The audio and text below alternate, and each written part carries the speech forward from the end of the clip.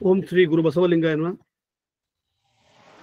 ಪಕ್ಕನ ಅರಿವು ವಚನ ಅಧ್ಯಯನ ವೇದಿಕೆ ಬಸವಾದಿ ಶರಣರ ಚಿಂತನ ಕೂಟ ಇವುಗಳ ಸಂಯುಕ್ತ ಆಶ್ರಯದಲ್ಲಿ ಕಳೆದ 5 ವರ್ಷಗಳಿಂದ ನಡೀತಕ್ಕಂಥ ವಚನ ಸಾಹಿತ್ಯ ಶರಣ ಸಾಹಿತ್ಯದ ಗೂಗಲ್ ಮೀಟ್ ಆನ್ಲೈನ್ ಶರಣ ಚಿಂತನ ಮಾಲಿಕೆ 261ಕ್ಕೆ ತಮ್ಮೆಲ್ಲರಿಗೆ ಭಕ್ತಿಪೂರ್ವಕವಾಗಿ ನಾವು ಸ್ವಾಗತವನ್ನ ಕೊಡ್ತಾ ಇದ್ದೀವಿ. ಇವತ್ತಿನ ವಿಷಯ ಕುವೆಂಪು ಮತ್ತು ಬಸವಣ್ಣ. ಕುವೆಂಪುರವರು ಇವತ್ತಿನ 121ನೇ ಅಥವಾ 21ನೇ ಜನ್ಮ ವಾರ್ಷಿಕೋತ್ಸವ ಜಯಂತಿ. ಕನ್ನಡ ನಾಡು ರಾಷ್ಟ್ರ ಕಂಡಂತ ಅಪ್ರತಿಮ ಯುಗದ ಕವಿ ಜಗದ ಕವಿ ಕುವೆಂಪು ಅವರ ವಿಚಾರಧಾರೆಗಳು ಮತ್ತು ಬಸವಣ್ಣನವರ ವಿಚಾರಧಾರೆಗಳನ್ನ ಹೋಲಿಕೆ ಮಾಡತಕ್ಕಂಥ 2-3 ಉಪನ್ಯಾಸಗಳನ್ನ ನಮ್ಮ ವೇದಿಕೆಯಲ್ಲಿ ಡಾಕ್ಟರ್ ಗುರುಪಾದ್ ಮರೆಗುದ್ದಿ ಸರು, ಡಾಕ್ಟರ್ ಮುಕುಂದರಾಜ್ ಅವರು, ಇನ್ನೂ ಅನೇಕರು ಇದರ ಬಗ್ಗೆ ಸಂವಾದವನ್ನು ಇಟ್ಟಿದ್ರು. ನಮ್ಮವರೇ ಆದಂಥ ಶ್ರೀ ಶಿವ ಉದಯಪದ್ದನವರ ಅತ್ಯಂತ ಹೊಸ ಪ್ರತಿಭೆ ಕನ್ನಡ ಸಾಹಿತ್ಯದಲ್ಲಿ.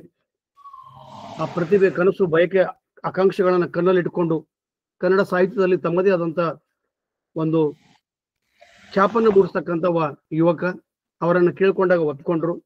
ಅವರಿಗೆ ನಾನು ಮೊಟ್ಟ ಮೊದಲಿಗೆ ಬಸವಾದಿ ಶರಣರ ಚಿಂತನ ಕೂಟ ಬಸವ ತಿಳುವಳಿಕೆ ಮತ್ತು ಸಂಶೋಧನಾ ಕೇಂದ್ರದ ಮೂಲಕ ಅವರನ್ನ ಸ್ವಾಗತ ಕೋರ್ತಾ ಇದ್ದೀವಿ. ಜೊತೆಗೆ ನಮ್ಮ ಅನೇಕ ಹಿರಿಯರು, professor Sharada Patil madam, BM Biradar sir, ಸಾಕಷ್ಟು ಜನ ಇವತ್ತಿನ ದಿನ ಈ ಗೂಗಲ್ ಮೀಟ್ಗೆ ಜಾಯ್ನ್ ಆಗಿದ್ದಾರೆ. ಅವರೆಲ್ಲರಿಗೂ ಕೂಡ ನಾನು ಭಕ್ತಿಪೂರ್ವಕವಾಗಿ ಶರಣಾರ್ಥಿಗಳನ್ನ ಈ ಸಂದರ್ಭದಲ್ಲಿ ನಾನು ಕೇಳ್ತಾ ಇದ್ದೀನಿ. ಈ ವೇದಿಕೆಯ ಆರಂಭ ಸಹೋದರಿ ಪ್ರೇಮಕ್ಕ ಹೊರಟ್ಟಿ ಅವರಿಂದ ವಚನ ಪ್ರಾರ್ಥನೆ ಮಾಡ್ಲಿ ಅಂತ ಅವ್ರಲ್ಲಿ ಕೇಳ್ಕೊಂತೀನಿ. ಆಗ್ಲಿ, ನಾನು ಬಸವಣ್ಣನವರು ಒಂದು ವಚನ ಹಾಡ್ತೇನ್ರಿ. ಬಸವನ ಮೂರ್ತಿಯೇ ಧ್ಯಾನಕ್ಕೆ ಮೂಲ, ಬಸವನ ಮೂರ್ತಿಯೇ ಧ್ಯಾನಕ್ಕೆ ಮೂಲ, ಬಸವನ ಕೀರ್ತಿಯೇ ಜ್ಞಾನಕ್ಕೆ ಮೂಲ, ಬಸವನ ಕೀರ್ತಿಯೇ ಜ್ಞಾನಕ್ಕೆ ಮೂಲ. ಬಸವ ಬಸವ ಎಂಬುದೇ ಭಕ್ತಿ, ಬಸವ ಬಸವ ಎಂಬುದೇ ಭಕ್ತಿ, ಕಾಣ ಕಪಿಲ ಸಿದ್ಧ ಮಲ್ಲಿಕಾರ್ಜುನ, ಕಾಣ ಕಪಿಲ ಸಿದ್ಧ ಮಲ್ಲಿಕಾರ್ಜುನ.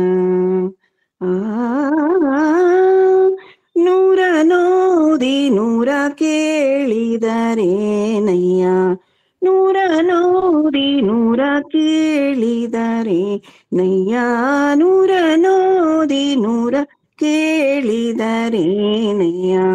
ಆಶೆಯು ಹರಿಯದು ರೋಷವು ಬಿಡದು, ಆಶೆಯು ಹರಿಯದು ರೋಷವು ಬಿಡದು, ಮಜ್ಜನ ಕೆರೆದು ಫಲವೇನಯ್ಯ, ಮಜ್ಜನ ಕೆರೆದು ಫಲವೇನಯ್ಯ. ನೂರ ನೋಡಿ ನೂರ ಕೇಳಿದರೇನಯ್ಯ, ನೂರ ನೋಡಿ ನೂರ ಕೇಳಿದರೇನಯ್ಯ. ಮಾತಿನಂತೆ ಮನವಿಲ್ಲದಿರುವ, ಮಾತಿನಂತೆ ಮನ, ಮಾತಿನಂತೆ ಮನ, ಮಾತಿನಂತೆ ಮನವಿಲ್ಲದಿರುವ, ಜಾತಿ ಡಂಬರ ನುಡಿ ನಗುವನಯ್ಯ, ಜಾತಿ ಡಂಬರ ನೋಡಿ ನಗುವನಯ್ಯ. ನಮ್ಮ ಕೂಡಲ ಸಂಗಮ ದೇವಾ, ನಮ್ಮ ಕೂಡಲ ಸಂಗಮ ದೇವಾ.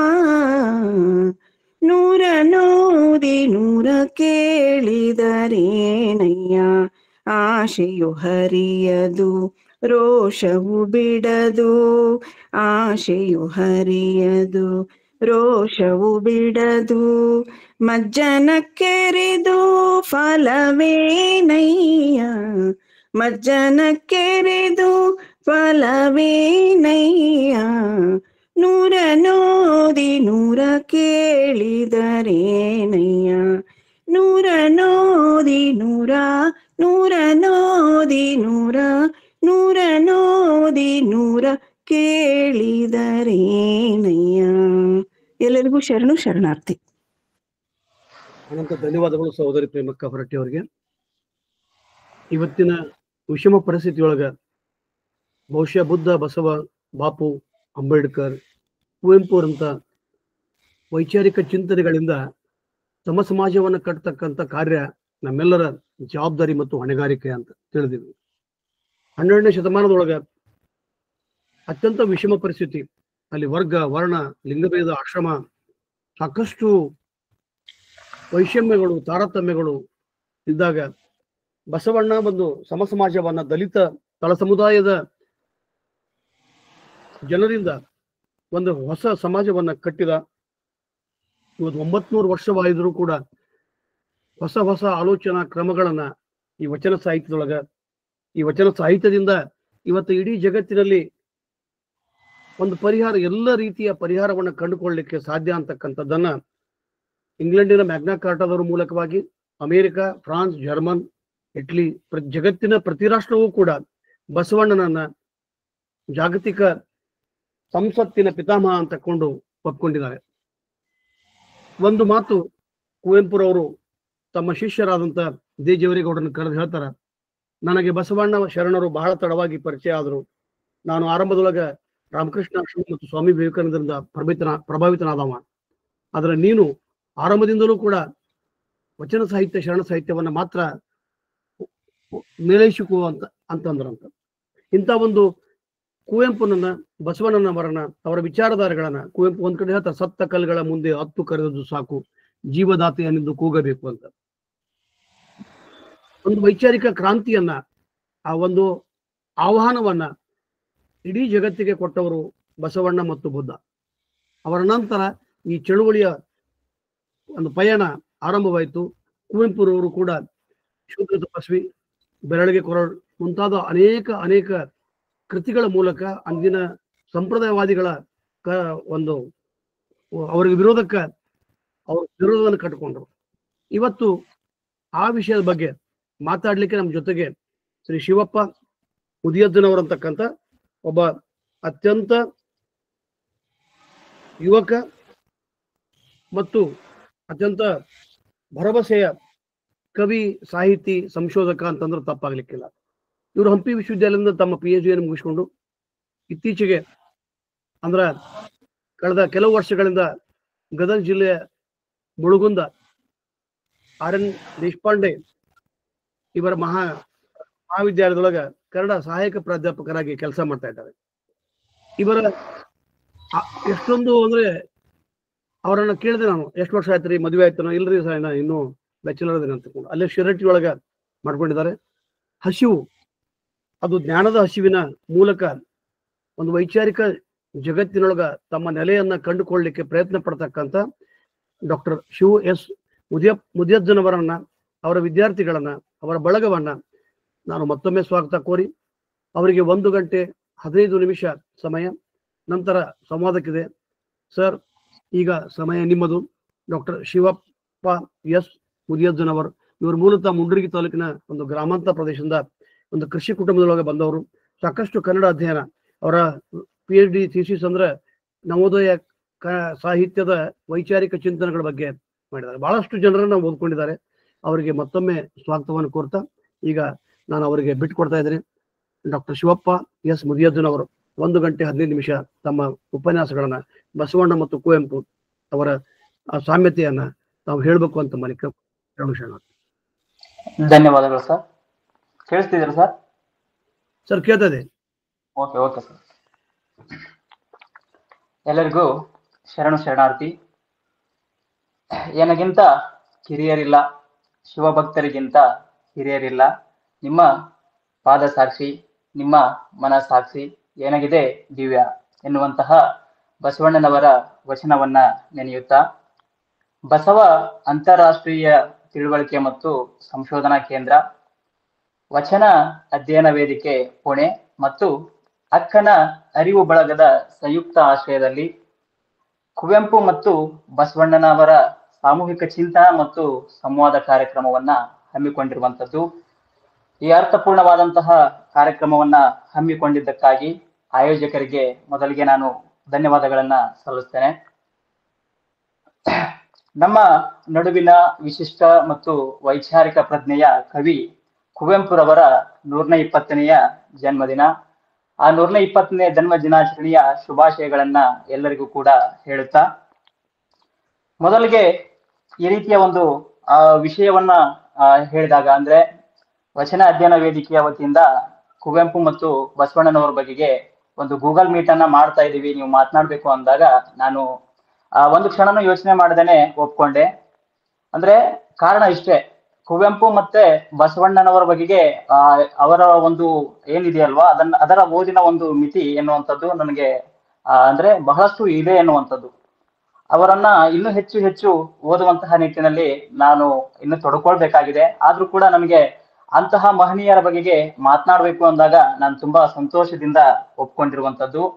ಇಲ್ಲಿ ನೇರವಾಗಿ ವಿಷಯಕ್ಕೆ ಬರೋದಾದ್ರೆ, ಬಸವಣ್ಣನವರ ಕಾಲದಿಂದ ನಮ್ಮ ಸಮಾಜ ಹಲವಾರು ತೊಡಕುಗಳಿಗೆ, ಸಮಸ್ಯೆ ಮತ್ತು ಸವಾಲುಗಳಿಗೆ ಎದುರಾಗಿ ಇರುವಂತದ್ದು. ಅಂದಿನ ಕಾಲದಿಂದ ನಾವು ಹಲವಾರು ರೀತಿಯ ಸಮಸ್ಯೆ ಮತ್ತು ಸವಾಲುಗಳನ್ನ ನಮ್ಮ ಸಮಾಜದಲ್ಲಿ ನೋಡ್ಕೊಂಡು ಬರ್ತಾ ಇರುವಂತದ್ದು. ಈ ನಿಟ್ಟಿನೊಳಗಡೆ ಆ ಸಾಮಾಜಿಕ ಸಮಸ್ಯೆಗಳಿಗೆ ಮತ್ತು ಸವಾಲುಗಳಿಗೆ ತೀವ್ರವಾಗಿ ಪ್ರತಿಕ್ರಿಯಿಸಿರುವಂತಹ ಬಹುಮುಖ್ಯ 2 ಚೇತನಗಳನ್ನ ಕುರಿತಾಗಿ ಇವತ್ತು ನಾನು ಮಾತನಾಡ್ತಾ ಇರುವಂತದ್ದು. ನಮ್ಮ ಸಮಕಾಲೀನ ಸಮಸ್ಯೆಗಳಲ್ಲೂ ಕೂಡ ಈ ಒಂದು ಚಿಂತಕರ ಒಂದು ಚಿಂತನೆಗಳಲ್ಲಿ ಪರಿಹಾರ ಇದೆ ಅಂತ ಹೇಳ್ಬಿಟ್ಟು ನಾನು ಭಾವಿಸಿರುವಂತದ್ದು. ನಮ್ಮ ಸಮಾಜ ಬಸವಣ್ಣನವರ ಕಾಲದಿಂದ ಅಂದ್ರೆ ಬಸವಣ್ಣನವರ ಕಾಲದಿಂದ ಅದಕ್ಕಿಂತ ಪೂರ್ವದಲ್ಲಿ ಕೂಡ ನಮ್ಮ ಸಮಾಜದಲ್ಲಿ ಹಲವಾರು ಅಂಧ ಆಚರಣೆಗಳಾಗಿರ್ಬಹುದು, ಅಂಧಶ್ರದ್ಧೆಗಳಾಗಿರ್ಬಹುದು, ಮೌಢ್ಯ ಆಗಿರ್ಬಹುದು, ಜಾತಿ, ಧರ್ಮ, ದೇವರು, ವರ್ಗ, ವರ್ಣ ಇತ್ಯಾದಿ ವಿಷಯಗಳನ್ನ ಕುರಿತ ಹಾಗೆ ಹಲವಾರು ಸಾಮಾಜಿಕ ಸಮಸ್ಯೆಗಳ ಇದ್ದಿರುವಂತದ್ದು ಅಥವಾ ಅವುಗಳನ್ನ ನಾವು ಸಾಮಾಜಿಕ ಸಮಸ್ಯೆಗಳಾಗಿ ಮಾಡಿಕೊಂಡಿರುವಂತದ್ದು. ಆ ಸಮಸ್ಯೆಗಳನ್ನ ತುಂಬಾ ತೀವ್ರವಾಗಿ ಎದುರಾದಂತಹ 2 ಬಹುಮುಖ್ಯ ವೈಚಾರಿಕ ಚಿಂತಕರು ಯಾರು ಅಂತ ಹೇಳಿದ್ರೆ, ಒಂದು ಬಸವಣ್ಣನವರು, ಇನ್ನೊಂದು ಕುವೆಂಪುರವರು. ಇವರು ತಮ್ಮ ಕಾಲಘಟ್ಟದ ಉಳಿದೆಲ್ಲ ವಿಚಾರವಾದಿಗಳಿಗಿಂತ ಅಥವಾ ಚಿಂತಕರಿಗಿಂತ ತೀವ್ರವಾಗಿ ಈ ರೀತಿಯ ಸಮಸ್ಯೆಗಳಿಗೆ ಮುಖಾಮುಖಿಯಾಗುವಂಥದ್ದು. ಇಲ್ಲಿ ನಾನು ಬಹುಮುಖ್ಯವಾಗಿ 4 ಪರಿಕಲ್ಪನೆಗಳನ್ನ ಇಟ್ಕೊಂಡ್ಬಿಟ್ಟು ಆ ಪರಿಕಲ್ಪನೆಗಳಲ್ಲಿ ಈ ಇಬ್ಬರು ಚಿಂತಕರ ನಡುವಿನ ಇರುವಂತಹ ಸಾಮ್ಯತೆ ಮತ್ತು ಭಿನ್ನತೆಗಳನ್ನ ಕುರಿತಾಗಿ ಮಾತನಾಡುವಂತಹ ಪ್ರಯತ್ನವನ್ನ ನಾನು ಮಾಡ್ತಾ ಇದ್ದೀನಿ. ಮೊದಲನೆಯದಾಗಿ ಕುವೆಂಪು ಮತ್ತು ಬಸವಣ್ಣನವರಲ್ಲಿ ಇರತಕ್ಕಂತಹ ಜಾತಿ ಕುರಿತಾದಂತಹ ವಿಚಾರಗಳು ಅಥವಾ ಜಾತಿ ಕುರಿತ ಚಿಂತನೆ ಎನ್ನುವಂಥದ್ದು. ಇನ್ನೊಂದು 2ನೇದು ದೇವರ ಕುರಿತಾದ ಚಿಂತನೆ ಎನ್ನುವಂಥದ್ದು. 3ನೇದು ಆರ್ಥಿಕ ಸಮಾನತೆ, ಮತ್ತೆ 4ನೇದು ಲಿಂಗ ಸಮಾನತೆ ಎನ್ನುವಂಥದ್ದು. ಈ 4 ವಿಚಾರಗಳನ್ನ ಕುರಿತ ಹಾಗೆ ಬಸವಣ್ಣನವರ ವಿಚಾರಗಳು ಮತ್ತೆ ಕುವೆಂಪುರವರ ವಿಚಾರಗಳನ್ನ ತೌಲನಿಕವಾಗಿ ವಿವೇಚಿಸುವಂತಹ ಕೆಲಸವನ್ನ ನಾನು ಈ ಒಂದು ಅವಧಿಯಲ್ಲಿ ಮಾಡ್ತಾ ಇರುವಂತದ್ದು. ನಮ್ಮ ಸಮಾಜ ಬಸವಣ್ಣನ ಕಾಲದಿಂದ ಹಲವಾರು ಸಾಮಾಜಿಕ ಪಿಡುಗುಗಳಿಗೆ ಅಥವಾ ಸಾಮಾಜಿಕ ತೊಂದರೆಗಳಿಗೆ ಈಡಾಗಿರುವಂತದ್ದು.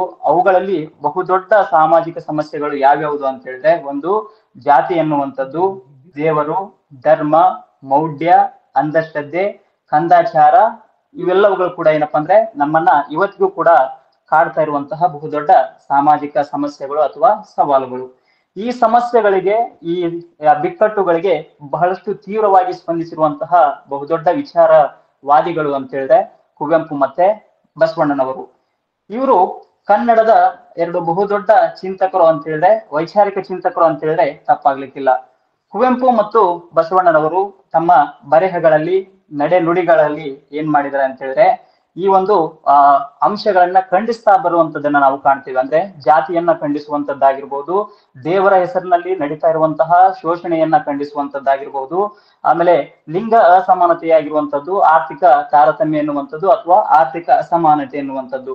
ಇವುಗಳನ್ನ ಏನ್ ಮಾಡ್ತಾ ಬರ್ತಾರೆ ಇವರು ತಮ್ಮ ನಡೆಗಳಲ್ಲಿ, ನುಡಿಗಳಲ್ಲಿ ಮತ್ತೆ ತಮ್ಮ ಬರೆಹಗಳಲ್ಲಿ ಏನ್ ಮಾಡ್ತಾರೆ ಅಂತ ಹೇಳಿದ್ರೆ ಅವುಗಳನ್ನ ಕಟುವಾಗಿ ವಿಮರ್ಶಿಸುವಂತಹ ಕೆಲಸವನ್ನ ಮಾಡ್ತಾರೆ.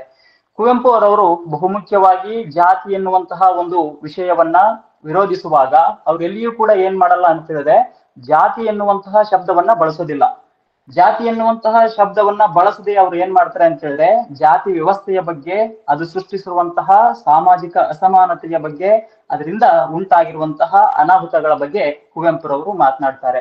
ಉದಾಹರಣೆಗೆ ಅವರ ವೈಚಾರಿಕ ಬರಹಗಳನ್ನ ನಾವು ನೋಡೋದಾದ್ರೆ, ಅವರ ಆತ್ಮಶ್ರೀಗಾಗಿ, ನಿರಂಕುಶಮತಿಗಳಾಗಿ ಎನ್ನುವಂತಹ ವೈಚಾರಿಕ ಬರಹ ಇರ್ಬೋದು, ವಿಚಾರ ಕ್ರಾಂತಿಗೆ ಆಹ್ವಾನ ಎನ್ನುವಂತಹ ವೈಚಾರಿಕ ಕೃತಿ ಇರ್ಬೋದು.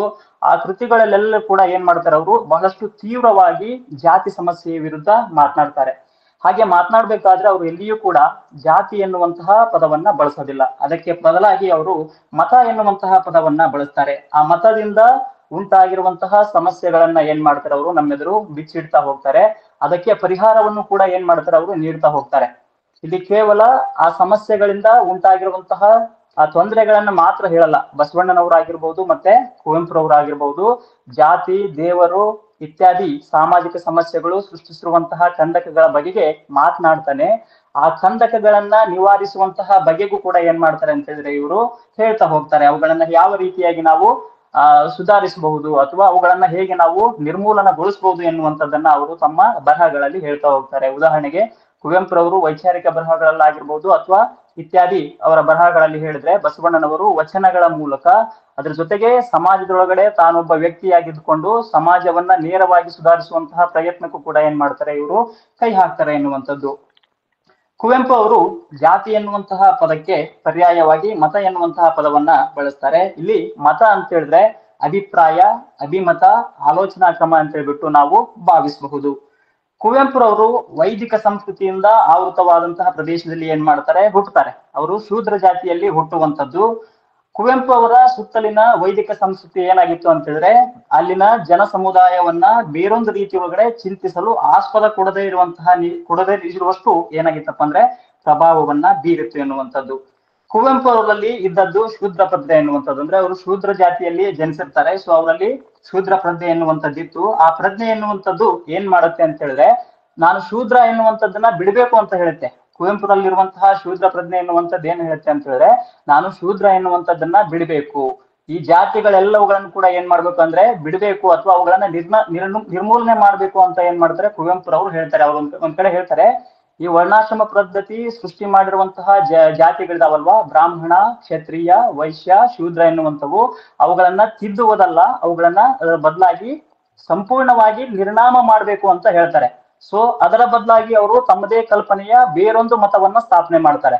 ಅಂದ್ರೆ ಜಾತಿ ನಿರ್ಮೂಲನೆಯನ್ನ ಹೇಳುವಂತಹ ಕುವೆಂಪುರವರು ಆ ಮತ ಈ ಮತ ಎನ್ನುವಂಥದ್ರ ಸಹವಾಸವನ್ನ ಬಿಟ್ಬಿಟ್ಟು ಯಾರು ಕೂಡ ಏನ್ ಮಾಡ್ಬೋದು ಅಂತ ಹೇಳಿದ್ರೆ 100 ಮತಗಳ ಸಹವಾಸ ಸಾಕು ಅಂತ ಹೇಳ್ತಾರೆ ಅವರು.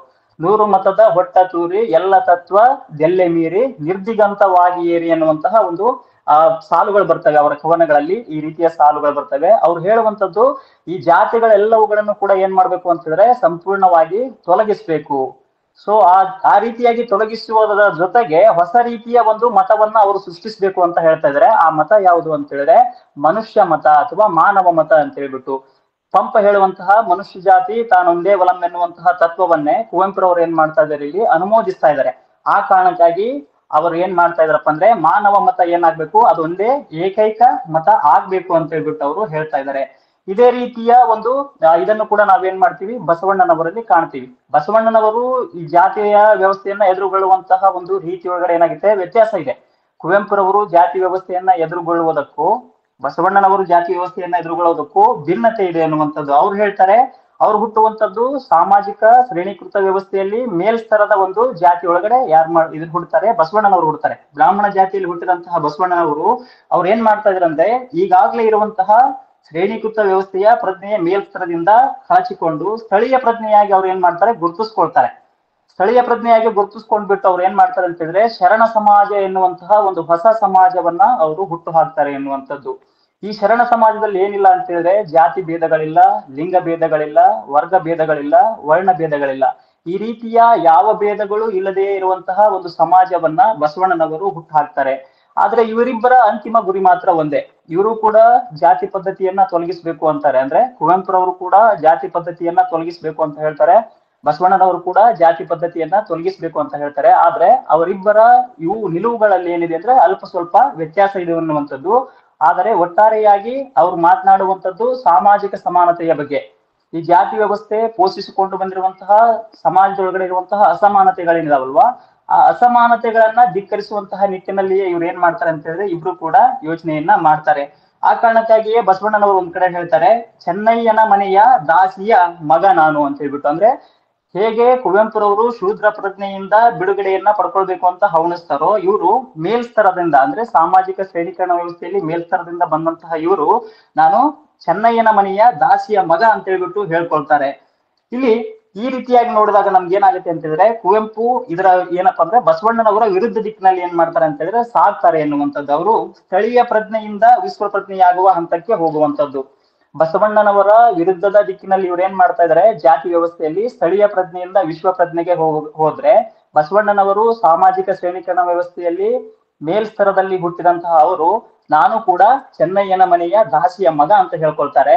ಆದ್ರೆ ಇವರ ಹಾದಿಗಳು ಬೇರೆಯಾಗಿದ್ರು ಕೂಡ ಗುರಿ ಒಂದೇ ಎನ್ನುವಂಥದ್ದು. ಇವರಿಬ್ರು ಕೂಡ ಮಾತನಾಡುವಂಥದ್ದು ಜಾತಿ ಪದ್ಧತಿಯನ್ನ ನಿರ್ಮೂಲನೆ ಮಾಡಬೇಕು ಎನ್ನುವಂಥದ್ದು, ಜಾತಿ ಪದ್ಧತಿಯನ್ನ ಸಂಪೂರ್ಣವಾಗಿ ತೊಲಗಿ ಹಾಕ್ಬೇಕು ಎನ್ನುವಂಥದ್ದೇ ಇವರಿಬ್ಬರ ಜಾತಿ ಪರಿಕಲ್ಪನೆಯ ಉದ್ದೇಶ ಎನ್ನುವಂಥದ್ದು.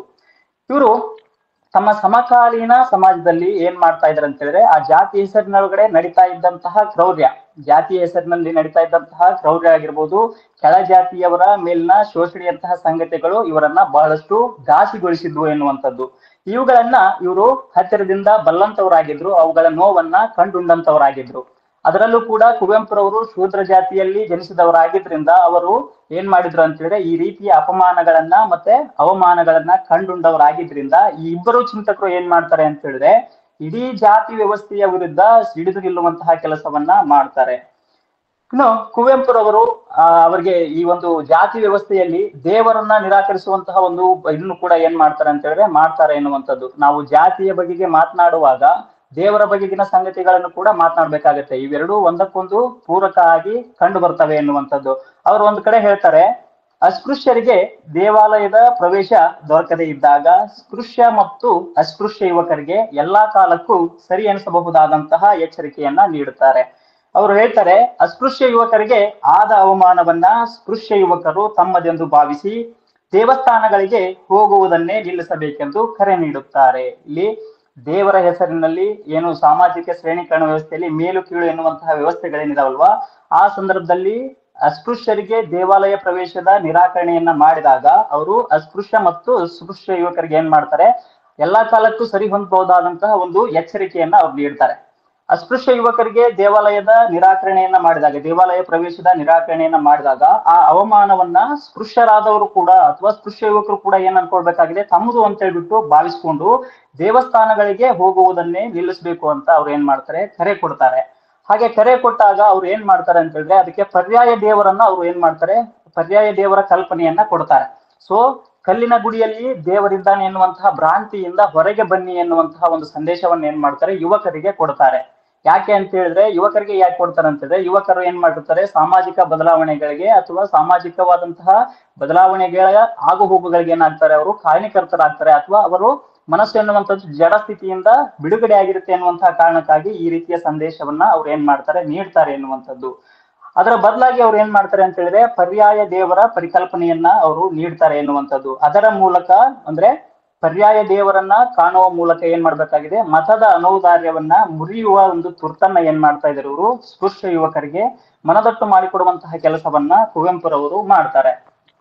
ಈ ರೀತಿಯ ಪರಿಕಲ್ಪನೆಯನ್ನ ಜಾತಿಯ ಕುರಿತಾಗಿ ನಾವು ಕುವೆಂಪುರವರಲ್ಲಿ ಕಂಡ್ರೆ, ಬಸವಣ್ಣನವರ ಜಾತಿಯ ಪರಿಕಲ್ಪನೆ ಕೂಡ ವಿಶಿಷ್ಟವಾಗಿ ಇರುವಂತದ್ದು.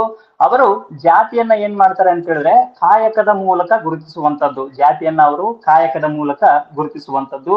ಇವರು ಶರಣ ಸಮಾಜ ಎನ್ನುವಂತಹ ಹೊಸ ಸಮಾಜವನ್ನ ಏನ್ ಮಾಡ್ತಾರೆ ಅಂತ ಹೇಳಿದ್ರೆ ನಿರ್ಮಾಣ ಮಾಡುವಂತದ್ದು. ಈ ಶರಣ ಸಮಾಜದಲ್ಲಿ ಜಾತಿಗಳಿಲ್ಲ, ಯಾವುದೇ ಕುಲಗಳಿಲ್ಲ, ಲಿಂಗ ಭೇದ ಎನ್ನುವಂಥದ್ದಿಲ್ಲ, ವರ್ಣ ಭೇದ ಎನ್ನುವಂಥದ್ದಿಲ್ಲ.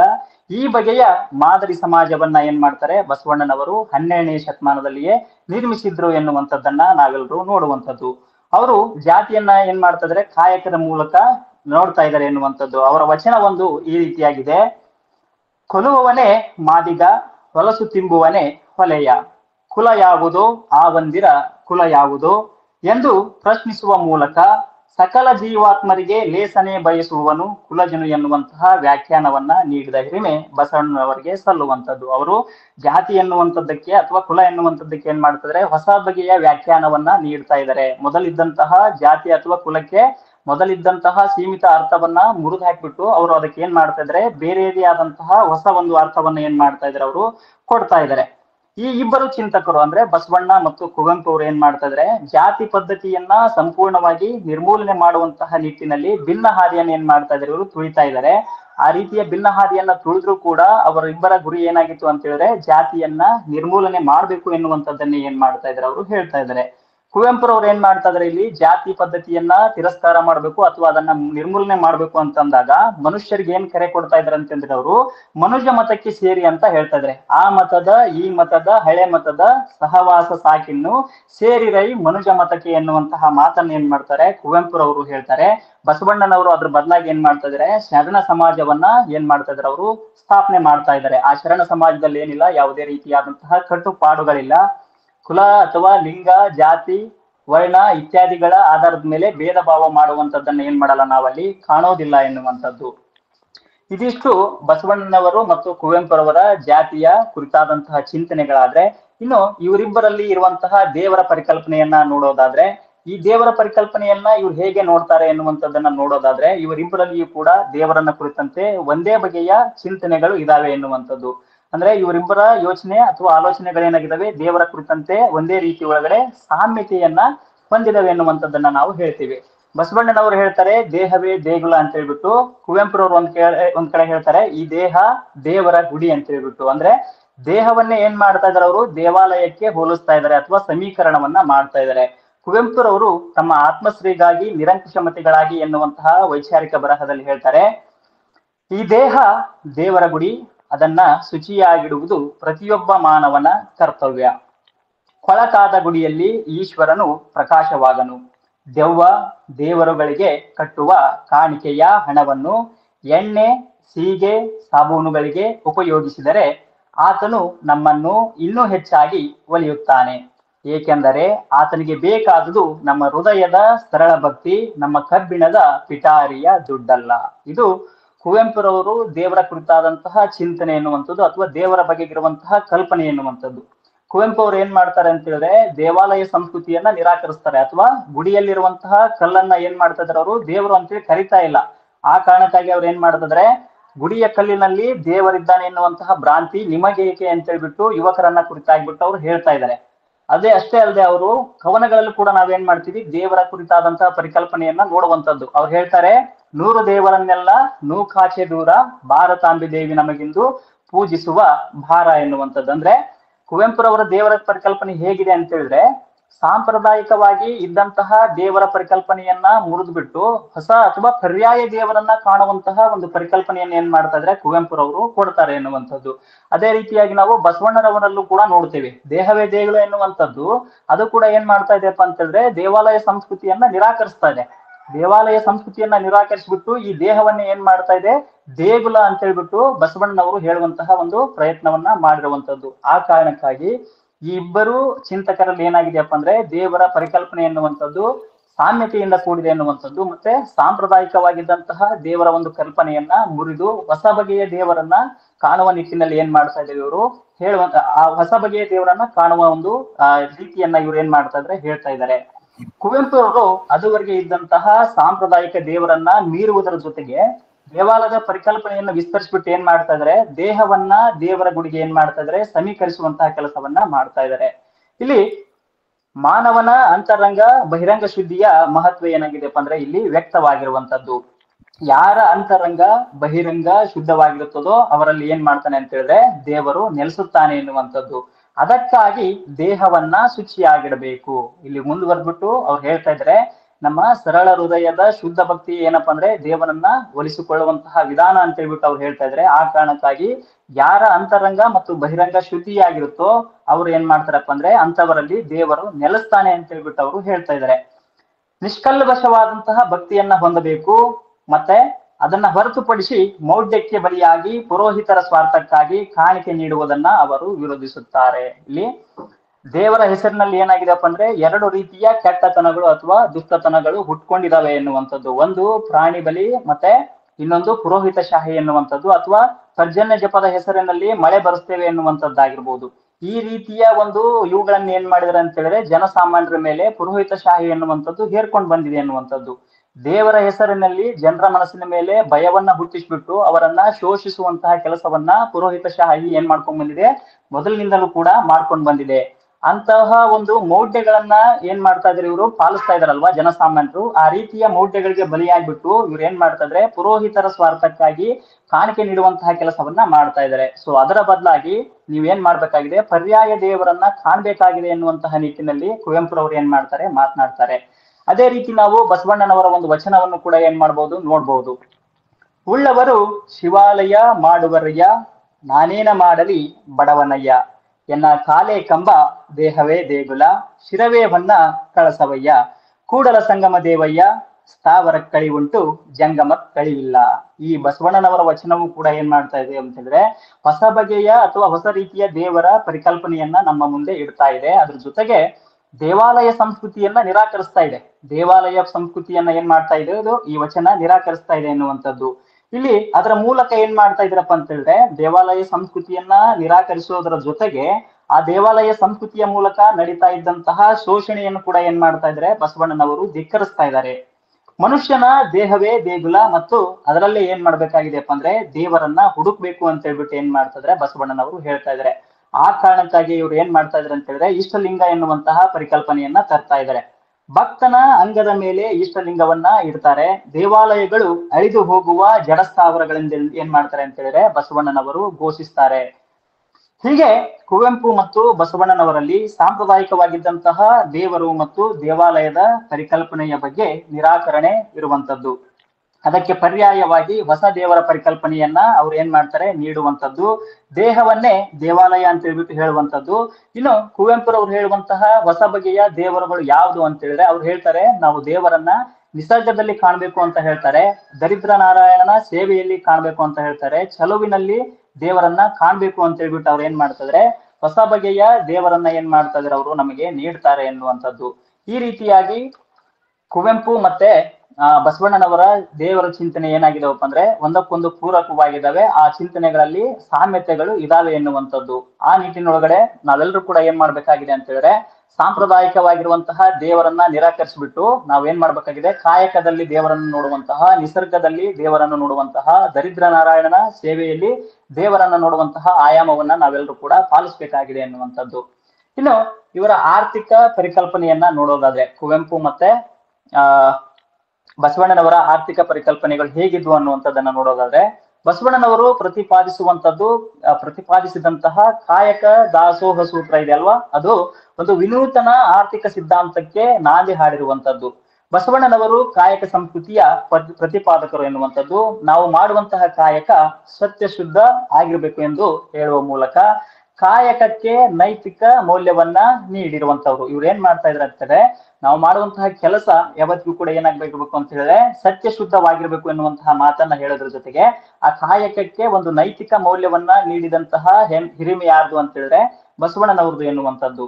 ಶರಣ ಸಂಸ್ಕೃತಿಯಲ್ಲಿ ಏನಪ್ಪಾ ಅಂದ್ರೆ ಸೋಮಾರಿಗಳಿಗೆ ಜಾಗ ಇಲ್ಲ. ಅವ್ರು ಏನ್ ಮಾಡ್ಬೇಕಾಗಿದೆ, ಕಾಯಕದಿಂದನೇ ಏನ್ ಮಾಡ್ಬೇಕಾಗಿದೆ, ತಮಗೆ ಬೇಕಾದಂತದ್ದನ್ನ ಪಡ್ಕೊಳ್ಬೇಕಾಗಿದೆ. ಸೊ ಹಾಗಾಗಿ ಅಲ್ಲಿ ಶರಣ ಸಂಸ್ಕೃತಿ ಒಳಗಡೆ ಸೋಮಾರಿಗಳಿಗೆ ಜಾಗವಿಲ್ಲ ಎನ್ನುವಂಥದ್ದು. ಇದನ್ನ ನಾವು ಕುವೆಂಪುರವರಲ್ಲೂ ಕೂಡ ಏನ್ ಮಾಡ್ತೀವಿ, ಕಾಣ್ತೀವಿ. ಕುವೆಂಪುರವರು ಕೂಡ ಏನ್ ಮಾಡ್ತಾರೆ ಅಂತ ಹೇಳಿದ್ರೆ ಯುವಕರಿಗೆ ಸಂದೇಶವನ್ನ ನೀಡ್ಬೇಕಾದ್ರೆ ಪ್ರತಿಯೊಬ್ಬನು ಏನ್ ಮಾಡ್ಬೇಕು ಅಂತ ಹೇಳಿದ್ರೆ ದುಡಿಬೇಕು ಅಂತ ಹೇಳ್ತಿದ್ರೆ, ಸ್ವ ಸಾಮರ್ಥ್ಯದಿಂದ ಏನ್ ಮಾಡ್ಬೇಕು, ಗಳಿಸ್ಬೇಕು ಅಂದಾಗ ಮಾತ್ರ, ಅಥವಾ ಆ ರೀತಿಯ ಸಾಮರ್ಥ್ಯ ಬಂದಾಗ ಮಾತ್ರ ಏನ್ ಮಾಡ್ಬೇಕು ಅಂತ ಹೇಳಿದ್ರೆ ಮದುವೆಯನ್ನ ಮಾಡ್ಕೊಳ್ಬೇಕು ಅಂತ ಹೇಳ್ಬಿಟ್ಟು ಏನ್ ಮಾಡ್ತಾರೆ ಕುವೆಂಪು ಯುವಕರಿಗೆ ಹೇಳ್ತಾರೆ. ಒಂದ್ ವೇಳೆ ನೀವು ಸ್ವ ಸಾಮರ್ಥ್ಯದಿಂದ ದುಡಿಯುವುದಕ್ಕಿಂತ ಮುಂಚೆ ವಿವಾಹವನ್ನ ಮಾಡ್ಕೊಂಡ್ರೆ ನೀವು ದೇಶದ ಪ್ರಗತಿಗೆ ಕಂಟಕರಾಗ್ತೀರಿ ಅಂತ ಕುವೆಂಪುರವರು ಹೇಳ್ತಾರೆ. ಅಂದ್ರೆ ಕುವೆಂಪುರವರು ವ್ಯಕ್ತಿ ನೆಲೆಯಲ್ಲಿ ಚಿಂತನೆಯನ್ನ ಮಾಡಿದ್ರು ಕೂಡ ಅವರ ಚಿಂತನೆ ಹಿಂದೆ ಏನಾಗಿದೆ ಸಾಮಾಜಿಕ ಅಥವಾ ಸಾಮುದಾಯಿಕ ಮತ್ತು ರಾಷ್ಟ್ರದ ಆಯಾಮ ಇರುವಂತದ್ದನ್ನ ನಾವೇನ್ ಮಾಡ್ತೀವಿ, ಗುರುತಿಸಬಹುದು. ಯಾಕೆ ಅಂತ ಹೇಳಿದ್ರೆ ಕುವೆಂಪುರವರು ಬರಹಕ್ಕೆ ತೊಡಗಿದಂತಹ ಕಾಲಘಟ್ಟದಲ್ಲಿ ಏನಾಗಿತ್ತು ಅಂತ ಹೇಳಿದ್ರೆ ಸ್ವಾತಂತ್ರ್ಯದ ಹೋರಾಟ ಏನಾಗಿತ್ತು ಅಂತ ಹೇಳಿದ್ರೆ ಮುಂಚೂಣಿಯಲ್ಲಿತ್ತು. ಸೊ ಹಾಗಾಗಿ ಅವರು ವೈಯಕ್ತಿಕ ನೆಲೆಯಲ್ಲಿ ಚಿಂತನೆಯನ್ನ ಮಾಡಿದ್ರು ಕೂಡ ಆ ವೈಯಕ್ತಿಕ ನೆಲೆಯ ಚಿಂತನೆಯ ಹಿಂದೆ ಸಾಮುದಾಯಿಕವಾದ ಮತ್ತೆ ರಾಷ್ಟ್ರೀಯವಾದಂತಹ ಆಯಾಮಗಳು ಇರುವಂತದ್ದನ್ನ ನಾವೇನ್ ಮಾಡ್ತೀವಿ ನೋಡುವಂತದ್ದು. ಸೊ ಆ ಕಾರಣಕ್ಕಾಗಿ ಅವರು ಪ್ರತಿಯೊಬ್ರು ಕೂಡ ದುಡಿಬೇಕು. ಹಾಗೆ ಪ್ರತಿಯೊಬ್ರು ಕೂಡ ದುಡಿದಾಗ ಏನಾಗುತ್ತೆ ಅಂತ ಹೇಳಿದ್ರೆ ಸಮಾಜ ಏನಾಗುತ್ತೆ, ಏಳ್ಗೆ ಆಗುತ್ತೆ. ಸಮಾಜದ ಏಳ್ಗೆ ಆದ್ರೆ ಅದರ ಹಿಂದೆ ದೇಶವೂ ಕೂಡ ಏಳ್ಗೆಯಾಗುತ್ತೆ ಅನ್ನುವಂಥದ್ದನ್ನ ನಾವು ಕುವೆಂಪುರವರ ಚಿಂತನೆಗಳಲ್ಲಿ ಕಾಣುವಂಥದ್ದು. ಅಂದ್ರೆ ಕುವೆಂಪುರವರ ಚಿಂತನೆಗಳ ಕಾಲಘಟ್ಟಕ್ಕಾಗ್ಲೇ ಏನಾಗಿತ್ತು ಅಂತ ಹೇಳಿದ್ರೆ ರಾಷ್ಟ್ರ ಎನ್ನುವಂತಹ ಪರಿಕಲ್ಪನೆ ಇತ್ತು. ಬಟ್ ಬಸವಣ್ಣನವರ ಕಾಲಘಟ್ಟದಲ್ಲಿ ಏನಾಗಿರ್ಲಿಲ್ಲ, ರಾಷ್ಟ್ರ ಎನ್ನುವಂತಹ ಪರಿಕಲ್ಪನೆ ಇರ್ಲಿಲ್ಲ. ಆದಾಗ್ಯೂ ಕೂಡ ಅವರು ಯೋಚನೆ ಮಾಡುವಂತದ್ದು ಅಥವಾ ಅಂದ್ರೆ ಅವರ ಕೂಡ ಆರ್ಥಿಕ ಪರಿಕಲ್ಪನೆ ಹೇಗಿದೆ ಅಂತ ಹೇಳಿದ್ರೆ ಅವರು ಕೂಡ ಸಮಾಜದ ಏಳ್ಗೆಗೆ ಪೂರಕ ಆಗ್ಬೇಕು ಅನ್ನುವಂತಹ ನಿಟ್ಟಿನಲ್ಲೇ ಮಾತನಾಡ್ತಾರೆ ಬಸವಣ್ಣನವರು. ಅಂದ್ರೆ ಪ್ರತಿಯೊಬ್ಬ ವ್ಯಕ್ತಿಯು ಕೂಡ ಏನ್ ಮಾಡ್ಬೇಕಾಗಿದೆ, ದುಡಿಬೇಕಾಗಿದೆ. ಸೊ ಆ ಕಾಯಕ ಹೇಗಿರ್ಬೇಕು ಅಂತ ಹೇಳಿದ್ರೆ ಸತ್ಯ ಶುದ್ಧವಾಗಿರ್ಬೇಕಾಗಿದೆ. ಅಂದಾಗ ಏನಾಗುತ್ತೆ ಅಂತ ಹೇಳಿದ್ರೆ ಸಮಾಜದ ಏಳ್ಗೆ ಆಗುತ್ತೆ ಎನ್ನುವಂತಹ ಮಾತುಗಳನ್ನ ಏನ್ ಮಾಡ್ತಾರೆ ಬಸವಣ್ಣನವರು ಹೇಳ್ತಾರೆ ಎನ್ನುವಂಥದ್ದು. ಅಲ್ಲಿ ಏನ್ ಮಾಡ್ತಾ ಇಲ್ಲ ಅವ್ರು ಅಂತ ಹೇಳಿದ್ರೆ ಸೋಮಾರಿಗಳಿಗೆ ಜಾಗವನ್ನ ಕೊಡ್ತಾ ಇಲ್ಲ ಅಥವಾ ಆ ಶರಣ ಸಂಸ್ಕೃತಿಯಲ್ಲಿ ಅಂತವ್ರಿಗೆ ಸ್ಥಾನ ಇಲ್ಲ ಎನ್ನುವಂಥದ್ದು. ಇನ್ನು ವ್ಯಕ್ತಿ ತಾನು ಕಾಯಕದಿಂದ ಗಳಿಸಿದಂತಹ ಸಂಪತ್ತನ್ನ ಏನ್ ಮಾಡ್ಬೇಕು ಅಂತ ಹೇಳಿದ್ರೆ ತಾನೊಬ್ಬನೇ ಅನುಭವಿಸ್ಬೇಕೆನ್ನುವಂತಹ ತತ್ವವನ್ನ ಏನ್ ಮಾಡ್ತಾರೆ ಇವರು ನಿರಾಕರಿಸ್ತಾರೆ. ತಾನು ಗಳಿಸಿದಂತ ಸಂಪತ್ತನ್ನ ತಾನೊಬ್ಬನೇ ಅನುಭವಿಸಬಾರ್ದು, ಅದನ್ನ ಏನ್ ಮಾಡ್ಬೇಕು ಅಂತ ಹೇಳಿದ್ರೆ ಸಮಾಜಕ್ಕೆ ವಿನಿಯೋಗ ಮಾಡ್ಬೇಕು ಎನ್ನುವಂತಹ ಒಂದು ತತ್ವವನ್ನ ಏನ್ ಮಾಡ್ತಾರೆ ಇವರು ಹೇಳ್ತಾ ಹೋಗ್ತಾರೆ. ತನ್ನ ಗಳಿಕೆಯಲ್ಲಿ ಸಮಾಜದ ಪಾತ್ರವೂ ಇರುವುದರಿಂದ ಅದು ಏನಾಗ್ಬೇಕಾಗಿದೆ ಅಂತ ಹೇಳಿದ್ರೆ ಸಮಾಜಕ್ಕೆ ವಿನಿಯೋಗವಾಗಬೇಕು ಎನ್ನುವಂಥದ್ದು ಬಸವಣ್ಣ ಮತ್ತು ಆ ಕಾಲದ ಶರಣರ ಅಭಿಪ್ರಾಯ ಆಗಿತ್ತು. ಇಲ್ಲಿ ಪ್ರಮುಖವಾಗಿ ನಾವು ಇನ್ನೊಂದು ತತ್ವವನ್ನು ಕೂಡ ಏನ್ ಮಾಡ್ತೀವಿ ಅಂದ್ರೆ ಇಲ್ಲಿ ನೋಡ್ತೇವೆ, ಸಂಪತ್ತಿನ ಸಂಗ್ರಹ ಎನ್ನುವಂಥದ್ದು. ಇಲ್ಲಿ ಏನಾಗಿದೆ ಅಂತಂದ್ರೆ ಇವತ್ತು ನಾವು ಶ್ರೀಮಂತರಾಗ್ತಾ ಹೋಗ್ತಾ ಇರುವಂತದ್ದು, ಬಡವರು ಇನ್ನಷ್ಟು ಬಡವರಾಗ್ತಾ ಹೋಗ್ತಾ ಇರುವಂತದ್ದನ್ನ ನಾವು ಇವತ್ತಿಗೂ ಕೂಡ ಕಾಣ್ತಾ ಇರುವಂತದ್ದು. ಅಂದಿನ ಕಾಲಘಟ್ಟದಲ್ಲಿ ಅಂದ್ರೆ 12ನೇ ಶತಮಾನದ ಕಾಲಘಟ್ಟದಲ್ಲಿ ಏನ್ ಮಾಡಿದಾರೆ ಅಂತ ಹೇಳಿದ್ರೆ ಬಸವಣ್ಣನವರು ಇದನ್ನು ವಿರೋಧಿಸ್ತಾರೆ.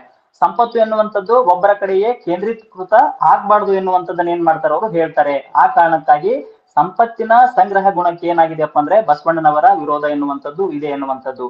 ಅದು ಎಲ್ಲರಲ್ಲೂ ಸಮಾನವಾಗಿ ಹಂಚಿಕೆಯಾಗಬೇಕು ಎನ್ನುವುದರ ಹಿಂದೆ ಇಡೀ ಸಮಾಜದ ಏಳ್ಗೆಯಾಗಬೇಕು ಎನ್ನುವಂತಹ ಆಶಯ ಇರುವಂತದ್ದನ್ನ ನಾವಿಲ್ಲಿ ನೋಡ್ತೇವೆ. ನಾವೀಗಾಗ್ಲೇ ಬಸವಣ್ಣನವರ ಒಂದು ವಚನವನ್ನ ನೋಡಿದ್ವಿ. ಆ ವಚನದಲ್ಲಿ ದೇವಾಲಯ ಸಂಸ್ಕೃತಿಯ ಒಂದು ನಿರಾಕರಣೆ ಇದೆ ಅಂತ ಹೇಳ್ಬಿಟ್ಟು ನಾನು ಹೇಳಿದೆ. ಆ ವಚನಕ್ಕೆ ಇನ್ನೊಂದು ಆಯಾಮವೂ ಕೂಡ ಇದೆ ಎನ್ನುವಂಥದ್ದು, ಅದು ಆರ್ಥಿಕ ಆಯಾಮ ಎನ್ನುವಂಥದ್ದು. ಆ ವಚನ ಉಳ್ಳವರು ಶಿವಾಲಯ ಮಾಡುವರಯ್ಯ, ನಾನೇನು ಮಾಡಲಿ ಬಡವನಯ್ಯ, ಎನ್ನ ಕಾಲೇ ಕಂಬ ದೇಹವೇ ದೇಗುಲ, ಶಿರವೇ ಹೊನ್ನ ಕಳಸವಯ್ಯ, ಕೂಡಲ ಸಂಗಮ ದೇವ ಕೇಳಯ್ಯ, ಸ್ಥಾವರ ಕಳಿವುಂಟು ಜಂಗಮ ಕಳಿವಿಲ್ಲ. ಈ ವಚನ ನಾವು ಮೇಲ್ಮಟ್ಟದಲ್ಲಿ ನೋಡಿದಾಗ ಅಥವಾ ಮೇಲ್ಮಟ್ಟದ ಓದಿನಿಂದ ನಮ್ಗೆ ಏನ್ ಗೊತ್ತು ಮಾಡುತ್ತೆ ಅಂತ ಹೇಳಿದ್ರೆ ಇಲ್ಲಿ ದೇವಾಲಯ ಸಂಸ್ಕೃತಿಯನ್ನ ನಿರಾಕರಣೆ ಮಾಡುತ್ತೆ ಅಂತ ಹೇಳ್ತಿದೀವಿ.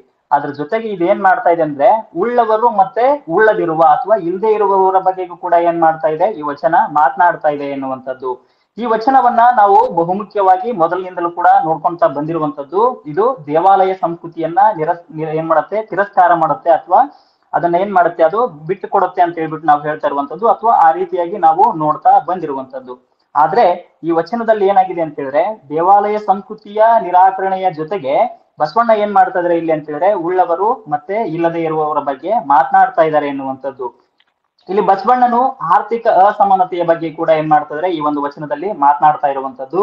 ದೇವಾಲಯ ಎನ್ನುವಂಥದ್ದು ಉಳ್ಳವರ ಆಸ್ತಿ ಅಥವಾ ಉಳ್ಳವರಿಗೆ ಅಗತ್ಯವಾಗಿದ್ದಂತಹ ಸಂಗತಿ. ದೇವಾಲಯ ಎನ್ನುವಂಥದ್ದು ಏನಾಗಿತ್ತು ಅಂತ ಹೇಳಿದ್ರೆ ಉಳ್ಳವರ ಆಸ್ತಿ ಅಥವಾ ಉಳ್ಳವರಿಗೆ ಅಗತ್ಯವಾಗಿದ್ದಂತಹ ಸಂಗತಿ ಆಗಿತ್ತು. ಇಲ್ಲದವರಿಗೆ ದೇಹವೇ ದೇಗುಲ.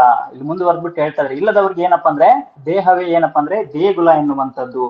ದೇವಾಲಯಕ್ಕೆ ಸಂಬಂಧಿಸಿದಂತಹ ಕಲೆ, ಭಜನೆ, ಸಂಗೀತ ಇತ್ಯಾದಿಗಳನ್ನ ಬಸವಣ್ಣನವರು ಏನ್ ಮಾಡಲ್ಲ ಅಂತಿದ್ರೆ ವಿರೋಧ ಮಾಡೋದಿಲ್ಲ. ಆದ್ರೆ ದೇವಾಲಯಗಳು ಪ್ರೋತ್ಸಾಹಿಸ್ತಾ ಇದ್ದಂತಹ ಮೌಢ್ಯದ ಆಚರಣೆ ಆಗಿರ್ಬೋದು, ಅಂಧಶ್ರದ್ಧೆ ಆಗಿರ್ಬೋದು, ಕುರುಡು ನಂಬಿಕೆಗಳಾಗಿರ್ಬೋದು, ಹರಕೆ, ಲಿಂಗ ದರ್ಶನ, ತೀರ್ಥಯಾತ್ರೆ, ಬಲಿ, ಪ್ರಾಣಿ ಹಿಂಸೆ ಮುಂತಾದವನ್ನ ಏನ್ ಮಾಡ್ತಾರೆ ಅವರು ವಿರೋಧಿಸ್ತಾರೆ. ಅವರು ಇಲ್ಲಿ ಏನ್ ಮಾಡ್ತಾ ಇದ್ರೆ ಅಂತ ಹೇಳಿದ್ರೆ ದೇವರ ಹೆಸರಿನಲ್ಲಿ ಅಥವಾ ದೇವಾಲಯ ಸಂಸ್ಕೃತಿಯ ಒಂದು ಹೆಸರಿನಲ್ಲಿ ಏನ್ ಮಾಡ್ತಾ ಇದ್ರೆ ಜನರನ್ನ ಮೌಢ್ಯದ ಒಂದು ಕೂಪಕ್ಕೆ ತಳ್ತಾ ಇದಾರಲ್ವಾ. ಸೊ ಅದನ್ನ ಏನ್ ಮಾಡ್ತಾ ಇದ್ರೆ ಅವರು ವಿರೋಧಿಸುವಂತಹ ಕೆಲಸವನ್ನ ಮಾಡ್ತಾ ಇದಾರೆ.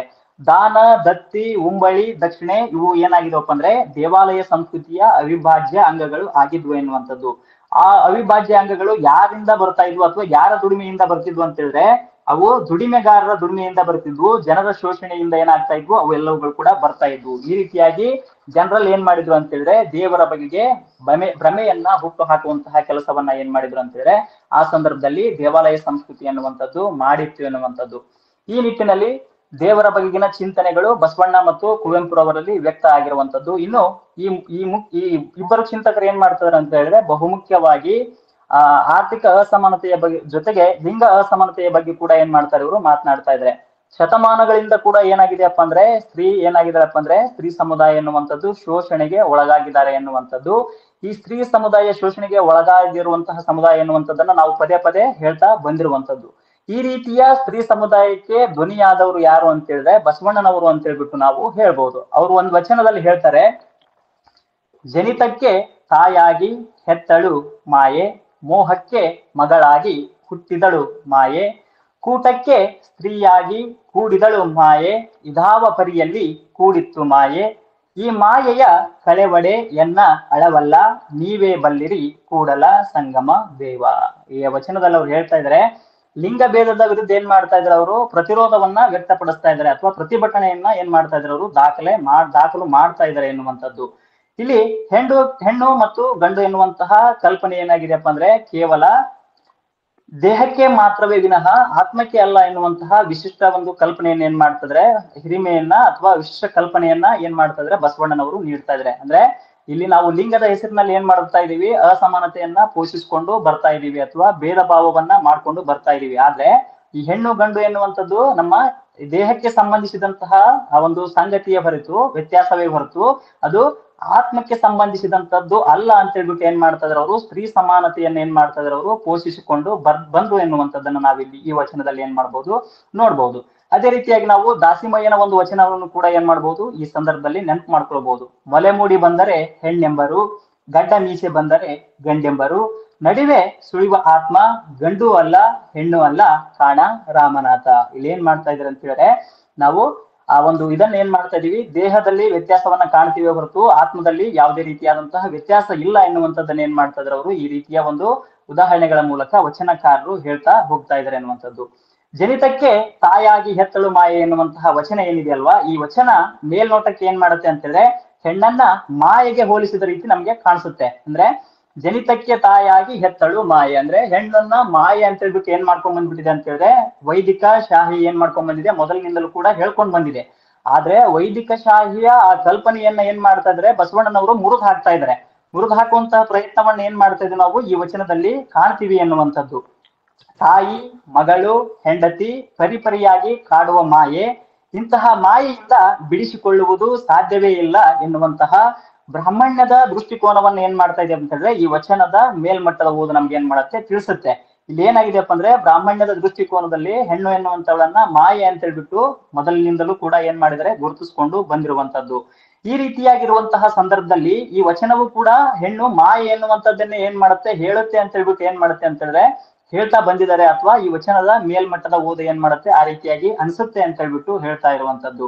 ಲಿಂಗ ಸಮಾನತೆಯನ್ನ ಸಾರಿದಂತಹ ಬಸವಣ್ಣನವರಿಂದ ಇಂತಹ ಆಲೋಚನೆ ಸಾಧ್ಯವೇ ಎನ್ನುವಂಥದ್ದನ್ನ ಏನ್ ಮಾಡ್ಬೇಕು ಪ್ರಶ್ನೆ ನಮ್ಮನ್ನ ಕಾಡ್ಬೇಕು ಎನ್ನುವಂಥದ್ದು. ಅಂದ್ರೆ ಬಸವಣ್ಣನವರು ಏನ್ ಮಾಡ್ತಾ ಇದ್ರೆ ಯಾವುದೇ ರೀತಿಯ ತರತಮಗಳನ್ನ ಏನ್ ಮಾಡಲ್ಲ ಅವರು ಪೋಷಿಸಲ್ಲ ಅಥವಾ ಅವ್ರು ಹೇಳ್ಕೊಂಡ್ ಬರಲ್ಲ.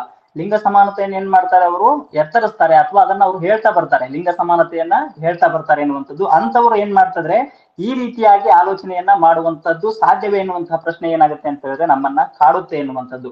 ಆದ್ರೆ ಈ ವಚನದ ಮೂಲಕ ಬಸವಣ್ಣನವರು ವೈದಿಕ ಶಾಹಿ ಸೃಷ್ಟಿಸುವಂತಹ ಹೆಣ್ಣು ಮಾಯೆ ಎನ್ನುವಂತಹ ಪರಿಕಲ್ಪನೆ ಇದೆಯಲ್ವಾ, ಆ ಪರಿಕಲ್ಪನೆಯನ್ನ ಒಡೆದು ಹಾಕುವಂತಹ ಕೆಲಸವನ್ನ ಏನ್ ಮಾಡಿದಾರಂದ್ರೆ ಈ ವಚನದ ಮೂಲಕ ಮಾಡಿದ್ದಾರೆ ಎನ್ನುವಂಥದ್ದು. ಹುಟ್ಟಿಗೆ ಕಾರಣಲಾದಂತಹ ತಾಯಿ ಹೇಗೆ ಮಾಯೆಯಾಗಲು ಸಾಧ್ಯ? ಮೋಹದ ಮಗಳು ಮಾಯೆ ಎನ್ನುವಂಥದ್ದು ಸುಳ್ಳು, ಜೊತೆಯಾದ ಸಂಗಾತಿ ಮಾಯೆ ಎಂದರೆ ನಂಬುವುದು ಹೇಗೆ? ಇವರೆಲ್ಲ ಮಾಯೆ ಎನ್ನುವುದೇ ಆದರೆ ನಮ್ಮನ್ನ ಆವರಿಸಿದ ಆ ಆತ್ಮೀಯ ಸಂಬಂಧಗಳನ್ನು ಕಳೆದುಕೊಳ್ಳುವುದು ನನ್ನಿಂದ ಸಾಧ್ಯವಿಲ್ಲ ಎಂದು ನೀವೇ ಬಲ್ಲಿರಿ ಕೂಡಲ ಸಂಗಮ ದೇವ ಎಂದು ಬಸವಣ್ಣನವರು ಗಂಡು ಹೆಣ್ಣಿನ ನಡುವಿನ ಬಿಡಿಸಲಾಗದ ಅನುಬಂಧದ ಕುರಿತು ಮಾರ್ಮಿಕವಾಗಿ ಈ ಒಂದು ವಚನದಲ್ಲಿ ಏನ್ ಮಾಡ್ತಾರೆ ಅಂತ ಹೇಳಿದ್ರೆ ಹೇಳ್ತಾರೆ ಎನ್ನುವಂಥದ್ದನ್ನ ನಾವಿಲ್ಲಿ ನೋಡ್ಬಹುದು. ಹೀಗೆ ಜನ್ಮ ಕೊಟ್ಟ ತಾಯಿಯಾಗಿ, ಪ್ರೀತಿಯ ಮಗಳಾಗಿ, ಜೊತೆ ನಡೆವ ಪತ್ನಿಯಾಗಿ ಪುರುಷರ ಬಾಳನ್ನ ಬೆಳಗುವಂತಹ ಸ್ತ್ರೀಯರನ್ನ ಇಲ್ಲಿ ಏನ್ ಮಾಡಿದ್ರಪ್ಪ ಅಂದ್ರೆ ಮಾಯೆ ಅಂತ ಹೇಳ್ಬಿಟ್ಟು ನಿರಾಕರಿಸುವಂತದ್ದು ತಪ್ಪು ಎನ್ನುವಂಥದ್ದು ಏನಾಗಿದೆಯಪ್ಪ ಅಂದ್ರೆ ಬಸವಣ್ಣನವರ ಸ್ಪಷ್ಟವಾದಂತಹ ಅಭಿಪ್ರಾಯ ಆಗಿರುವಂತದ್ದು. ಇದು ಸ್ತ್ರೀ ಸಮಾನತೆಯ ಕುರಿತ ಹಾಗೆ ಅಥವಾ ಲಿಂಗ ಸಮಾನತೆಯ ಕುರಿತಾಗೆ ಬಸವಣ್ಣನವರ ವಿಚಾರ ಆದ್ರೆ ಕುವೆಂಪುರವರು ಕೂಡ ಏನ್ ಮಾಡ್ತಾ ಬಂದಿದ್ದಾರೆ ಅಂತ ಹೇಳಿದ್ರೆ ತಮ್ಮ ಬರೆಹಗಳಲ್ಲಿ ಮತ್ತೆ ಬದುಕಿನಲ್ಲಿ ಏನ್ ಮಾಡಿದ್ರೆ ಅಂದ್ರೆ ಸ್ತ್ರೀ ಸಮಾನತೆಗೆ ಒತ್ತನ್ನ ಕೊಟ್ಟಿದ್ದಾರೆ ಎನ್ನುವಂಥದ್ದನ್ನ ನಾವೇನ್ ಮಾಡ್ತೀವಿ ನೋಡ್ತಾ ಬರ್ತಿದೀವಿ. ಅವರ ಬರಹಗಳಲ್ಲಾಗಿರ್ಬೋದು, ಉದಾಹರಣೆಗೆ ಅವರ ಕಾದಂಬರಿಗಳ ಹೆಸರು ಇರುವಂತದ್ದು ಮಲೆಗಳಲ್ಲಿ ಮದುಮಗಳು ಎನ್ನುವಂಥದ್ದು, ಕಾನೂರು ಹೆಗ್ಗಡತಿ ಎನ್ನುವಂಥದ್ದು.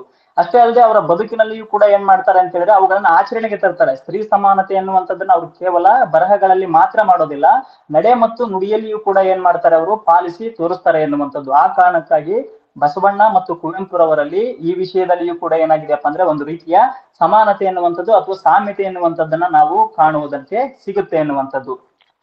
ನವೋದಯ ಸಾಹಿತ್ಯ ಸಂದರ್ಭದಲ್ಲಿ ಏನಾಗಿತ್ತು ಅಂತ ಹೇಳಿದ್ರೆ ಅಥವಾ ಅದಕ್ಕಿಂತ ಮುಂಚಿನ ಸಂದರ್ಭದಲ್ಲಿ ಏನಾಗಿತ್ತು ಅಂತ ಹೇಳಿದ್ರೆ ಹೆಂಡತಿಯ ಮೂಲಕ ಗುರುತಿಸಿಕೊಳ್ಳುವುದು ಒಂದು ರೀತಿ ಒಳಗಡೆ ಏನಾಗಿತ್ತು ಅಂತ ಹೇಳಿದ್ರೆ ಅಪಮಾನದ ಸಂಗತಿ ಆಗಿರುವಂತದ್ದನ್ನ ನಾವು ಕಾಣ್ತೇವೆ. ಆದ್ರೆ ಇದನ್ನ ನಿರಾಕರಿಸಿದವರು ಯಾರು ಅಂತ ಹೇಳಿದ್ರೆ ಕುವೆಂಪುರವರು. ಅಂದ್ರೆ ಹೆಂಡತಿಯ ಮೂಲಕ ಗುರುತಿಸಿಕೊಳ್ಳುವಂತಹ ಅಪಮಾನದ ಸಂಗತಿಯನ್ನ ನಿರಾಕರಿಸಿಬಿಟ್ಟು ಕುವೆಂಪು ಏನ್ ಮಾಡ್ತಾರೆ ಅಂತ ಹೇಳಿದ್ರೆ ಹೆಂಡತಿಯ ಮೂಲಕ ಗುರುತಿಸಿಕೊಳ್ಳುವಂತಹ ಒಂದು ಪ್ರಯತ್ನವನ್ನ ಮಾಡ್ತಾರೆ. ಸೊ ನಿಜ ಅರ್ಥದಲ್ಲಿ ನಾವ್ ಏನ್ ಮಾಡ್ಬೋದು ಅಂತ ಹೇಳಿದ್ರೆ ಕುವೆಂಪುರವರನ್ನ ಲಿಂಗ ಭೇದ ಅಥವಾ ಲಿಂಗ ಸಮಾನತೆಯನ್ನ ಏನ್ ಮಾಡ್ತಾ ಇದ್ರೆ ನಿಜ ಅರ್ಥದಲ್ಲಿ ಕೂಡ ಪಾಲಿಸ್ತಾ ಇದ್ದಾರೆ ಎನ್ನುವಂಥದ್ದನ್ನ ನಾವ್ ಏನ್ ಮಾಡ್ಬೋದು ಇದರ ಮೂಲಕ ತಿಳ್ಕೊಳ್ಬಹುದು ಎನ್ನುವಂಥದ್ದನ್ನ ನಾನಿಲ್ಲಿ ಹೇಳ್ತಾ ಇರುವಂತದ್ದು. ಕುವೆಂಪು ತಮ್ಮ ಬದುಕು, ಚಿಂತನೆ, ಸಾಹಿತ್ಯಕ್ಕೆ ಮುಖ್ಯ ಪ್ರೇರಣೆ ಯಾರು ಅಂತ ಕೇಳಿದಾಗ ಅವ್ರು ಹೇಳ್ತಾರೆ 3 ಹೆಸರುಗಳನ್ನ ಅವ್ರು ಪ್ರಮುಖವಾಗಿ ಹೇಳ್ತಾರೆ. ತಮ್ಮ ಬದುಕು ಆಗಿರ್ಬೋದು, ತಮ್ಮ ಸಾಹಿತ್ಯ ಆಗಿರ್ಬೋದು ಅಥವಾ ತಮ್ಮ ಚಿಂತನೆ ಆಗಿರ್ಬೋದು, ಅವುಗಳಿಗೆ ಪ್ರೇರಣೆ ಯಾರು ಅಂತ ಕೇಳಿದಾಗ ಕುವೆಂಪುರವ್ರು ಏನ್ ಮಾಡ್ತಾರೆ 3 ಹೆಸರುಗಳನ್ನ ಹೇಳ್ತಾರೆ. ಮೊದಲನೆಯದು ಗಾಂಧೀಜಿಯವರ ಹೆಸರನ್ನ ಹೇಳ್ತಾರೆ. ಎರಡನೆಯದು ತಮ್ಮ ಬದುಕನ್ನ ಕತ್ತಲಿನಿಂದ ಬೆಳಕಿನೆಡೆಗೆ ನಡೆಸಿದಂತಹ ಸ್ವಾಮಿ ಸಿದ್ದೇಶ್ವರಾನಂದರದ್ದನ್ನ ಏನ್ ಮಾಡ್ತಾರೆ ಅವರು ಎರಡನೇ ಹೆಸರನ್ನ ಹೇಳ್ತಾರೆ. ಇನ್ನು ಮೂರನೆಯದಾಗಿ ತಮ್ಮ ಹೆಂಡತಿಯವರ ಹೆಸರನ್ನ ಏನ್ ಮಾಡ್ತಾರೆ ಅವರು ಹೇಳ್ತಾರೆ ಎನ್ನುವಂಥದ್ದು. ತಮ್ಮ ಬದುಕು ಮತ್ತೆ ಚಿಂತನೆ ಮತ್ತೆ ಸಾಹಿತ್ಯಕ್ಕೆ ಪ್ರೇರೇಪಣೆ ಯಾರು ಅಥವಾ ಪ್ರೇರಣೆ ನೀಡಿದವರು ಯಾರು ಅಂತ ಹೇಳಿದ್ರೆ ಈ 3 ಜನ ಅಂತ ಹೇಳ್ಬಿಟ್ಟು ಏನ್ ಮಾಡ್ತಾರೆ ಕುವೆಂಪುರವರು ಹೇಳ್ತಾರೆ. ಅವರನ್ನ ಅಂತ ಹೇಳಿದ್ರೆ ಕುವೆಂಪುರವರ ಹೆಂಡತಿಯಾದಂತ ಹೇಮಾವತಿಯವರನ್ನ ಕುವೆಂಪು ಏನ್ ಮಾಡಲ್ಲ, ಎಲ್ಲಿಯೂ ಕೂಡ ಹೆಂಡತಿ, ನನ್ನ ಹೆಂಡತಿ ಅಥವಾ ನನ್ನ ಪತ್ನಿ ಅಂತ ಹೇಳ್ಬಿಟ್ಟು ಅವ್ರು ಹೇಳಲ್ಲ. ಎಲ್ಲ ಕಡೆನೂ ಕೂಡ ಅವ್ರು ಏನ್ ಮಾಡ್ತಾರೆ ಅಂತ ಹೇಳಿದ್ರೆ ಸಹಧರ್ಮಿಣಿ ಎನ್ನುವಂತಹ ಒಂದು ಮಾತನ್ನ ಅವ್ರು ಏನ್ ಮಾಡ್ತಾರೆ ಬಳಸ್ತಾರೆ. ಅವರು ಹೆಂಡತಿ ಅಥವಾ ಪತ್ನಿ ಅಂತ ಕರೀದೆ ಸಹಧರ್ಮಿಣಿ ಅಂತ ಹೇಳ್ಬಿಟ್ಟು ಏನ್ ಮಾಡ್ತಾರೆ ಕರೀತಾರೆ. ಸೊ ಇದರ ಮೂಲಕವೂ ಕೂಡ ನಮ್ಗೆ ಏನ್ ಮಾಡ್ಬೋದು ಅಂತಂದ್ರೆ ಅವರ ಸ್ತ್ರೀ ನಿಲುವನ್ನ ಏನ್ ಮಾಡ್ಬೋದು ನಾವು ತಿಳ್ಕೊಳ್ಬಹುದು ಅಥವಾ ಅರ್ಥ ಮಾಡ್ಕೊಳ್ಬಹುದು ಎನ್ನುವಂಥದ್ದು. ಅವರ ಒಂದು ಕವನ ಇದೆ, ಸ್ವರ್ಗದ್ವಾರದಿ ಯಕ್ಷ ಪ್ರಶ್ನೆ ಎನ್ನುವಂತಹ ಕುವೆಂಪುರವರ ಒಂದು ಕವನ ಇದೆ. ಆ ಕವಿತೆಯಲ್ಲಿ ಅವ್ರು ಏನ್ ಮಾಡ್ತಾರೆ ಅಂತ ಹೇಳಿದ್ರೆ ಕವಿ ಅಂದ್ರೆ ಕುವೆಂಪುರವರು ಸ್ವಪ್ನದಲ್ಲಿ ಸ್ವರ್ಗದ ಬಾಗಿಲ ಮುಂದೆ ಬಂದು ನಿಂತಾಗ ಅಂದ್ರೆ ಕನಸಿನೊಳಗಡೆ ಏನ್ ಮಾಡ್ತಾ ಇದ್ದಾರೆ ಅವರು ಸ್ವರ್ಗದ ಬಾಗಿಲಿನೊಳಗಡೆ ಏನ್ ಮಾಡ್ತಾ ಇದ್ರೆ ಬಂದು ನಿಂತ್ಕೊಂತ ಇದ್ದಾರೆ. ಸೊ ಹಾಗೆ ಬಂದು ನಿಂತ್ಕೊಂಡಾಗ ಅಲ್ಲಿ ಏನಾಗುತ್ತೆ ಯಾರು ಎನ್ನುವಂತಹ ಧ್ವನಿ ಏನಾಗುತ್ತೆ ಕೇಳುತ್ತೆ. ಯಾರು ಅನ್ನುವಂತಹ ಧ್ವನಿ ಕೇಳಿದಾಗ ಕುವೆಂಪುರವ್ರು ಏನ್ ಮಾಡ್ತಾರೆ ಹೇಳ್ತಾರೆ ನಾನು ಪುಟ್ಟಪ್ಪ ಅಂತ ಹೇಳ್ಬಿಟ್ಟು ಏನ್ ಮಾಡ್ತಾರೆ ಬಹಳಷ್ಟು ಹೆಮ್ಮೆಯಿಂದ ಗರ್ವದಿಂದ ಹೇಳ್ತಾರೆ. ಸೊ ಹಾಗೆ ಹೇಳಿದಾಗ ಅಲ್ಲಿ ಏನಾಗಲ್ಲ ಅದು ಬಾಗಿಲು ತೆರೆಯಲ್ಲ. ಇವ್ರು ಏನ್ ಅನ್ಕೊಂಡಿರ್ತಾರೆ ನಾನ್ ಜಗತ್ ಪ್ರಸಿದ್ಧ, ನನ್ನ ಹೆಸರು ಎಲ್ಲರಿಗೂ ಗೊತ್ತಿರುತ್ತೆ, ನಾನ್ ಪುಟ್ಟಪ್ಪ ಅಂದ ತಕ್ಷಣ ಬಾಗಿಲು ತೆರೆಯುತ್ತೆ ಅಂತ ಹೇಳ್ಬಿಟ್ಟು ಏನ್ ಮಾಡ್ತಾರೆ ಕುವೆಂಪುರವ್ರು ಅನ್ಕೊಂಡಿರ್ತಾರೆ. ಆದ್ರೆ ಅಲ್ಲಿ ಏನಾಗಲ್ಲ ಬಾಗಿಲು ಏನಾಗಲ್ಲ ತೆರೆಯಲ್ಲ. ಹೀಗೆ ವಿಧವಾಗಿ ಏನ್ ಮಾಡ್ತಾರೆ ಕುವೆಂಪುರವ್ರು ಹೇಳ್ತಾರೆ ನಾನು ಜ್ಞಾನಪೀಠ ಪ್ರಶಸ್ತಿ ಪುರಸ್ಕೃತನೋ ಅಥವಾ ಇತ್ಯಾದಿಗಳನ್ನ ಏನ್ ಮಾಡ್ತಾರೆ ಅವರು ಹೇಳ್ತಾ ಬರ್ತಾರೆ. ಹಾಗೆಲ್ಲ ಹೇಳಿದಾಗ್ಲೂ ಕೂಡ ಏನಾಗಲ್ಲ ಅದು ಬಾಗಿಲು ತೆರೆಯಲ್ಲ ಎನ್ನುವಂಥದ್ದು. ಕೊನೆಗೆ ಅವ್ರು ಹೇಳ್ತಾರೆ ನಾನು ಹೇಮಿಯ ಗಂಡ ಅಂತ ಹೇಳ್ಬಿಟ್ಟು ಏನ್ ಮಾಡ್ತಾರೆ ಕುವೆಂಪುರವ್ರು ಹೇಳ್ತಾರೆ. ಆಗ ಏನಾಗುತ್ತೆ ಅಂತ ಹೇಳಿದ್ರೆ ಬಾಗಿಲು ತೆರೆದುಕೊಳ್ಳುತ್ತೆ. ಇದು ಏನಪ್ಪಾ ಅಂದ್ರೆ ಒಂದ್ ರೀತಿ ಒಳಗಡೆ ಕನಸಿನಂತೆ ಅಥವಾ ತಮಾಷೆಯಂತೆ ಕಂಡ್ರು ಕೂಡ ಇದು ಕವಿಯ ನಿಲುವನ್ನು ಏನ್ ಮಾಡುತ್ತೆ ಈ ಕವಿತೆ ಪ್ರಕಟಿಸುತ್ತೆ ಅಂತ ನಾನು ಅನ್ಕೊಂಡಿದ್ದೀನಿ. ಕವಿಯ ಸ್ತ್ರೀ ನಿಲುವು ಏನಿದೆ ಅಲ್ವಾ, ಸ್ತ್ರೀಪರ ನಿಲುವು ಏನಿದೆ ಅಲ್ವಾ, ಆ ಸ್ತ್ರೀಪರ ನಿಲುವನ್ನ ಈ ಕವಿತೆ ಪ್ರಕಟಿಸುತ್ತೆ ಅಂತ ಹೇಳ್ಬಿಟ್ಟು ನಾನು ಭಾವಿಸಿರುವಂತದ್ದು. ಕುವೆಂಪುರವ್ರು ಒಂದ್ ಕಡೆ ಹೇಳ್ತಾರೆ ನನ್ನ ದೃಷ್ಟಿಯಲ್ಲಿ ಹೆಣ್ಣು ಕೇವಲ ಮಾನುಷಿಯಲ್ಲ, ಅಬಲೆಯೂ ಅಲ್ಲ, ಅವಳೊಂದು ಮಹಾಶಕ್ತಿ. ಯಾರು ಹೆಣ್ಣನ್ನ ಮಾಯೆ ಅನ್ಕೊಂಡ್ ಬಂದಿತ್ತಲ್ವಾ ಈ ವರ್ಣಾಶ್ರಮ ಪದ್ಧತಿ ಅನ್ನುವಂಥದ್ದು ಅಥವಾ ವೈದಿಕ ಇದು ಇದೆಯಲ್ವಾ ಅದು ಏನ್ ಮಾಡಿತ್ತು ಹೆಣ್ಣನ್ನ ಮಾಯೆ ಅಂತ ಹೇಳ್ತಾ ಬಂದಿತ್ತು. ಆದ್ರೆ ಆ ಹೆಣ್ಣನ್ನ ಏನ್ ಮಾಡ್ತಿದ್ರೆ ಒಂದು ಮಹಾಶಕ್ತಿ ಅಂತ ಹೇಳ್ಬಿಟ್ಟು ಏನ್ ಮಾಡ್ತಿದ್ರೆ ಕುವೆಂಪುರವರು ಹೇಳ್ತಾ ಇರುವಂತದ್ದು. ಇಂತಹ ನಿಲುವಿನ ಗಾಢ ನಂಬಿಕೆಯ ಕುವೆಂಪು ತಮ್ಮ ಸಾಹಿತ್ಯ ಸೃಷ್ಟಿಯಲ್ಲಿಯೂ ಕೂಡ ಇದೇ ನಿಲುವು ಮತ್ತೆ ನಂಬಿಕೆಗಳಿಗೆ ಬದ್ಧರಾಗಿರುವಂತದ್ದನ್ನ ನಾವೇನ್ ಮಾಡ್ತೀವಿ ಗುರುತಿಸ್ತಾ ಇದೀವಿ ಎನ್ನುವಂಥದ್ದು. ಈ ರೀತಿಯಾಗಿ ಕುವೆಂಪು ಮತ್ತೆ ಬಸವಣ್ಣನವರಲ್ಲಿರುವಂತಹ ಜಾತಿ, ದೇವರು ಮತ್ತೆ ಲಿಂಗ ಅಸಮಾನತೆ ಆಗಿರ್ಬೋದು ಅಥವಾ ಸ್ತ್ರೀ ಸಮಾನತೆ ಆಗಿರ್ಬೋದು ಈ ರೀತಿಯ ವಿಚಾರಗಳಲ್ಲಿ ಅವರ ನಡುವೆ ಇರುವಂತಹ ಸಾಮ್ಯತೆ ಮತ್ತು ಭಿನ್ನತೆಗಳನ್ನ ನಾವು ಈ ರೀತಿಯಾಗಿ ನೋಡುವಂಥದ್ದು. ಒಟ್ಟಾರೆಯಾಗಿ ಕುವೆಂಪು ಮತ್ತು ಬಸವಣ್ಣನವರ ಒಂದಿಷ್ಟು ಚಿಂತನೆಗಳನ್ನ ನೋಡೋದಾದ್ರೆ ಅಂದ್ರೆ ಅವರ ಚಿಂತನೆಗಳಲ್ಲಿರುವಂತಹ ಸಾಮ್ಯತೆ ಮತ್ತು ಭಿನ್ನತೆಗಳನ್ನ ನೋಡೋದಾದ್ರೆ ಜಾತಿಯ ಕುರಿತಂತೆ ಕುವೆಂಪುರವರು ಮಾತನಾಡುವಾಗ ಅವ್ರು ಏನ್ ಮಾಡ್ತಾರೆ ಎಲ್ಲಾ ಮತಗಳನ್ನ ತ್ಯಜಿಸ್ಬಿಟ್ಟು ಮನುಜ ಮತವನ್ನ ಸ್ವೀಕರಿಸಬೇಕು ಅಂತ ಹೇಳ್ಬಿಟ್ಟು ಏನ್ ಮಾಡ್ತಾರೆ ಅವರು ಹೇಳ್ತಾರೆ. ಇಲ್ಲಿ ಮನುಷ್ಯರನ್ನ ಬೇರ್ಪಡಿಸುವಂತಹ 100 ಮತಗಳು ನಮ್ಗೆ ಏನಾಗಿದೆಪ್ಪ ಅಂದ್ರೆ ಬೇಡ ಎನ್ನುವಂತಹದ್ದನ್ನ ಏನ್ ಮಾಡ್ತಾ ಇದ್ದಾರೆ ಅವರು ಹೇಳ್ತಾ ಇದ್ದಾರೆ. ಮನುಷ್ಯರನ್ನ ಮುಟ್ಟಿಸಿಕೊಳ್ಳದೆ ಇರುವಂತಹ ಅಥವಾ ಮನುಷ್ಯನನ್ನ ಮನುಷ್ಯನಾಗಿ ನೋಡದೆ ಇರುವಂತಹ ಈ ಮತಗಳು, ಈ ಜಾತಿಗಳು ಏನಾಗಿದೆಯಪ್ಪ ಅಂದ್ರೆ ನಮ್ಗೆ ಬೇಡ. ಮನುಷ್ಯನೇ ಕೇಂದ್ರವಾಗಿ ಇರುವಂತಹ ಮನುಜ ಮತ ಏನಾಗ್ಬೇಕಾಗಿದೆಪ್ಪ ಅಂದ್ರೆ ನಮ್ಗೆ ಬೇಕಾಗಿದೆ. ಆ ಕಾರಣಕ್ಕಾಗಿ ಅವ್ರು ಹೇಳ್ತಾರೆ ಮತ ಮನುಜ ಮತ, ಪಥ ವಿಶ್ವಪಥ ಆಗ್ಬೇಕು ಅಂತ ಅವ್ರು ಏನ್ ಮಾಡ್ತಾರೆ ಹೇಳ್ತಾ ಇದ್ದಾರೆ. ಅಂದ್ರೆ ಎಲ್ಲಾ ತತ್ವಗಳನ್ನ ಮೀರಿದಂತಹ ಮಾನವೀಯ ಮೌಲ್ಯಗಳೇ ಗುರಿಯಾಗುಳ್ಳಂತಹ ವಿಶ್ವಪಥದಲ್ಲಿ ಏನಾಗ್ಬೇಕು, ಮಾನವ ಆಗ್ಬೇಕು ಅಥವಾ ಆ ರೀತಿಯ ಮಾನವನು ಆಗ್ಬೇಕು ಎನ್ನುವಂತಹ ತತ್ವ ಏನಾಗಿದೆಯಪ್ಪ ಅಂತ ಹೇಳಿದ್ರೆ ಕುವೆಂಪುರವರಲ್ಲಿ ಕಂಡು ಬರುವಂತದ್ದು. ಇನ್ನು ಇದೇ ರೀತಿಯೊಳಗಡೆ ಜಾತಿಯ ಪರಿಕಲ್ಪನೆಯನ್ನ ನಾವು ಬಸವಣ್ಣನವರಲ್ಲಿ ನೋಡಿದಾಗ ಅವ್ರು ಹೇಳ್ತಾರೆ ಯಾವುದೇ ರೀತಿಯ ತರತಮವಿಲ್ಲದ, ಲಿಂಗ ಭೇದವಿಲ್ಲದ, ಜಾತಿ ಭೇದವಿಲ್ಲದ, ವರ್ಗ ಭೇದವಿಲ್ಲದ, ವರ್ಣ ಭೇದವಿಲ್ಲದ, ಯಾವುದೇ ರೀತಿಯ ತರತಮಗಳಿಲ್ಲದಂತಹ ಶರಣ ಸಮಾಜವನ್ನ ಅವ್ರು ಏನ್ ಮಾಡ್ತಾರೆ ಅಂತ ಹೇಳಿದ್ರೆ ಸ್ಥಾಪನೆ ಮಾಡ್ತಾರೆ ಎನ್ನುವಂಥದ್ದನ್ನ ನಾವೇನ್ ಮಾಡ್ತೀವಿ ನೋಡುವಂಥದ್ದು. ಈ ರೀತಿಯಾಗಿ ಇವರಿಬ್ಬರಲ್ಲೂ ಕೂಡ ಏನಾಗಿದೆಪ್ಪ ಅಂದ್ರೆ ಇವರಿಬ್ರು ಕೂಡ ಸಾಮಾಜಿಕವಾಗಿ ಏನ್ ಮಾಡ್ತಾ ಇದ್ರೆ ಅಂತ ಹೇಳಿದ್ರೆ ಪ್ರತಿಯೊಬ್ಬರಲ್ಲೂ ಕೂಡ ಆರ್ಥಿಕವಾದಂತಹ, ರಾಜಕೀಯವಾದಂತಹ ಮತ್ತು ಸಾಮಾಜಿಕ ಪ್ರಜ್ಞೆಯನ್ನ ಮೂಡಿಸ್ಬಿಟ್ಟು ಸಾಮಾಜಿಕ ಸಮಾನತೆಯನ್ನ ಸಾಧಿಸುವಂತಹ ನಿಟ್ಟಿನಲ್ಲಿ ಏನ್ ಮಾಡ್ತಾ ಇದ್ದಾರೆ ಅಂತ ಹೇಳಿದ್ರೆ ಈ ಇಬ್ಬರು ಚಿಂತಕರು ಕೂಡ ಚಿಂತನೆಗಳನ್ನ ಮಾಡ್ತಾರೆ ಎನ್ನುವಂಥದ್ದನ್ನ ನಾವು ನೋಡುವಂಥದ್ದು. ಕುವೆಂಪು ಮತ್ತು ಬಸವಣ್ಣನವರು ತಮ್ಮ ಸಮಕಾಲೀನ ಸಂದರ್ಭದ ಸಾಮಾಜಿಕ ಸಮಸ್ಯೆಗಳಾದ ಅಂದ್ರೆ ಇವತ್ತಿಗೂ ಕೂಡ ಆ ಸಾಮಾಜಿಕ ಸಂದರ್ಭದಲ್ಲಿ, ಇವತ್ತಿನ ಸಾಮಾಜಿಕ ಸಂದರ್ಭದಲ್ಲಿ ಕೂಡ ಆ ಸಮಸ್ಯೆಗಳೇನಾಗಿದಾವೆ ಅಂದ್ರೆ ಹಾಗೆ ಇದಾವೆ ಎನ್ನುವಂಥದ್ದು. ಅವುಗಳು ಏನ್ ಮಾಡ್ತಾ ಇದ್ರೆ ಅಂತ ಹೇಳಿದ್ರೆ ಅವರು ತೀವ್ರವಾಗಿ ಪ್ರತಿಕ್ರಿಯಿಸ್ತಾರೆ ಎನ್ನುವಂಥದ್ದನ್ನ ನಾವು ಇದುವರೆಗೂ ಕೂಡ ತಿಳ್ಕೊಂಡಿರುವಂತದ್ದು. ಜಾತಿ, ದೇವರು, ಧರ್ಮ ಮೊದಲಾದಂತಹ ಮಾನವ ನಿರ್ಮಿತ ಸಾಮಾಜಿಕ ವ್ಯವಸ್ಥೆಗಳನ್ನ ಮತ್ತೆ ಕಟ್ಟುಪಾಡುಗಳನ್ನ ಮೀರುವ ಮತ್ತು ಅವುಗಳಿಗೆ ಪರ್ಯಾಯವನ್ನ ಹುಡುಕುವಂತಹ ಅಥವಾ ಕಟ್ಟುವ ನೆಲೆಯನ್ನ ತಮ್ಮ ಚಿಂತನೆಗಳನ್ನ ಏನ್ ಮಾಡಿದಾರೆ ಅಂದ್ರೆ ಇವರು ಮಂಡಿಸಿದ್ದಾರೆ ಎನ್ನುವಂಥದ್ದು. ಅಂದ್ರೆ ನಮ್ಮ ಸಾಮಾಜಿಕ ವ್ಯವಸ್ಥೆ ಎನ್ನುವಂಥದ್ದು ಹೇಗೆ ಶೋಷಣೆಯನ್ನ ಮಾಡ್ತಾ ಬಂದಿದೆ, ಇಲ್ಲದೆ ಇರುವವರ ಮೇಲೆ ಅಥವಾ ದೀನ ದಲಿತರ ಮೇಲೆ ಅಥವಾ ತಳವರ್ಗದವರ ಮೇಲೆ ಅದೇನ್ ಮಾಡ್ತಾ ಇದೆ, ತನ್ನ ಶೋಷಣೆಯನ್ನ, ದಬ್ಬಾಳಿಕೆಯನ್ನ ನಿರಂತರವಾಗಿ ಮಾಡ್ಕೊಂಡು ಬಂದಿದೆ. ಅದಕ್ಕಾಗಿ ಜಾತಿ, ದೇವರು, ಧರ್ಮ ಎನ್ನುವಂತಹ ಸಾಂಸ್ಥಿಕ ಒಂದು ಚೌಕಟ್ಟುಗಳನ್ನ ಏನ್ ಮಾಡ್ತಾ ಇದ್ವಿ ನಾವು ರೂಪಿಸಿಕೊಂಡು ಬಂದಿದ್ದೇವೆ ಎನ್ನುವಂಥದ್ದು. ಆ ಸಾಂಸ್ಥಿಕ ಚೌಕಟ್ಟಿನ ಅಡಿಯೊಳಗಡೆ ಏನ್ ಮಾಡ್ತಾ ಇದ್ರೆ ಜನರು ಮತ್ತೊಬ್ಬರನ್ನ ಏನ್ ಮಾಡ್ತಾ ಇದ್ರೆ ದಬ್ಬಾಳಿಕೆ ಮಾಡುವ, ಶೋಷಣೆ ಮಾಡುವಂತಹ ವ್ಯವಸ್ಥೆಯನ್ನ ನೋಡ್ಕೊಂಡು ಬಂದಿದ್ದೇವೆ ಎನ್ನುವಂಥದ್ದು. ಆ ವ್ಯವಸ್ಥೆಗಳಿಗೆ ಪರ್ಯಾಯವಾಗಿ ಅಥವಾ ಆ ಸಾಮಾಜಿಕ ವ್ಯವಸ್ಥೆಗಳನ್ನ, ಆ ಸಾಮಾಜಿಕ ಕಟ್ಟುಪಾಡುಗಳನ್ನ ಮೀರುವಂತಹ ನೆಲೆಯಲ್ಲಿ ಮತ್ತೆ ಅವುಗಳಿಗೆ ಪರ್ಯಾಯವನ್ನ ಹುಡುಕುವಂತಹ ನೆಲೆಯಲ್ಲಿ ಏನಾಗಿದವಪ್ಪ ಅಂದ್ರೆ ಕುವೆಂಪು ಮತ್ತು ಬಸವಣ್ಣನವರ ವಿಚಾರಗಳು ಏನಾಗಿದಾವಪ್ಪ ಅಂದ್ರೆ ವ್ಯಕ್ತವಾಗಿದಾವೆ ಎನ್ನುವಂಥದ್ದನ್ನ ನಾವು ಇದರ ಮೂಲಕ ಕಂಡುಕೊಂಡಿರುವಂತದ್ದು. ಇನ್ನು ಸಾಂಪ್ರದಾಯಿಕವಾಗಿ ತಮ್ಮ ಸಮಕಾಲೀನ ಸಮಾಜದಲ್ಲಿ ಬೇರೂರಿದ್ದಂತಹ ವಿವಿಧ ಅಸಮಾನತೆಗಳಿಗೆ ಅಂದ್ರೆ ಅಲ್ಲೇನು ಜಾತಿ ಅಸಮಾನತೆ ಇರ್ಬೋದು, ಧಾರ್ಮಿಕ ಅಸಮಾನತೆ ಇರ್ಬೋದು, ಲಿಂಗ ಅಸಮಾನತೆ ಇರ್ಬೋದು, ಹೀಗೆ ಏನು ಹಲವಾರು ಅಸಮಾನತೆಗಳು ಇದ್ವಲ್ವಾ, ಆ ಅಸಮಾನತೆಗಳಿಗೆ ಮೊದಲಿದ್ದಂತಹ ಅರ್ಥವನ್ನ ಒಡೆದು ಹಾಕಿಬಿಟ್ಟು ಇವ್ರು ಏನ್ ಮಾಡ್ತಾ ಇದ್ರೆ ಹೊಸ ಅರ್ಥವನ್ನ ನೀಡ್ತಾ ಇದ್ದಾರೆ. ದೇವರ ಹೆಸರಿನಲ್ಲಿ ಏನು ಅಸಮಾನತೆ ಎನ್ನುವಂಥದ್ದು ಪೋಷಣೆ ಆಗ್ತಾ ಇತ್ತಲ್ವಾ, ಸೊ ಅದನ್ನ ಏನ್ ಮಾಡ್ತಾ ಇದ್ರು ಇವರು ನಿರಾಕರಿಸುವುದರ ಜೊತೆಗೆ ಅದನ್ನ ಒಡೆದು ಹಾಕ್ತಾ ಇದ್ರೆ, ಒಡೆದು ಹಾಕ್ಬಿಟ್ಟು ಹೊಸ ದೇವರ ಪರಿಕಲ್ಪನೆಯನ್ನ ನಮ್ಮ ಮುಂದೆ ಇಡ್ತಾರೆ. ಹೊಸ ದೇವರ ಪರಿಕಲ್ಪನೆ ಹೇಗಿದೆ ಅಂತ ಹೇಳಿದ್ರೆ, ಉದಾಹರಣೆಗೆ ಕುವೆಂಪುರವರು ಹೇಳುವಂತಹ ದೇವರ ಪರಿಕಲ್ಪನೆ ಉದಯಿಸುವ ಸೂರ್ಯನಲ್ಲಿ ದೇವರನ್ನ ಕಾಣುವಂತದ್ದಾಗಿರ್ಬೋದು, ದರಿದ್ರ ನಾರಾಯಣನ ಸೇವೆಯಲ್ಲಿ ದೇವರನ್ನ ಕಾಣುವಂತಹ ಪರಿಕಲ್ಪನೆ ಆಗಿರ್ಬೋದು. ಈ ರೀತಿಯಾಗಿ ಅವ್ರು ಏನ್ ಮಾಡ್ತಾ ಇದ್ರೆ ಅಂದ್ರೆ ಹೊಸ ರೀತಿಯ ಒಂದು ಪರಿಕಲ್ಪನೆಗಳನ್ನ ನೀಡುವಂತದ್ದನ್ನ ನಾವೇನ್ ಮಾಡ್ತೀವಿ ಅಂತ ಹೇಳಿದ್ರೆ ಇವರ ಚಿಂತನೆಗಳಲ್ಲಿ ನೋಡುವಂತದ್ದು. ಅದು ಬಸವಣ್ಣನವರು ಕೂಡ ಏನ್ ಮಾಡ್ತೀವಿ ನಾವು ಅದನ್ನ ನೋಡ್ತೀವಿ ಎನ್ನುವಂಥದ್ದು. ಕುವೆಂಪು ಮತ್ತು ಬಸವಣ್ಣನವರಲ್ಲಿ ದೇವರ ಬಗ್ಗೆ ಇದ್ದಂತಹ ಸಾಂಪ್ರದಾಯಿಕ ಕಲ್ಪನೆಗಳ ಬಗೆಗಿನ ನಿರಾಕರಣೆ ಏನಾಗಿದೆಪ್ಪ ಅಂದ್ರೆ ಇದೆ. ಅಂದ್ರೆ ಸಾಂಪ್ರದಾಯಿಕವಾಗಿ ಬಂದಂತಹ ಏನು ದೇವರು, ಧರ್ಮ, ಜಾತಿಯ ಬಗೆಗಿನ ಕಲ್ಪನೆಗಳಿದ್ವಲ್ವಾ, ಆ ಕಲ್ಪನೆಗಳನ್ನ ಏನ್ ಮಾಡ್ತಾ ಇದ್ದಾರೆ ಇವರು ನಿರಾಕರಿಸ್ತಾ ಇದ್ದಾರೆ. ನಿರಾಕರಿಸೋದ್ರ ಜೊತೆಗೆ ಹೊಸ ಒಂದು ಪರಿಕಲ್ಪನೆಗಳನ್ನ ಅಥವಾ ಹೊಸ ಒಂದು ರೀತಿಯ ಇದನ್ನ ಏನ್ ಮಾಡ್ತಾ ಇದ್ದಾರೆ ಅವರು ಪರ್ಯಾಯಗಳನ್ನ ಹುಟ್ಟು ಹಾಕುವಂತಹ ಕೆಲಸವನ್ನ ಮಾಡ್ತಾ ಇದ್ದಾರೆ. ಅದ್ರ ಜೊತೆಗೆ ಅಂದಿನ ಸಾಮಾಜಿಕ ಸಂದರ್ಭಗಳ ಬಗ್ಗೆ ಅಥವಾ ಸಮಸ್ಯೆಗಳ ಬಗೆಗಿನ ಕಟುವಾದಂತಹ ವಿಮರ್ಶೆಯನ್ನು ಏನ್ ಮಾಡ್ತೀವಿ ನಾವು ಇವರಲ್ಲಿ ಕಾಣ್ತೇವೆ. ಬಸವಣ್ಣನವರಲ್ಲೂ ಕೂಡ ಕಾಣ್ತೇವೆ, ಮತ್ತೆ ಕುವೆಂಪುರವರಲ್ಲೂ ಕೂಡ ಏನ್ ಮಾಡ್ತೀವಿ ನಾವು ಕಾಣ್ತೇವೆ ಎನ್ನುವಂಥದ್ದು.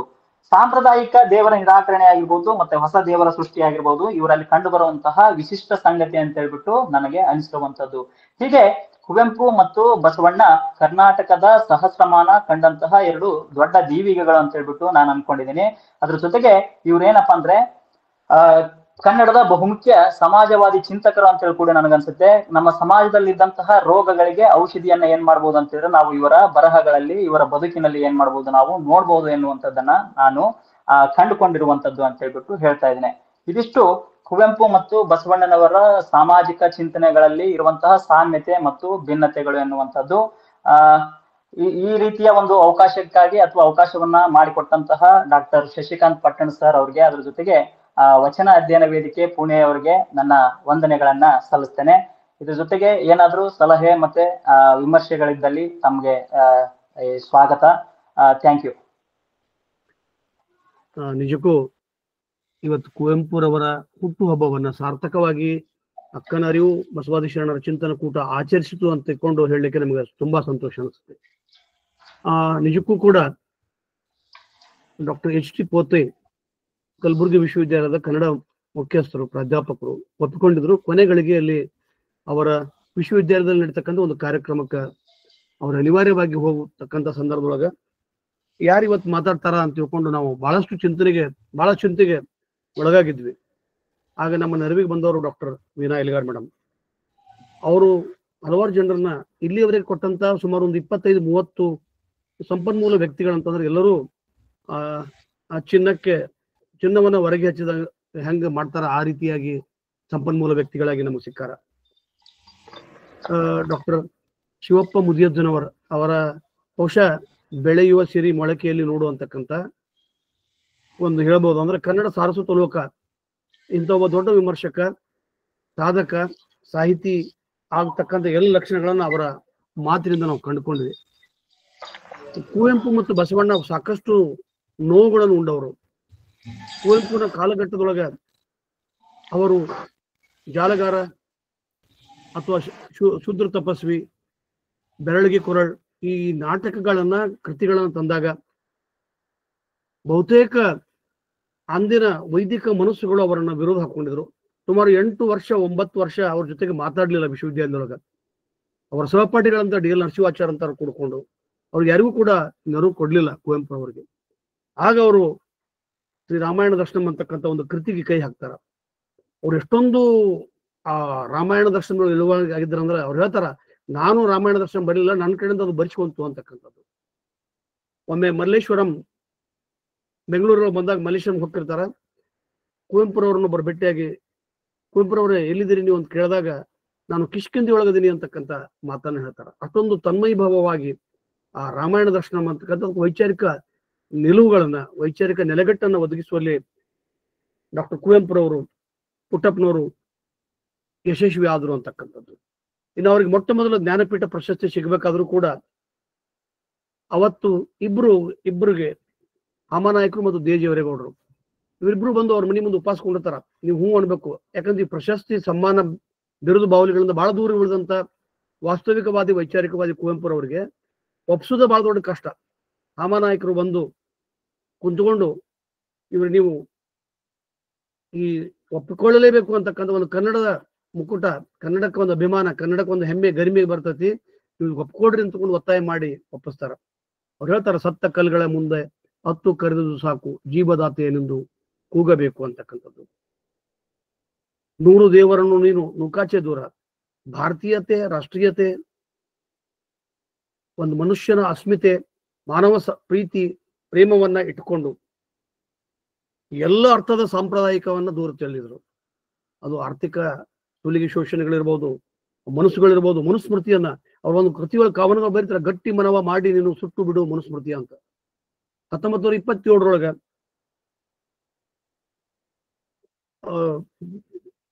ಬಾಬಾ ಸಾಹೇಬ್ ಅಂಬೇಡ್ಕರ್ ಆ ಮನುಸ್ಮೃತಿಯನ್ನು ಸುಟ್ಟಾಗ ಅದೊಂದು ಪ್ರೇರಿತಗೊಂಡು ಹೆಂಗ್ ಬರೀತಾರೆ ಅಂತಂದ್ರೆ, ಗಟ್ಟಿ ಮನವ ಮಾಡಿ ನೀನು ಸುಟ್ಟು ಬಿಡು ಮನುಸ್ಮೃತಿಯನ್ನು ಸುಟ್ಟು ಬಿಡು, ನೀನು ಏನಾಗೋದಿಲ್ಲ ಅಂತಕ್ಕಂಥದ್ದು.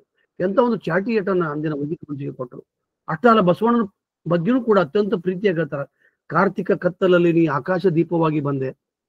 ಬಸವಣ್ಣನ ಆ ಪ್ರೀತಿ ಎಂತ ಕಾರ್ತಿಕ ಕತ್ತಲಲ್ಲಿ ದ್ವಂದ್ವಿ ದಿಕ್ಕಾಗಿ, ಯಾರಿಗೆ ದಿಕ್ಕುಗೆಟ್ಟವರಿಗೆ ದಾರಿ ಆದಿ, ಬಟ್ಟೆ ಆದಿ, ಬಸವಣ್ಣ ಓ ಅಗ್ನಿ ಒಂದು ಕ್ರಾಂತಿಯ ವೀರ ಅಂತಕ್ಕಂಥ ಒಂದು ಪ್ರೀತಿಯನ್ನ ತೋರಿಸ್ತಾರ.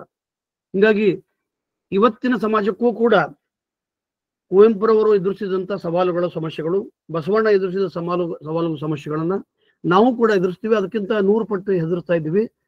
The world suffers not because of the silence of the good violence of the good people, because of the silence of the good people ಅಂತ.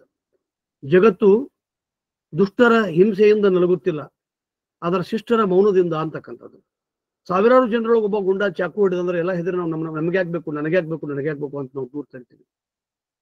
ಅದನ್ನು ಎದುರಿಸ್ತಕ್ಕಂಥ, ಬಗ್ಗಬಿಡಿತಕ್ಕಂಥ, ಹತ್ತಿಕ್ತಕ್ಕಂಥ ಮನಸ್ಸುಗಳು ಕೂಡಿದಾಗ ಖಂಡಿತ ಇಂಥ ಸಮಾಜವನ್ನ ಕಟ್ಟಲಿಕ್ಕೆ ಸಾಧ್ಯ ಅಂತಕ್ಕಂಥದ್ದು. ಕುವೆಂಪುರವರು ಕೂಡ ಮೂರ್ತಿ ಭಂಜಕರು. ದೇಹವೇ ದೇವಾಲಯ ಸಂಸ್ಕೃತಿ ತೆಗೆದು ದೇಹಾಲಯ ಸಂಸ್ಕೃತಿ ಮಾಡಿದ್ರು.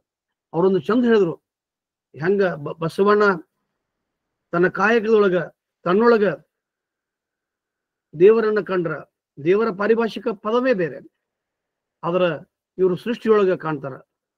ಸೂರ್ಯೋದಯ ಚಂದ್ರೋದಯ ಇದು ದೇವರ ದಯ ಕಾಣುವಂತಕ್ಕಂಥದ್ದು. ಇದು ಸೂರ್ಯೋದಯ ಚಂದ್ರದ ಸೃಷ್ಟಿ ಪರಿಸರ ವರ್ಡ್ಸ್ವರ್ತ್ ಇರ್ತಕ್ಕಂಥ ಒಂದು ಕಾವ್ಯಾನುಭಾವ, ಕಾವ್ಯ ರುಚಿ, ಕಾವ್ಯ ಸಮಯ ಕುವೆಂಪುರವ್ರಿಗಿತ್ತು ಅಂತಂದ್ರೆ ತಪ್ಪಾಗ್ಲಿಕ್ಕಿಲ್ಲ. ಕುವೆಂಪು ಆರಂಭದೊಳಗೆ ಕನ್ನಡ ಕವಿ ಆಗುವಕ್ಕಿಂತ ಹೆಚ್ಚಾಗಿ ಆಂಗ್ಲ ಕವಿ ಆಗ್ಬೇಕಂತ ತಿಳ್ಕೊಂಡು ಇಂಗ್ಲಿಷ್ ಒಳಗೆ ಕವನ ಬರೆದು ಅವಾಗ ಬರೆದಂತ ಕಸಿನ್ಸ್ ಅವರಿಗೆ ತೋರಿಸ್ತಾರ.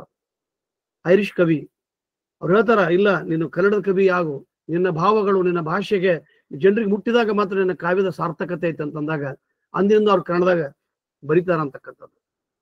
ಬಹುಶಃ ಅವರ ಎಲ್ಲ ಜಾಲಗಾರ, ಆಮೇಲೆ ಬೆರಳಿಗೆ ಕೊರಳು, ಶೂದ್ರ ತಪಸ್ವಿ, ಎಂತ ಬಂಡಾಯದ ಮನೋಭಾವವನ್ನು ಹೊಂದತಕ್ಕಂಥದ್ದು. ಅದೇ ರೀತಿ ಬಸವಣ್ಣ ಅಂತೂ ತೀವ್ರವಾಗಿ ಬಂಡಾಯ. ಬಸವಣ್ಣನ ನಾವು ಕೇವಲ ಧಾರ್ಮಿಕ ಕ್ಷೇತ್ರಕ್ಕೆ ಚಿಲುಕಿಸಿ ಅವನಿಗೆ ಕಾವಿ ಹಾಕಿ ನಾವು ಕಾವಿ ಹಾಕೊಂಡು ಕುಂದು ಬಿಟ್ಟಿವಲ್ಲ, ಇದು ತಪ್ಪು. ಬಸವಣ್ಣ ಬಹಳ ದೊಡ್ಡ ಸಾಮಾಜಿಕ ಕ್ರಾಂತಿಕಾರ.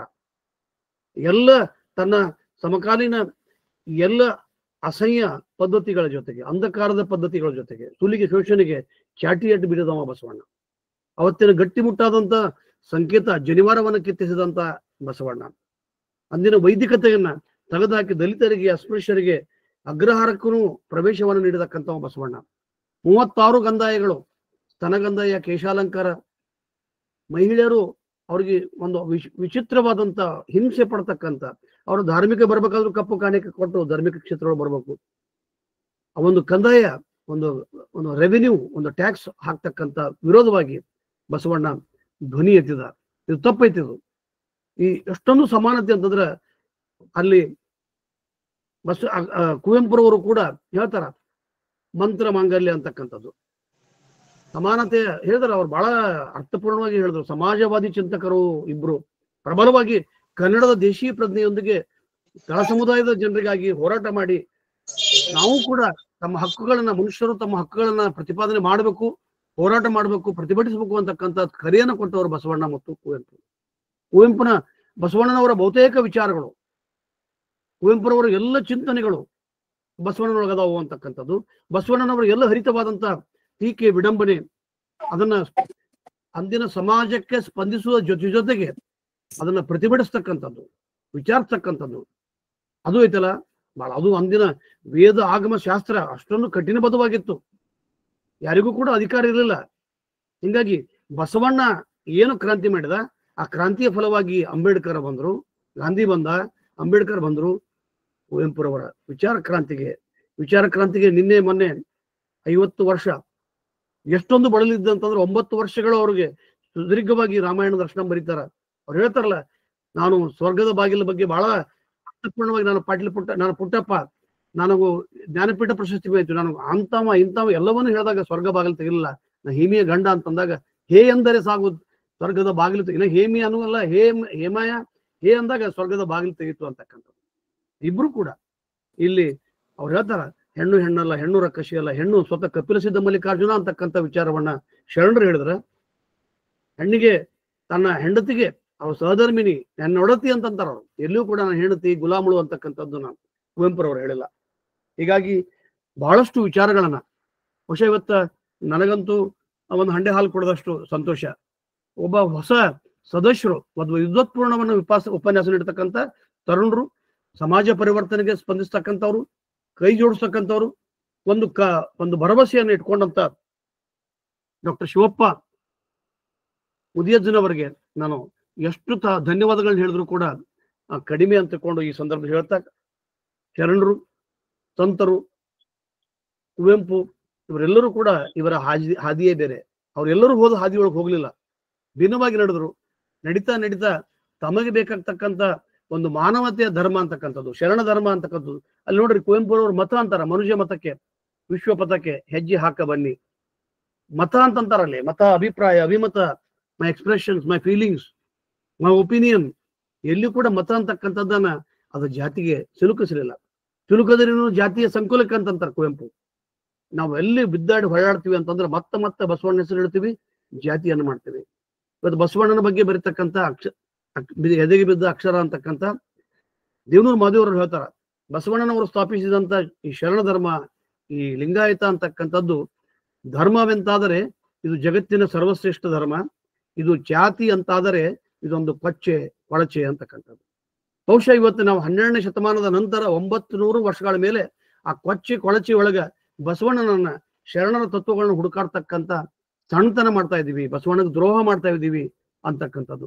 ಕುವೆಂಪುರವರನ್ನ ನೋಡ್ಬೇಕು, ಶಾಹು ಮಹಾರಾಜರನ್ನ ನೋಡ್ಬೇಕು, ರಾಮಸ್ವಾಮಿ ಪೆರಿಯಾರನ್ನ ನೋಡ್ಬೇಕು, ಲೋಹಿಯಾರನ್ನ, ಜಯಪ್ರಕಾಶ್ ನಾರಾಯಣರನ್ನ, ಕನ್ನಡದ ಅನಂತ ಎಲ್ಲ ವೈಚಾರಿಕರನ್ನ ತಂದು ನಾವು ಹೋಲಿಸಿ ನಾವು ಅಣ್ಣ ಬಸವಣ್ಣನವ್ರ ಬಗ್ಗೆ ನಾವು ಕೆಲಸ ಮಾಡ್ತಕ್ಕಂಥದನ್ನ ನಾವು ಮಾಡಬೇಕು ಅಂತಕ್ಕಂಥದ್ದು.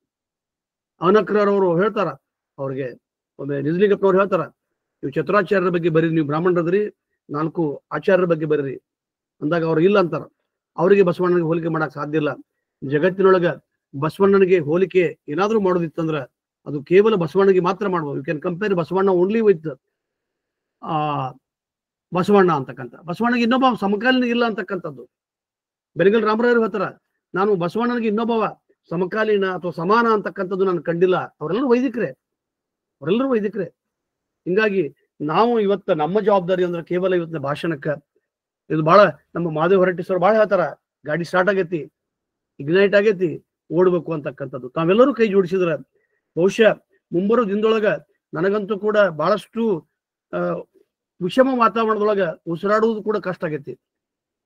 ಇವತ್ತ ಪನ್ಸಾರಿ ಅವ್ರನ್ನ ಕೊಂದ್ರು, ಡಾಕ್ಟರ್ ದಾಬೋಲ್ಕರ್ನ ಕೊಂದ್ರು, ಕಲಬುರ್ಗಿ ಅವ್ರನ್ನ ಕೊಂದ್ರು, ಗೌರಿ ಲಂಕೇಶನ್ ಕೊಂದ್ರು. ಕೈಗಳು ಬೇರೆ, ಪಿಸ್ತೂಲು ಒಂದೇ. ಅವರ ಪಿಸ್ತೂಲಿನಲ್ಲಿ ಬಂದೂಕುಗಳು ಇನ್ನೂ ಮುಗಿದಿಲ್ಲ. ಆ ರಕ್ತದಾಹ ಇನ್ನೂ ಐತಿ, ಹಸಿವೈತಿ ಅವ್ರಿಗೆ. ಯಾಕಂದ್ರೆ ಸಮಾನ ಸಮಾಜವನ್ನ ಕಟ್ತಕ್ಕಂಥ ಕೆಲಸ ಅವ್ರಿಗೆ ಮಾಡ್ತಕ್ಕಂಥದ್ದು ಇಲ್ಲ. ಹಿಂಗಾಗಿ ಬುದ್ಧನನ್ನ ಕೊಂದವರು, ಬಸವಣ್ಣನನ್ನ ಕೊಂದವರು, ಗಾಂಧಿಯನ್ನ ಕೊಂದವರು, ಇವರೆಲ್ಲರೂ ಕೂಡ ಅವ್ರು ಭೌತಿಕವಾಗಿ ಕೊಂದ್ರು, ಕಲಬುರ್ಗಿಯನ್ನು ಕೊಂದವರು ಎಲ್ಲರೂ ಕೂಡ ಆ ವೈದಿಕ ಮನಸ್ಸು, ಸಂಪ್ರದಾಯವಾದತನ ಅಂತ ಸಂಪ್ರದಾಯವಾದಕ್ಕೆ ಶಡ್ಡು ಹೊಡೆದವರು, ವೇದ ಆಗಮ ಶಾಸ್ತ್ರಗಳನ್ನ ತಿರಸ್ಕರಿಸಿದವರು, ಏನಯ್ಯ ಹುಟ್ಟರು ತಮಗೊಂದು ಬಟ್ಟೆ ಶಾಸ್ತ್ರಕ್ಕೊಂದು ಬಟ್ಟೆ ಅಂತಕ್ಕಂತ ಹೇಳಿ ಇಡೀ ವೈದಿಕ ವ್ಯವಸ್ಥೆಗೆ ಸವಾಲು ಹಾಕಿರ್ತಕ್ಕಂಥ ಬಸವಣ್ಣ, ಇಡೀ ವ್ಯವಸ್ಥೆಗೆ ಆ ಶೂದ್ರ ತಪಸ್ವಿಯ ನೋಡ್ಬೇಕಾದಾಗ ಆ ಕೃತಿಯೊಳಗ ವರ್ಷಕಟ್ಟಿಕ ಜಾಲಗಾರ ಕೃತಿಗಳನ್ನು ನೋಡಿದಾಗ ಬಹುಶಃ ಅವತ್ತಿನೂ ಕೂಡ ಕುವೆಂಪುರವರು ಎಷ್ಟೊಂದು ಅವಮಾನಗಳನ್ನು ಕೊಂಡಿದ್ರು. 9 ವರ್ಷ ಒಬ್ಬರೇ ಡಿಪಾರ್ಟ್ಮೆಂಟ್ ಕೊಂಡಿದ್ರು, ಒಬ್ಬರೇ ಅಡ್ಡಾಡ್ತಿದ್ರು. ಅವ್ರಿಗೆ ಇನ್ನೊಬ್ರು ಯಾರು, ಯಾಕಂದ್ರೆ ನಾನು ದೇಜೇವರೇಗೌಡರ ಜೊತೆಗೆ ಆತ್ಮೀಯ ಸಂಬಂಧವನ್ನು ಹೊಂದಿದ್ದೆ. ಅವ್ರು ಹೇಳ್ತಿದ್ರು ಕುವೆಂಪುರವ್ರ ಬಗ್ಗೆ ಬಹಳ ನಿಷ್ಠುರಿ, ಬಹಳ ಗಂಭೀರವಾಗಿದ್ರು, ಯಾರ ಇದಕ್ಕೂ ಭಕ್ತಿರ್ಲಿಲ್ಲ ಅಂತಕ್ಕಂಥ ವಿಚಾರವನ್ನ. ಅದಕ್ಕೆ ಬಸವಣ್ಣವರು ಕೂಡ ಹೇಳ್ತಾರ, ಲೋಕ ವಿರೋಧಿ ಶರಣನಲ್ಲದೆ ಇನ್ನಾರಿಗೂ ಅಂಜವನಲ್ಲ. ನಾನು ಲೋಕ ವಿರೋಧಿ ಹಾಕಿನಿ, ನನಗ ವಿರೋಧವನ್ನ ಎದುರಿಸಲಿಕ್ಕೆ ನನಗೆ ಕಷ್ಟ ಆಗುದಿಲ್ಲ ಅಂತಕ್ಕಂಥ ವಿಚಾರವನ್ನ ಬಹಳಷ್ಟು ಸೊಗಸಾಗಿ ಡಾಕ್ಟರ್ ಶಿವಪ್ಪ ಮುದಿಯಜ್ಜನವರ ಅವರನ್ನು ಖಂಡಿತ ನೋಡ್ಬೇಕು.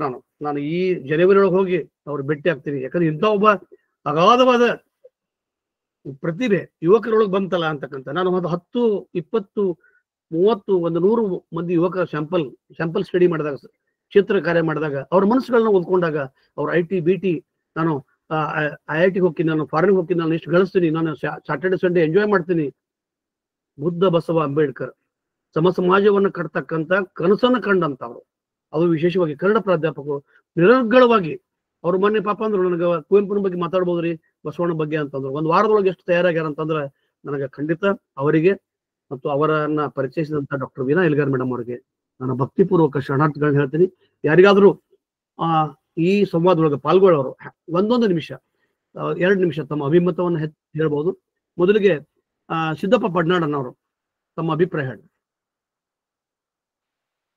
ನಮಸ್ಕಾರ, ಎಲ್ಲರಿಗೂ ಶರಣಾರ್ಥಿಗಳು. ಬಹಳ ಉತ್ಕೃಷ್ಟವಾದ ಭಾಷಣ. ಶಶಿಕಾಂತ್ ಪಟ್ಟಣ ಅವರು ಬಹಳ ಎಲ್ಲ ಹೇಳಿದಾರ. ನೋಡ್ರಿ ಎಷ್ಟು ಸುಂದರವಾದ ಮತ್ತ. ಹೇಮಿ ಗಂಡ ಅಂದಾಗ ಸ್ವರ್ಗದ ಬಾಗಿಲು ತೆರೀತು ಅಂತ ಹೇಳ್ತಾರ. ಅದನ್ನ ನಮ್ಮ ಶರಣರು ಹೇಳಿದಾರ, ಸತಿಪತಿಗಳು ಒಂದಾದ ಭಕ್ತಿ ಹಿತ ಒಪ್ಪುದು ಶಿವಂಗಿ ಅಂತ ಹೇಳ್ಯಾರ. ಅಂದ ಸತಿಪತಿಗಳು ಒಂದಾದ್ರೆ ಅದೇ ಸ್ವರ್ಗ, ಮತ್ ದಾಂಪತ್ಯದೊಳಗೆ ಸಿಗುದು ಸ್ವರ್ಗ, ಸತ್ತಿಂದಲ್ಲ ಅಂತ ಅನ್ನೋದನ್ನ ಎಷ್ಟು ಸುಂದರವಾಗಿ ಹೇಳಿದಾರ. ಮತ್ತ ಕುವೆಂಪು ಅವರು ಇದು ಸಂಪತ್ತಿನ ಸಂಗ್ರಹದ ಬಗ್ಗೆ ಹೇಳಿದ್ರು. ಬಸವಣ್ಣವರು ಹೇಳ್ತಾರ, ಹೊನ್ನಿನಲ್ಲೊಂದೊರೆಯ ಸೀರೆಯಲ್ಲೊಂದೊಳೆಯ ಇಂದಿಂಗೆ ನಾಳಿಂಗೆ ಎಂದೆನಾದಡೆ ನಿಮ್ಮ ಆಣೆ ನಿಮ್ಮ ಪ್ರಮತರ ಆಣೆ ಅಂತ ಹೇಳಿದಾರ. ಅದು ಎಷ್ಟು ಇದು ಅದ ಅಂತನ್ನುವಂತ ಮಾತ. ಮತ್ತ ಪ್ರಕೃತಿ ಬಗ್ಗೆ ಹೇಳಿದ್ರು. ಎಷ್ಟು ಸುಂದರವಾದ ಮಾತು ಪ್ರಕೃತಿ ಬಗ್ಗೆ. ಕುವೆಂಪು ಅವರು ಬಹಳ ಇದು ಇದ್ರು ಅಂತದ್. ಆದ್ರೆ ಬಂಡಿ ಪತ್ರಿ ಏರ್ಸುದು ಇದು ಏನು ಶರಣಿಲ್ಲ. ಅಗ್ಗವಣೆಯ ಪತ್ರೆಯ ತಂದು ಪೂಜಿಸು ನಮ್ಮ ಕೂಡಲ ಸಂಗಮ ದೇವನ ಅಂತ ಹೇಳಿದ್ರು. ಅಷ್ಟೇ. ನಾವು ಲಕ್ಷ ಪತ್ರಿ, ಕೋಟಿ ಪತ್ರಿ, ಅಷ್ಟು ಹೂವ ಇಷ್ಟು ಹೂವ ಅಂತ ಎಷ್ಟೊತ್ತ ಇದು ಮಾಡ್ತಾ ಇದ್ದೆವು ನೋಡ್ರಿ. ಈಗ ಕುಂಭಮೇಳ ಅಂತ ಮಾಡಿಕೆಸಿಂದ ಎಲ್ಲಾ ಪರಿಸರವನ್ನ ಹಾಳ ಮಾಡಿಬಿಡ್ತಾರ. ಆ ಎಲ್ಲಾ ತೀರ್ಥ ಕ್ಷೇತ್ರಗಳೆಲ್ಲ ಬರೀ ಕೊಳಚೆ ಆಗಿಬಿಡ್ತಾವು. ಎಂತದ ಇದು ನೋಡ್ರಿ. ಅದಕ್ಕ ಇದು ಎಲ್ಲಿ ಅದ? ಮತ್ತ ದಾನ ದತ್ತಿಯ ಬಗ್ಗೆ ತೆಗೆದು ಹಾಕಿ ಅದನ್ನ ದಾಸೋಹ ಅಂತ ಮಾಡಿದ್ರು.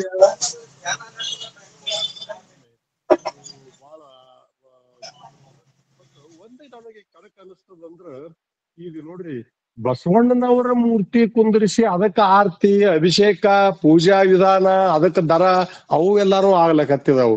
ಇದು ಒಂದು ದೊಡ್ಡ ಹೆಂಗ ಬಸವಣ್ಣನವರು ಮೂರ್ತಿ ನೋಡಬಾರ್ದು, ದಿನ ನೋಡಬಾರ್ದು ತಂದ್ರಸದಕ್ಕೆ ಅವನ ಹೆಸರ ಮೇಲೆ ಹೆಂಗ ಪಂಚಾಂಗ ಕ್ಯಾಲೆಂಡರ್ ಹುಟ್ಟ್ಯಾವು, ಈಗ ಅವ್ರ ಮೂರ್ತಿ ಮೇಲೆ ಗುಡಿ ಗುಂಡಾಗರಗಳನ್ನು ಕಟ್ಟಿ ಅದನ್ನೇ ಅಭಿಷೇಕ ಪೂಜೆ ಮಾಡಿ ಅದು ಒಂದು ಪುರೋಹಿತಶಾಹಿ ಬೆಳವಣಿಗೆನೆ ಅಲ್ಲೇನು?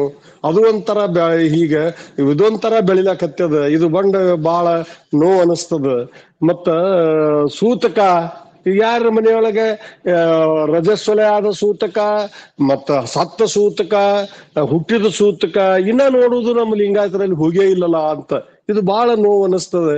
ಬಹಳ ನಾವು ನೋಡ್ತಾ ಇದ್ದೇವೆ. ನೋಡ್ರಿ, ಒಂದು ಸರ್ ಹೇಳಿದ್ರು, ಪಟ್ಟಣ ಸರ್ ಹೇಳಿದ್ರು, ವಿಚಿತ್ರವಾದಂತ ತೆರಿಗೆಗಳನ್ನು ಕೊಡ್ತಿದ್ರು ಅಂತ. ಅಷ್ಟು ದೂರ ಅಲ್ಲ. ನಾನೇ ಸಣ್ಣವಿದ್ದಾಗ ನಾನು ಸಾಧಾರಣ 6-7 ತನ ನಮ್ಮ ಊರಲ್ಲಿ ಇಟ್ನಳ್ಳಿ ಒಳಗೆ ಸಾಲಿ ಕಲ್ತೀನಿ. ಅಲ್ಲಿ ನಮ್ಮ ಮನಿ ಮಗ್ಗಲಿಕ್ಕೆ ಒಂದು ಬ್ರಾಹ್ಮಣರು ಕುಲಕರ್ಣಿ ಅವ್ರ ಮನಿ ಹತ್ತದ. ಆಕೆಗೆ ನನಗೆ ತಿಳುವಳಿಕೆ ಬರೋಟಿಗೆ ಅವ್ರಿಗೆ ಆಕಿನ ಗಂಡ ಸತ್ತಿದ್ದ. ಒಬ್ಬನೇ ಮಗ ಆಕಿಗೆ. ಅವ್ರ ತಲೆ ಬೋಳಿಸ್ಕೊಳ್ಳಿಲ್ಲ. ವರ್ಷಕ್ಕೊಮ್ಮೆ ಅವ್ರ ದಿನಕರ್ಮ ಮಾಡುವ ದಿನ ಅವರು ಗುರುಗಳತ್ತು ಬರ್ತಿದ್ರು. ಅವ್ರ ಗುರುಗಳತ್ತು ಬಂದ್ ಕಿಸಿಂದ ಆಕಿರ ಕಡೆ ದಂಡ ವಸೂಲು ಮಾಡ್ಕೊಂಡು ಹೋಗ್ತಿದ್ರು. ಅದು ಯಾಕೆ ದಂಡ ಅಂದ್ರೆ ಕೂದಲ್ದ ನಮಗ್ ಸಣ್ಣವ್ರಿದ್ದೆವು, ಯಾಕ ಏನ ಹೇಳ್ತಿದ್ರು. ಅವ್ರು ಇಟ್ಟ್ಯಾಕ್ ಮಂದಿ ಬಂದಾರ ಏನು ಅಂತ ಕೇಳ್ತಿದ್ರು. ಅವ್ರು ಇಲ್ಲ, ಆಕಿ ತಲಿ ಬೋಳ್ಸ್ಕೊಳ್ಳಾರ ಸಲಿಂದ ಆಕಿ ವರ್ಷಕ್ಕೆ ಇಷ್ಟು ರೊಕ್ಕ ಕೊಡ್ಬೇಕು. ಅವ್ ಎಷ್ಟು ಕೊಡ್ತಿದ್ರೋ ಗೊತ್ತಿಲ್ಲ, ಬಟ್ ಕೊಡ್ಬೇಕು ಅಂತ ನಮ್ಮ ಆಯಿ ನಮ್ಮ ಅವ್ವ ಅದು ಮಾತಾಡುದು ನಾನು ಕೇಳಿದ್ದೀನಿ. ಇಂಥವೆಲ್ಲ ವ್ಯವಸ್ಥೆ ಮತ್ ನಾ ಯಾಕೆ ಸಹಜ ಕುತೂಹಲದಿಂದ ಕೇಳ್ತಿದ್ದೆ. ಮತ್ತೆ ಬ್ಯಾರೆ ಬ್ರಾಹ್ಮಣರ ಹೆಣ್ಮಕ್ಳು ಗಂಡ ಸತ್ತ ಕೂದ್ದ ತಲಿ ಬೋಳಿಸ್ಕೊಂಡಾರ, ಮತ್ ಈ ಕಡೆ ನಮ್ಮ ಇವ್ರು ನಮ್ಮ ಮನಿ ಮಗ್ಗಲಕ್ಕನವ್ರು ಬೋಳಿಸ್ಕೊಂಡಿಲ್ಲಲ್ಲ ಅಂತ ನಾ ಸಹಜ ಕೇಳ್ದಾಗ, ಕುತೂಹಲದಿಂದ ಕೇಳಿದಾಗ ನಮ್ಮ ತಾಯಿ ನಮ್ಮ ಆಯಿ ನನಗೆ ಎಕ್ಸ್ಪ್ಲೇನ್ ಮಾಡಿದ್ದು ನನಗೆ ಗೊತ್ತದ. ಇಂಥವೆಲ್ಲ ಇದ್ದು ಲೇಟೆಸ್ಟ್ ಇಲ್ತರನ ಇದ್ದು. ಈಗ ಅದಾವೋ ಇಲ್ಲೋ ನನಗೆ ಕೊಡ್ತಾರ, ದಂಡ ಕೊಡ್ತಾರ ಬಿಡ್ತಾರ ಗೊತ್ತಿಲ್ಲ. ಈಗ ನನಗೆ ಇವು ಗೊತ್ತಿದ್ದು ಇಂಥ. ಮತ್ತ ಸ್ತ್ರೀ ಸಮಾಜದ ದೇಹದ ವ್ಯತ್ಯಾಸದಿಂದ ಮಾತ್ರ ಅದ ಜನಿತಕ್ಕೆ ತಾಯಿ ಅಂತ ಅನ್ನೋದೆಲ್ಲ ಬಹಳ ಸುಂದರವಾದ ಮಾತುಗಳನ್ನು ಹೇಳಿದ್ರು. ನಾನು ಬಹಳ ಟೈಮ್ ತಗೊಳಂಗಿಲ್ಲ. ಎಲ್ಲ ಬಹಳ ಸುಂದರವಾದ ವಿಚಾರ. ವಿಷಯ ಮಾತ್ರ ಬಹಳ ಮನದಟ್ಟಾಗುವಂತ ಇತ್ತು. ಬಹಳ ಸುಂದರವಾದ ಕಲ್ಪನೆ. ಇದಕ್ಕೆ ನಮ್ಗೆ ಕೇಳಿಸಿದ್ದಕ್ಕಾಗಿ ಪಟ್ಟಣ ಸರ್ಗೂ ಮತ್ತು ಹೇಳಿದ ಸರ್ಗೂ ಎಲ್ಲರಿಗೂ ಧನ್ಯವಾದಗಳು. ವೇದಿಕೆಗೂ ಧನ್ಯವಾದಗಳು. ಶರಣಾರ್ಥಿ. ಧನ್ಯವಾದಗಳು. Doctor Veena Eligar madam. ಎಲ್ಲರಿಗೂ ಶರಣಾರ್ಥಿಗಳು. ಇಲ್ಲಿವರೆಗೂ ಕುವೆಂಪು ಮತ್ತು ಬಸವಣ್ಣ ಕುರಿತು ಡಾಕ್ಟರ್ ಶಿವಪ್ಪ ಎಸ್ ಮುದಿಯಜ್ಜನವರು ಬಹಳ ಅಧ್ಯಯನಶೀಲತೆಯಿಂದ ಉಪನ್ಯಾಸವನ್ನ ನೀಡಿದ್ರು. ಕೆಲವೇ ದಿನಗಳಲ್ಲಿ ಕೊಟ್ಟ ಟಾಸ್ಕ್ ಅನ್ನ ಹೇಗೆ ನಿಭಾಯಿಸ್ತಾರೆ ಒಬ್ಬ ಪ್ರತಿಭಾವಂತ ವ್ಯಕ್ತಿ ಅನ್ನೋದಕ್ಕೆ ಅವರು ಸಾಕ್ಷಿ ಅಂತ ನಾನು ಅನ್ಕೊಂತೀನಿ.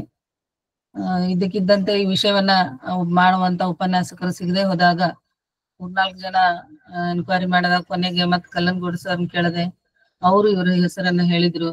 ಸರ್ ಫೋನ್ ಹಚ್ಚಿ ಮಾತಾಡಿದಾಗ ಅವ್ರು ಬಹಳ ಪ್ರೀತಿಯಿಂದ ಒಪ್ಕೊಂಡು ಬಹಳ ಅಧ್ಯಯನ ಪೂರ್ಣವಾಗಿ ಬಸವಣ್ಣ ಮತ್ತು ಕುವೆಂಪು ಅವರ ಬಗ್ಗೆ ಮಾತನಾಡಿದ್ರು. ಇಂಥ ಕಾರ್ಯ ಮತ್ತೆ ಮತ್ತೆ ತಮ್ಮಿಂದ ಜರುಗ್ಲಿ, ತಮ್ಮ ಪ್ರತಿಭೆ ಅನಾವರಣಗೊಳ್ಳಿ ವೇದಿಕೆಯಲ್ಲಿ ಅಂತ ನಾನು ಆಶಯ ಮಾಡ್ತಾ ನಿಮಗೆ ಶುಭಾಶಯಗಳನ್ನು ಸಲ್ಲಿಸ್ತೇನೆ. ಮತ್ತು ಅದೇ ರೀತಿಯಾಗಿ ಡಾಕ್ಟರ್ ಶಶಿಕಾಂತ್ ಪಟ್ಟಣ ಅವರು ಬಹಳ ಅದ್ಭುತವಾಗಿ ಕುವೆಂಪು ಮತ್ತು ಬಸವಣ್ಣವರನ್ನ ತೌಲನಿಕವಾಗಿ ಬಸವ ತತ್ವಗಳ ಹಿನ್ನೆಲೆಯಲ್ಲಿ ಕುವೆಂಪು ಅವರ ಒಂದು ಅಭಿಪ್ರಾಯ ಆಶಯಗಳ ಹಿನ್ನೆಲೆಯಲ್ಲಿ ಬಹಳ ಸುಂದರವಾಗಿ ಸಾಕಷ್ಟು ವಿಷಯಗಳನ್ನ ತೌಲನಿಕವಾಗಿ ಪ್ರಸ್ತುತಪಡಿಸಿದ್ರು. ಅದೇ ರೀತಿ ನಮ್ಮ ಹಿರಿಯರಾದಂತ ಸಿದ್ದಪ್ಪ ಪಡ್ನಾಳ್ ಅವರು ಒಂದು ಮಾತು ಹೇಳಿದ್ರು, ಬಸವಣ್ಣನನ್ನು ಕೂಡ ನಾವು ಮತ್ತೆ ಪೂಜೆ ಅಭಿಷೇಕ ಮೂರ್ತಿಯನ್ನ ಮಾಡ್ತಾ ಇದ್ದೀವಿ, ಪಂಚಾಂಗ ಮಾಡ್ತಾ ಇದ್ದೀವಿ. ಇದು ನಿಜ ಅನಿಸ್ತದೆ. ಒಮ್ಮೊಮ್ಮೆ ಯಾರು ಮೂರ್ತಿ ಪೂಜೆಯನ್ನ ಬೇಡ ಅಂತ ಬುದ್ಧ ಹೇಳಿದ, ಅವನನ್ನೇ ಮೂರ್ತಿ ಮಾಡಿ ನಾವು ಪೂಜೆ ಮಾಡಿದ್ವಿ. ಯಾವುದು ಶಿವಾಲಯ ದೇವಾಲಯ ಇವೆಲ್ಲ ನಿರಾಕರಣೆ ಮಾಡಿದಂತ ಬಸವಣ್ಣನನ್ನ ಬೇರೆ ರೀತಿಯಲ್ಲಿ ಮತ್ತೆ ಅವನನ್ನ ವ್ಯಕ್ತಿ ಆರಾಧನೆ ಮಾಡುವಂತ ಒಂದು ಮೂಢ ಸಂಪ್ರದಾಯದಲ್ಲಿ ನಾವಿದ್ದೇವೆ. ಎಷ್ಟೇ ವೈಚಾರಿಕತೆ ನಮ್ಮಲ್ಲಿ ಇದೆ ಅಂದ್ರೂ ಕೂಡ ಅದರಿಂದ ಹೊರಗೆ ಬರ್ಲಿಕ್ಕೆ ಇನ್ನೂ ನಮಗ ಆಗ್ತಾ ಇಲ್ಲ. ಆದ್ರೆ ಆಗೋದಿಲ್ಲ ಅಂತ ನಿರಾಶೆ ಹೊಂದುವ ಕಾರಣ ಇಲ್ಲ. ಇಂಥ ವೇದಿಕೆಗಳು, ಇಂಥ ಚಿಂತನೆಗಳು ನಮ್ಮನ್ನ ಮತ್ತೆ ಮತ್ತೆ ಅರಿವಿನ ಕಡೆಗೆ ಕರೆದುಕೊಂಡು ಹೋಗ್ಲಿ ಎನ್ನುವಂತ ಆಶಯವನ್ನು ಹೊಂದುತ್ತಾ, ಅಕ್ಕನ ಅರಿವಿನ ವೇದಿಕೆ, ವಚನ ಅಧ್ಯಯನ ವೇದಿಕೆ ಆ ನಿಟ್ಟಿನಲ್ಲಿ, ಈ ಮೂಢತೆಯಿಂದ ಹೊರಗೆ ಬರುವಂತ ನಿಟ್ಟಿನಲ್ಲಿ ಕೆಲಸವನ್ನ ನಿರಂತರವಾಗಿ ಮಾಡ್ತಾ ಇದೆ. ಬಸವಣ್ಣನ ಒಂದು ವೈಚಾರಿಕ ಸ್ಪಷ್ಟತೆಯನ್ನ ನೀಡುವಂತ ವೇದಿಕೆ ಯಾವ್ದಾದ್ರೂ ಆಗಿದ್ರೆ ಅದು ಅಕ್ಕನ ಅರಿವಿನ ವೇದಿಕೆ, ವಚನ ಅಧ್ಯಯನ ವೇದಿಕೆ. ಆ ಎಲ್ಲ ಶ್ರೇಯಸ್ಸು ಡಾಕ್ಟರ್ ಶಶಿಕಾಂತ್ ಪಟ್ಟಣ್ ಅವ್ರಿಗೆ ಸಲ್ಲುವಂತದ್ದು ಅಂತ ಹೇಳ್ತಾ ಅವಕಾಶಕ್ಕೆ ಧನ್ಯವಾದಗಳು. ಶ್ರೀ ಮಧು ಹೊರಟ್ಟಿ ಸಾಹೇಬ್ರು.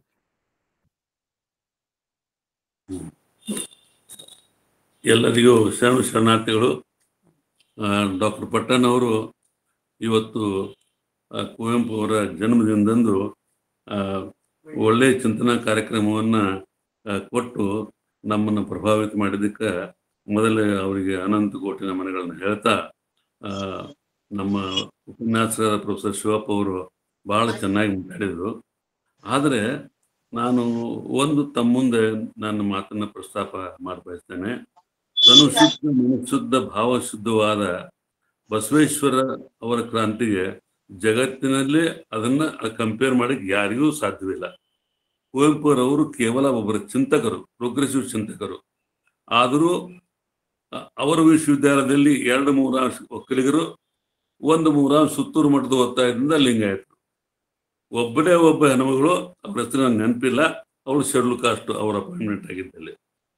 ಕರ್ನಾಟಕ ವಿಶ್ವವಿದ್ಯಾಲಯದಲ್ಲಿ ಡಾಕ್ಟರ್ ಪಾವಟೆಯವರು ಬಂದರು, ಎಲ್ಲರೂ ಬಂದರು, ಅಡಕೆಯವರು ಬಂದರು. ಅಲ್ಲಿ ಒಬ್ಬ ಶೆಡ್ಯೂಲ್ ಕಾಸ್ಟು ಅಪಾಯಿಂಟ್ಮೆಂಟ್ ಆಗಿರಲಿಲ್ಲ. Doctor R.C. ಹಿರೇಮಠ ಅವರು ವೈಸ್ ಚಾನ್ಸಲರ್ ಆದಾಗ ನನ್ನ ಜೊತೆಗೆ ಅವ್ರು ಕೂತು ಮಾತಾಡಿ, ನಾವು 25ನೇ ವರ್ಷ ಆಯಿತು, ಸಿಲ್ವರ್ ಜುಬಿಲಿ ಆಯಿತು, ನಾವು ತಪ್ಪು ಮಾಡಿದ್ದೇವೆ, ಏನಾದ್ರು ಸರಿ ಮಾಡಬೇಕು, ಒಬ್ಬ ಕಾಂಪಿಟೆಂಟ್ ಶೆಡ್ಯೂಲ್ ಕಾಸ್ಟ್ ಹುಡುಕು ಅಂತ ಹೇಳಿದರು. ಆವಾಗ ಚಂದ್ರಕಾಂತ್ ಕಾಂಬಳೆ ಅಂತ ಒಬ್ಬ ಬಾಟ್ನಿ ಒಬ್ಬ ವಿದ್ಯಾರ್ಥಿಯನ್ನು ಅವನು ರಿಸರ್ಚ್ ಅಸಿಸ್ಟೆಂಟ್ ಮಾಡ್ಬೇಕಂತ ಹೋದ್ರು. ನಾನಲ್ಲೇ ಅಲ್ಲ ಸರ್, ಅವ್ರನ್ನು ಲೆಕ್ಚರೇ ಮಾಡಂತೇಳಿ ಲೆಕ್ಚರೇ ಮಾಡಿಸಿದೆ. ಆ ನಂತರ ದೇವರಾಜ ಅರಸರು ಮತ್ತು L.G. ಹಾವನೂರವ್ರ ಜೊತೆ ಕೂತು ಬಸವಣ್ಣವರ ಆದರ್ಶವನ್ನು ತರಬೇಕಾದ್ರೆ ನೀವು ಏನಾದರೂ ಮಾಡಬೇಕಾಗ್ತದೆ ಅಂತಂದಾಗ ಹಾವನೂರು ಆಯೋಗ ಬಂತು. ಆವಾಗ ಬಸವಣ್ಣವರ ಚಿಂತನೆಗಳು ಇಂಪ್ಲಿಮೆಂಟ್ ಆಗಿ ಬಂದು. ಆದರೆ ಕುವೆಂಪುರವರು ಶುದ್ಧ ತಪಸ್ವಿ ಬರ್ದಾರೆ, ಎಲ್ಲ ಬರ್ದಾರೆ, ಆದರೆ ಅವರು ಹೋರಾಟಗಾರ ಅಲ್ಲ, ಅವರು ಕೇವಲ ಒಬ್ಬ ಚಿಂತಕ. ಅದಕ್ಕೆ he cannot be compared to Mahatma Basaveshwara. Nobody in the world, not only see any country, nobody in the world cannot be compared to Mahatma Basaveshwara. ಆದರೆ ಕುವೆಂಪುರವರು ಒಬ್ಬೇ ಚಿಂತಕ. ನಮ್ಮ ಬಸವಲಿಂಗಪ್ಪನವರು ಭೂಸಾ ಚಳುವಳಿಯವರಿಗೆ ಹೇಳಿದಾಗ, ಅವರು ಕನ್ನಡದಲ್ಲಿ ಬಹಳ ಭೂಸಾ ಇದೆ ಅಂತ ಹೇಳಿದಾಗ ದೊಡ್ಡ ಚಳುವಳಿ ಆಯಿತು. ಎಲ್ಲ ಕನ್ನಡ ಡಿಪಾರ್ಟ್ಮೆಂಟ್ನವರು ಕರ್ನಾಟಕದಲ್ಲಿ ಹಾಗೂ ಎಲ್ಲ ವಿದ್ಯಾರ್ಥಿಗಳು, ಒಕ್ಕಲಿಗರು, ಲಿಂಗಾಯತರು ಎಲ್ಲರೂ ಅವ್ರನ್ನ ಪ್ರೊಟೆಸ್ಟ್ ಮಾಡಿ ಅವ್ರು ರಾಜೀನಾಮೆ ಕೊಡಬೇಕಾಗಿ ಬಂತು. ಒಲ್ಲದ ಮನಸ್ಸಿನ ದೇವರಾಜ ಅರಸರವ್ರನ್ನ ತೆಗೆದು ಹಾಕಬೇಕಾಯಿತು. ಆವಾಗ ಕುವೆಂಪುರವ್ರು ನಾನು ಮೆಚ್ತೇನೆ, ನಾನು ಹೋಗಿ ಕುವೆಂಪು ಅವರಿಗೆ ಹೋಗಿ ಭೇಟಿ ಆದಾಗ ಅವ್ರಿಗೆ ನಾನು ಹೇಳಿದೆ, ಸರ್ ನಿಮ್ಮ ಅಭಿಪ್ರಾಯ ಏನು ಅಂತಂದಾಗ, ಹೌದು ಕನ್ನಡದಲ್ಲಿ ಬಹಳ ಮಟ್ಟಿಗೆ ಭೂಸಾ ಇದೆ, ವಚನ ಸಾಹಿತ್ಯವನ್ನು ಬಿಟ್ಟರೆ ಎಲ್ಲ ಭೂಸಾ ಇದೆ ಅನ್ನುವಂಥ ಮಾತನ್ನ ಅವ್ರು ಹೇಳಿದರು. ಅವ್ರು ಅಷ್ಟೇ ಅಲ್ಲ, ಪಬ್ಲಿಕ್ ಸ್ಟೇಟ್ಮೆಂಟು ಕೊಟ್ಟರು. ಆ ದೃಷ್ಟಿಯಿಂದ ಅವ್ರಿಗೆ ನಾನು ಬಹಳ ಗೌರವ ಕೊಡ್ತೇನೆ. ಯಾಕಂದರೆ ಅವರು ಒಬ್ಬ ಪ್ರಭಾವಿ ಹಾಗೂ ಅತ್ಯಂತ ಪ್ರಗತಿಪರ ಚಿಂತಕರು. ಈ ಮಾತನ್ನು ನಾವು ಒಪ್ಪಲೇಬೇಕು ಅನ್ನೋಂಥ ಮಾತನ್ನು ಹೇಳ್ತೇನೆ. ಆದರೆ ಇನ್ನೂ ನಮ್ಮ ಮನೆಗಳಲ್ಲಿ ಸಹಿತ ಈ ಜಾತಿವಾದ ಎಲ್ಲ ಜಾತಿಗಳಲ್ಲಿ ಇವತ್ತು ಹುಟ್ಟಿದೆ. ಇದನ್ನು ಹೋಗಲಾಡಿಸ್ಬೇಕಾದ್ರೆ ಮತ್ತೊಂದು ಆ ಬಸವಣ್ಣ ಮಹಾತ್ಮ ಏನು ಕೊಟ್ಟಂತ ದಾರಿದೆ ಅಂತ ಸಾರ್ವಜನಿಕ ಆಂದೋಲನವಾಗದ ಯಾವ ಕೆಲಸ ಆಗುವುದಿಲ್ಲ ಅನ್ನುವಂಥ ಮಾತನ್ನ ಹೇಳಿ ತಮಗೆಲ್ಲರಿಗೂ ನನ್ನ ನಮಸ್ಕಾರಗಳು. ಧನ್ಯವಾದಗಳು. ಪ್ರೊಫೆಸರ್ ಶಾರದಮ್ಮ ಪಾಟೀಲ್ ಬದಾಮಿ. ಎಲ್ಲರಿಗೂ ಶರಣಾರ್ಥಿಗಳು. ಇವತ್ತಿನ 120ನೇ ಜಯಂತ್ಯೋತ್ಸವನ್ನ ಕುವೆಂಪುರವರ ಜಯಂತ್ಯೋತ್ಸವನ್ನ ಮಾಡುವಂತಹ ಒಂದು ಸಂದರ್ಭದೊಳಗ ನನಗ ಎಲ್ಲೋ ಒಂದು ಹೊಳಕ್ ಕಾಡ್ತದ, ಒಂದು ನಿರಾಶೆ.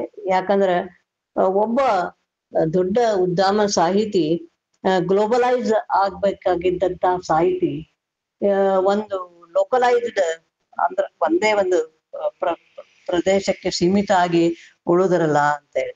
ಯಾಕಂದ್ರ ಅವ್ರನ್ನ ನಾವು ಉಳಿದಂತ ಸಾಹಿತ್ಯಗಳನ್ನ ನಾವು ಸಮಕಾಲೀನ ಸಾಹಿತ್ಯಗಳನ್ನ ನೋಡಿದೀವಿ ಅಂದ್ರೆ ಈ ನಮ್ಮ ಕರ್ನಾಟಕ ರಾಜ್ಯ ಸಾಹಿತಿಗಳು ಮತ್ತು ವಚನ ಸಾಹಿತ್ಯದಿಂದ ಗುರುತಿಸ್ಕೊಡ್ತದೆ. ಹಾಗೆ ಉಳಿದ ರಾಜ್ಯಗಳನ್ನ ನಾವು ಕಂಪೇರ್ ಮಾಡಿ ನೋಡಿದ್ರೆ, ಒಂದು ಬಿಹಾರ ರಾಜ್ಯವನ್ನ ತಗೊಂಡ್ರ ಅದು ದೊಡ್ಡ ದೊಡ್ಡ ರಾಜಕಾರಣಿಗಳದಾರ. ಹಾಗೆ ತಮಿಳುನಾಡು ನೋಡಿದ್ರ ಒಂದು ವಿಚಾರಶೀಲತೆಗೆ ಅದು ಹೆಸರಾಗಿದೆ. ಪೆರಿಯಾರ್ ಅಂತವ್ರು, DMK ಅಂತವ್ರು, AIDMK ಅಂತ ಚಿಂತನೆಗಳುಳ್ಳಂಥವ್ರು. ಆದ್ರೆ ಕರ್ನಾಟಕ ರಾಜ್ಯ ಇದು ಸಾಹಿತಿಗಳ ಪಂಪನಿಂದ ಆರಂಭವಾಗಿ 12ನೇ ಶತಮಾನದ ವಚನ ಚಳವಳಿ ಆಗ್ಲಿ, ದಾಸ ಸಾಹಿತ್ಯ ಆಗ್ಲಿ, ಇದು ಕರ್ನಾಟಕ ಸಾಹಿತಿಗಳು ಹಾಗೂ ಸಾಹಿತ್ಯದಿಂದ ಗುರುತಿಸ್ಕೊಂಡದ ಅಂತ ನನಗ ಅನಿಸ್ತದ. ಈ ವಿಷಯಕ್ಕ ಬಂದ್ರೆ ಕುವೆಂಪುರವರು ನಿಜವಾಗಿಯೂ ನೊಬೆಲ್ ಪ್ರೈಸ್ ಸಿಗ್ಬೇಕಾಗಿತ್ತು ಅವ್ರಿಗೆ. ಈ ರವೀಂದ್ರನಾಥ್ ಟ್ಯಾಗೋರ್ ಅವರಿಗೆ 1913 ಪ್ರಶಸ್ತಿ ಬಂತು. ಅದು ರವೀಂದ್ರನಾಥ್ ಟ್ಯಾಗೋರ್ ಅವರು ಏನ್ ಮಾಡಿದ್ರು, ಗೀತಾಂಜಲಿಯನ್ನ ಬಂಗಾಲಿಯಲ್ಲಿ ಬರೆದಂತಹ ಗೀತಾಂಜಲಿಯನ್ನ ಇಂಗ್ಲಿಷ್ಗೆ ತರ್ಜುಮೆ ಮಾಡಿದ್ರು, ಸ್ವತಃ ಅವರೇ ಮಾಡಿದ್ರು. ಆಮೇಲೆ ಅದು ಇಂಗ್ಲಿಷ್ ಆಗಿರುವುದರಿಂದ ಎಲ್ಲಾ ಪಾಶ್ಚಿಮಾತ್ಯರು ಎಲ್ಲರೂ ಅದನ್ನ ವಿಶಾಲ ಓದುವ ವರ್ಗವನ್ನ ಅದು ಸೃಷ್ಟಿಸಿಕೊಂಡು ಬಹಳಷ್ಟು ಪ್ರಸಿದ್ಧಿಯನ್ನ ಪಡೆಯಿತು. ಮತ್ತ ಇಮಿಡಿಯೇಟ್ಲಿ ಮಾಡಿದ್ರು ಅವರು. 1ನೇ ಮಹಾಯುದ್ಧ ಆಗೋ ಟೈಮ್ನಿಗೆ B. ಏಡ್ಸ್ ನಿಂದ ಆ ಗೀತಾಂಜಲಿಗೆ ಮುನ್ನುಡಿ ಬರೆದು ಅದನ್ನ ಪ್ರಸಿದ್ಧಿ ಮಾಡಿದ್ರು. ಅವ್ರಿಗೆಲ್ಲೋ ನನಗೆ ಅನಿಸ್ತದ ಬಹುಶಃ ಈ ನೊಬೆಲ್ ಪಾರಿತೋಷಕದ ಒಂದು ಹಂಬಲ ಇತ್ತೋ ಏನೋ. ಆದ್ರೆ ಕುವೆಂಪುರವರು ಹಂಗ ಆಗ್ಲಿಲ್ಲ. ಯಾಕಂದ್ರ ಅವರು ಬರೆದಂತಹ ಕಾನೂರು ಸುಬ್ಬಮ್ಮ ಹೆಗ್ಗಡತಿ ಆಗಲಿ, ಮನೆಗಳಲ್ಲಿ ಮದುಮಗಳಾಗಲಿ, ಇವೆಲ್ಲ ನಾವು ಕನ್ನಡಿಗರ ಇಂಗ್ಲಿಷ್ ಬಲ್ಲವರು ನಾವು ತರ್ಜುಮೆ ಮಾಡ್ಲಿಲ್ಲ, ಅದಕ್ಕೆ ಅವಸರ ಪಡ್ಲಿಲ್ಲ. ಆದ್ರ ಈ ಕನ್ನಡ ಜನತೆಯದ ಈ ಸಾಹಿತ್ಯ ಏನದ ಆಫ್ರಿಕನ್, ಲ್ಯಾಟಿನ್ ಅಮೇರಿಕನ್ ಲ್ಯಾಂಗ್ವೇಜಸ್ಗೆ ತಲುಪಬೇಕಾಗ್ತದ. ಅದು ಇಂಗ್ಲಿಷ್ಗೆ ತರ್ಜುಮೆ ಆದಾಗ ಅದರದ ಒಂದು ಮಹತ್ವವನ್ನ ನಾವು ಇಡೀ ಜಗತ್ತಿಗೆ ಸಾರ್ಲಿಕ್ಕಾಗ್ತದ. ಅದಕ್ಕ ಈ ಎಲ್ಲೋ ನಮ್ಮ ಕುವೆಂಪುರವರಿಗೆ ನೊಬೆಲ್ ಪಾರಿತೋಷಕ ಬರಬೇಕಾಗಿತ್ತು, ಬರಲಿಲ್ಲ. ಅದಕ್ಕ ನನಗೆ ಬಹಳಷ್ಟು ಖೇದ ಅನಿಸ್ತದ ಅಂತ. ಹಾಗೆ ಅವರು ಬಸವಣ್ಣನವರ ಜೊತೆ ಇಷ್ಟೋ ತನಕ ಯಾರು ಡಾಕ್ಟರ್ ಶಿವಪ್ಪ ಮುದಿಯಜ್ಜಪ್ಪ ಗೌಡ್ರವರು ಬಹಳ ಚೆನ್ನಾಗಿ ಹೇಳಿದ್ರು. ದೇಹವನ್ನ ದೇವಾಲಯಕ್ಕೆ ಹೋಲಿಸಿ ಹೇಗೆ ಅವರು ಕುವೆಂಪುರವರನ್ನ ಇದನ್ನ ಒಂದು ಗೀತೆ, ಭಕ್ತಿ ಗೀತೆ ಅನ್ಬೋದು ಅಥವಾ ಕುವೆಂಪುರವರ ಒಂದು ರಚನೆ ಅನ್ಬೋದು. ದೇಹವಿದು ನೀನಿರುವ ಗುಡಿಯೆಂದು ತಿಳಿದು ಗುಡಿಸುವೆನು ದಿನ ದಿನವೂ ದೇವ ದೇವ ಅಂತ ಹೇಳ್ತಾರೆ ಅವರು. ನೀನಿರುವ ಗುಡಿ ಅಂದ್ರೆ ಅಂತರಂಗ ಬಹಿರಂಗ ಶುದ್ಧಿಯನ್ನೇ ಹೇಳ್ತಾರ ಅವರು. ನೀನಿರುವ ಗುಡಿಯೆಂದು ತಿಳಿದು ಗುಡಿಸುವೆನು ದಿನ ದಿನವೂ ದೇವ ದೇವ. ಬುದ್ಧಿ ಇದು ಗುಡಿಯೊಳಗಿರುವ ದೀಪವೆಂದು ಬುದ್ಧಿಯನ್ನ ದೀಪಕ್ಕೆ ಹೋಲಿಸ್ತಾರೆ. ಅಮಲ ಚಿಂತೆಯ ತೈಲವನ್ನು ತುಂಬುವೆ. ಅಮಲ ಚಿಂತನೆ ಏನದ, ಅದು ವಿಚಾರಶೀಲತೆ. ಅಮಲ ಚಿಂತನೆಗಳು ಎಣ್ಣೆ ಇದ್ದಂಗ, ಬುದ್ಧಿ ಏನದ ಅದು ದೀಪ ಇದ್ದಂಗ. ಗಂಟೆಗಳ ನಾ ಹೊಡೆಯಿ, ಶಂಖವನ್ನು ನಾನುವುದೇ, ಮಂಗಳಾರತಿಯ ನಾ ಬೆಳಗಲರಿಯೇ. ನನ್ಗಿವೆಲ್ಲ ಈ ಪೂಜಾ ಕ್ರಮಗಳೇನದಾವ ಇವೇನೂ ಗೊತ್ತಿಲ್ಲ. ಆದ್ರ ನಿನ್ನ ಸಂಗವ ತರೆ ನಿನ್ನನೆಂದೂ ಮರೆ, ನಿನ್ನವನು ನಾನಲ್ಲವೇನೋ ದೊರೆ ಅಂತ ಹೇಳ್ತಾರೆ. ಅಂದ್ರೆ ಬಸವಣ್ಣವ್ರು ಹೇಗೆ ಅಂತರಂಗ ಶುದ್ಧಿ, ಬಹಿರಂಗ ಶುದ್ಧಿ, ದೇಹವೇ ದೇವಾಲಯ, ಉಳ್ಳವರು ಶಿವಾಲಯ ಮಾಡುವರು, ಇವೆಲ್ಲ ಈ ಒಂದು ಇದರಲ್ಲಿ ಪದ್ಯದಲ್ಲಿ ಅಡಕವಾಗಿದೆ ಅಂತ ನಾನು ಹೇಳ್ತೇನೆ. ಹಾಗೆ ಬಹಳಷ್ಟು ವೈಚಾರಿಕ ಚಿಂತನೆಗಳು. ಕುವೆಂಪುರವರು ದೇವರನ್ನ ನಿರಾಕರಿಸಲಿಲ್ಲ. ಹೇಳಿದ್ರು ಪ್ರೊಫೆಸರ್ ತಮ್ಮ ಉಪನ್ಯಾಸದೊಳಗ, ದೇವರನ್ನ ನಿರಾಕರಿಸಲಿಲ್ಲ, ಆದ್ರೆ ದೇವರೊಂದಿಗೆ ಅಂಟಿಕೊಂಡಿರುವಂತಹ ಮೌಢ್ಯಗಳು ಹಾಗೂ ಕ್ರಮವಾಗಿ ಆಚರಣೆಗಳು ಶ್ರದ್ಧೆಯ ಆಚರಣೆಗಳನ್ನ ಅವರು ನಿರಾಕರಿಸಿದ್ರು. ದೇವನನ್ನ ನಂಬಿದ್ರು ಅವರು. ಅಲ್ಲದೆ ಒಂದು ಏಳೇಳಿ ಕರೆಯುತ್ತಿದೆ ಕೇಳಿ ನವಜೀವನ ಸಂಕ್ರಾಂತಿ, ಹೇಗೆ ಒಂದು ಸಂದೇಶ ಕೊಡ್ತಾರೆ ಬಾಳಿಗೆ ಬದುಕಿಗೆ ಅನ್ನುವಂಥದ್ದು. ಏಳೇಳಿ ಕರೆಯುತ್ತಿದೆ ಕೇಳಿ ನವಜೀವನ ಸಂಕ್ರಾಂತಿ, ಉದಯಿಸುತ್ತಲಿದೆ ನೂತನ ಯುಗದೇವತೆ ನೂತನವಾದಂತಹ ಯುಗದೇವತೆ ಉದಯಿಸಲಿಕ್ಕೆ ಇದ್ದಾಳೆ. ಆ ಮಿಥ್ಯೆಯ ಮೌಢ್ಯತೆಯನ್ನು ಸೀಳಿ ಅಂತ ಹೇಳ್ತಾರೆ. ಇಲ್ಲಿ ಹೇಳ್ತಾರೆ ನೋಡಿ, ಮಿಥ್ಯೆಯ ಮೌಢ್ಯತೆಯನ್ನ ಸೀಳಿ ನೂತನ ಯುಗದೇವತೆ ಉದಯಿಸ್ಲಿಕ್ಕೆ ಉದಯಿಸ್ತಾ ಇದ್ದಾಳೆ. ಜ್ಞಾನ ವಿಜ್ಞಾನದ ಖಡ್ಗದಿ ಸೀಳಿ 21ನೇ ಶತಮಾನಕ್ಕೂ ಕೂಡ ಈ ಕವಿತೆ ಪ್ರಸ್ತುತವಾಗಿರುವಂತಹದ್ದು. ಜ್ಞಾನ ವಿಜ್ಞಾನದ ಖಡ್ಗದಿ ಸೀಳಿ ಮೈ ದೋರಿದಳು ನವಕಾಳೆ ಅನ್ನುವಂಥದ್ದು. ಅಂದ್ರೆ ಇವಾಗಿನ ಒಂದು ಟೆಕ್ನಾಲಜಿ ಅಂದ್ರೆ ಇಂಥ ಟೆಕ್ನಾಲಜಿಯನ್ನ ಬಳಸ್ಕೊಂಡು ಏಳೇಳಿ ಕರೆಯುತ್ತಿದೆ ಕೇಳಿ ನವಜೀವನ ಸಂಕ್ರಾಂತಿ ಅನ್ನುವಂಥದ್ದು. ಆಮೇಲೆ ಯುವಕರು ನಿರಂಕುಶಮತಿಗಳಾಗಬೇಕು. ಯಾವುದೇ ಅವರ ಮತಿಯನ್ನ, ಅವರ ಬುದ್ಧಿಯನ್ನ ಯಾವುದೇ ಮೌಢ್ಯ ಅಥವಾ ಅಂಧ ಅನುಕರಣೆಗಳು ಅಥವಾ ಒಂದು ತರದ ಋಣಾತ್ಮಕ ವಿಚಾರಗಳು ಅವರಲ್ಲಿ ಇರಬಾರ್ದು. ಯಾವಾಗ್ಲೂ ಪಾಸಿಟಿವ್ ಒಂದು ಧನಾತ್ಮಕ ವಿಚಾರಗಳೆಲ್ಲ ಅವರಲ್ಲಿ ಇರ್ಲಿ, ಅಂತ ಮತಿಯುಳ್ಳವರಾಗ್ರಿ ಅಂತ ಹೇಳಿ ಯುವಕರು ನಿರಂಕುಶ ಮತಿಗಳಾಗ್ಬೇಕು ಅನ್ನುವಂಥದ್ದು. ಆಮೇಲೆ ಇನ್ನೊಂದು ಅವರದು ಓ ಎಲ್ಲ ಚೇತನ ಆಗುನಿಯ ನಿಕೇತನ ಅಂತೂ ಎಲ್ಲಿಯೂ ಮಣಿ ಕಟ್ಟಬೇಡ ನೀನು, ನಿನ್ನ ಚೈತನ್ಯ ಏನದ ಅದು ಅಗಾಧವಾದದ್ದು, ಅದು ಅಗಾಧತೆಯ ಒಂದು ಬಯಲಿನಲ್ಲೇ ನಿಲ್ಲುವಂತಹದ್ದು. ನಮ್ಮ ಶರಣರ ಬಯಲು ತತ್ವವನ್ನ ಅದು ಪ್ರತಿಪಾದಿಸುವಂತಹ ಒಂದು ಕವನ. ಇನ್ನು ಸಾಕಷ್ಟು ಇನ್ನೂ ಮಾತಾಡೋರಿದ್ದಾರ.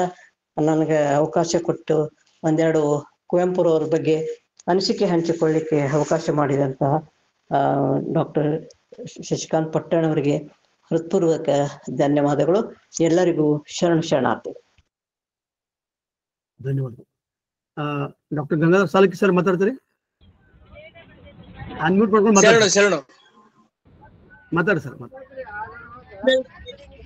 ಶ್ರೀಗಳು 20ನೇ ಶತಮಾನ ಕಾರ್ತಿಕದ ಕತ್ತಲಲ್ಲಿ ಆಕಾಶ ದೀಪವಾಗಿ ಬಂದೆ ನೀನು. ಎಂತ ಒಳ್ಳೆಯ ಮಾತುಗಳು, ಒಳ್ಳೆಯ ಚಿಂತನೆ, ಬಹಳ ಅದ್ಭುತವಾದ ಚಿಂತನೆಗಳು. 2024ರ ಕೃತಿಯಲ್ಲಿ ಒಳ್ಳೆಯ ಒಂದು ಆವಿಷ್ಕಾರವನ್ನು ನಮ್ಗೆ ಹೊಳಿತು. ಇದೇ ರೀತಿ ನಮ್ಗೆಲ್ಲರಿಗೂ ಗುರ್ತಿದೆ, ಬಸವಣ್ಣನವರ ಎಲ್ಲಾ ಚಿಂತನೆಗಳು, ಎಲ್ಲಾ ಅನುಭವಗಳನ್ನು ಕಂಡುಂಡ ಡಾಕ್ಟರ್ ಬಾಬಾ ಸಾಹೇಬ್ ಅಂಬೇಡ್ಕರ್ ಬಗ್ಗೆನೂ ಇಂಥ ಒಂದು ಚಿಂತನೆ ಆಗ್ಲಿ ಆದಷ್ಟು ಬೇಗ. ಯಾಕಂದ್ರೆ ಈಗ ಅನಾವಶ್ಯಕವಾಗಿ ಬಾಬಾ ಸಾಹೇಬ್ ಅಂಬೇಡ್ಕರ್ ಅವನು ರಾಜಕೀಯವಾಗಿ ಎಲ್ಲೆಲ್ಲೋ ಏನೋ ಮಾಡತಾಕತ್ತಾರ. ಸ್ಪಷ್ಟವಾದ, ಪರಿಪೂರ್ಣವಾದ, ಪ್ರಾಮಾಣಿಕವಾದ ಚಿಂತನೆಗಳು ಅಂಬೇಡ್ಕರ್ ಬಗ್ಗೆ, ಬಸವಣ್ಣವರ ಬಗ್ಗೆ ಅಂಬೇಡ್ಕರ್ ಚಿಂತನೆಗಳು ಆದಷ್ಟು ಬೇಗವಾಗಲಿ ಅನ್ನುವಂಥದ್ದು ನನ್ನ ಮಹದಾಸೆ. ಇನ್ನೊಂದು, ಶಿವಪ್ಪನವರು ಬಹಳ ಮಾರ್ಮಿಕವಾಗಿ 20-12ನೇ ಶತಮಾನಗಳ ತುಲನೆಯನ್ನು, ಅದು ವಿಶೇಷವಾಗಿ ಬಸವಣ್ಣನವರ ಬಗ್ಗೆ ಅವರಿಗಿದ್ದ ಆಕಾಶದ ಎಂತ ಅದು ಕಾರ್ತಿಕದ ಕತ್ತಲೆಯಲ್ಲಿ ಆಕಾಶ ದೀಪವಾಗಿ ಬಂದ ಎಂತ ಮಾತುಗಳು, ಆ ಒಂದು ವಿಷಯಗಳು ಹೀಗೆ ಮುಂದುವರಿಲಿ ಅನ್ನುವಂತ ಮಾತುಗಳೊಂದಿಗೆ ಮತ್ತೊಮ್ಮೆ ಡಾಕ್ಟರ್ ಶಶಿಕಾಂತ್ ಪಟ್ಟಣ್ ಅವರ ಅಕ್ಕನ ಅರಿವು, ವಚನ ಅಧ್ಯಯನ ಎಲ್ಲದಕ್ಕೂ ನನ್ನ ಶರಣಾರ್ಥಿಗಳು ಧನ್ಯವಾದ. ಧನ್ಯವಾದಗಳು ಸರ್. ಡಾಕ್ಟರ್ ನಿರ್ಮಲಾ ಭಟ್ರು ಮೇಡಮ್. ಡಾಕ್ಟರ್ ನಿರ್ಮಲಾ ಭಟ್ರು. ಎಲ್ಲರಿಗೂ ಶರಣಾರ್ಥಿ. ಇವತ್ತಿನ ಉಪನ್ಯಾಸ ಬಹಳ ಅದ್ಭುತವಾಗಿತ್ತು. Comparative study of Kuvempu and Basava.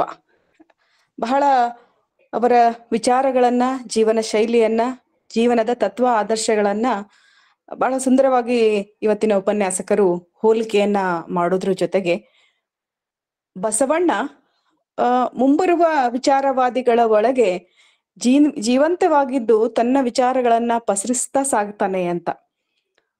ಆ ಕಾಲದಲ್ಲಿ ಬಸವಣ್ಣ, ನಂತರ ಅಂಬೇಡ್ಕರ್, ನಂತರ ಇದೇ ನಾಡಿನಲ್ಲಿ ಕುವೆಂಪು ಅವರು ಬಸವಣ್ಣನವರ ಈ ಸಾಮಾಜಿಕ ಚಿಂತನೆಗಳನ್ನ ತಮ್ಮೊಟ್ಟಿಗೆ ತಮ್ಮ ಸಾಹಿತ್ಯದಲ್ಲಿ, ತಮ್ಮ ವಿಚಾರದಲ್ಲಿ, ತಮ್ಮ ಜೀವನದಲ್ಲಿ ಅಳವಡಿಸ್ಕೊಂಡು ಸಾಗಿದ್ರು ಅನ್ನುವಂಥದ್ದನ್ನ ನೋಡಿದ್ರೆ ಬಸವಣ್ಣನವರ ಈ ಸಾಮಾಜಿಕ ಕಳಕಳಿಯ ಚಿಂತನೆಗಳು, ಅದನ್ನ ಉತ್ತರದಾಯಿತ್ವ ತೆಗೆದುಕೊಂಡು ಹೋಗೋರು ಕಾಲ ಕಾಲಕ್ಕೆ ನಮಗೆ ಸಿಗ್ತಾ ಹೋಗ್ತಾರೆ, ಸಮಾಜವನ್ನ ಉದ್ಧರಿಸ್ತಾ ಹೋಗ್ತಾರೆ ಅನ್ನುವಂಥ ಒಂದು ಸಂದೇಶ ಈ ಒಂದು ಉಪನ್ಯಾಸದ ಮೂಲಕ. ಈ ಹೋಲಿಕೆ ಮಾಡಿದಾಗನೆ ಇಬ್ಬರು ವ್ಯಕ್ತಿಗಳ ಜೊತೆಗೆ ಒಂದು ತತ್ವಚಿಂತನೆಯ ವಿಮರ್ಶೆ, ಸಾದೃಶೀಕರಣ ಇಂಥವೆಲ್ಲವುಗಳು ನಮಗೆ ಗೊತ್ತಾಗ್ತಾವು. ಇವತ್ತಿನ ಉಪನ್ಯಾಸಕರು ಬಹಳ ಸುಂದರವಾಗಿ ಕುವೆಂಪು ಅವರು ಕೆಳವರ್ಗದ ಸ್ಥಿತಿಯಿಂದ ಮೇಲ್ ಬರ್ಬೇಕಾದ್ರೆ ತಮ್ಮನ್ನು ಹೇಗೆ ಕಿತ್ತೊಗೆದ್ರು ಅಂತ, ಹಾಗೇನೆ ಬಸವಣ್ಣನವರು ಮೇಲ್ವರ್ಗದಿಂದ ತಾವು ಕೆಳವರ್ಗಕ್ಕೆ ಹೋಲಿಸ್ಕೊಂಡು ತಮ್ಮ ಒಂದು ಕವಚವನ್ನು ಕಿತ್ತು ಹಾಕ್ಲಿಕ್ಕೆ ಹೇಗೆ ಪ್ರಯತ್ನ ಪಟ್ರು ಅನ್ನುವಂಥದ್ದು. ಒಬ್ರು ಉಚ್ಚ ಸ್ತರದಿಂದ ಕೆಳಸ್ತರಕ್ಕೆ, ಒಬ್ರು ಕೆಳಸ್ತರದಿಂದ ಮೇಲ್ವರ್ಗಕ್ಕೆ ಬರುವ ಈ ಹೋರಾಟಗಳೇನಿದಾವಲ್ಲ, ಅವು ಒಂದ್ ರೀತಿಯ ಈ ಸಂಘರ್ಷಗಳು ಈ ವಿಚಾರ ವಿಮರ್ಶೆಗೆ, ವೈಚಾರಿಕ ಚಿಂತನೆಗೆ ಗ್ರಾಸ ಆಗ್ತಾವ ಅನ್ನೋದನ್ನ ಬಹಳ ಚೆನ್ನಾಗಿ ಉಪನ್ಯಾಸಕರಾದಂತಹ ಸಿದ್ದಪ್ಪ ಅವರು ನಮ್ಗೆ ತಿಳಿಸ್ಕೊಟ್ರು. ವೇದಿಕೆಯ ಮೂಲಕ ಇವತ್ತು ಅರ್ಥಪೂರ್ಣವಾದಂತಹ ಕುವೆಂಪು ಆಚರಣೆ ಆಯ್ತು ಅಂತ ಹೇಳಿ ನಾವಿಲ್ಲಿ ಭಾವಿಸ್ಬೋದು. ಇಂಥ ಒಂದು ಅವಕಾಶವನ್ನ ಒದಗಿಸ್ಕೊಟ್ಟಂತಹ ವೇದಿಕೆಗೆ ನಾನು ಅನಂತ ಧನ್ಯವಾದಗಳನ್ನ ಹೇಳ್ತೇನೆ. ಧನ್ಯವಾದಗಳು.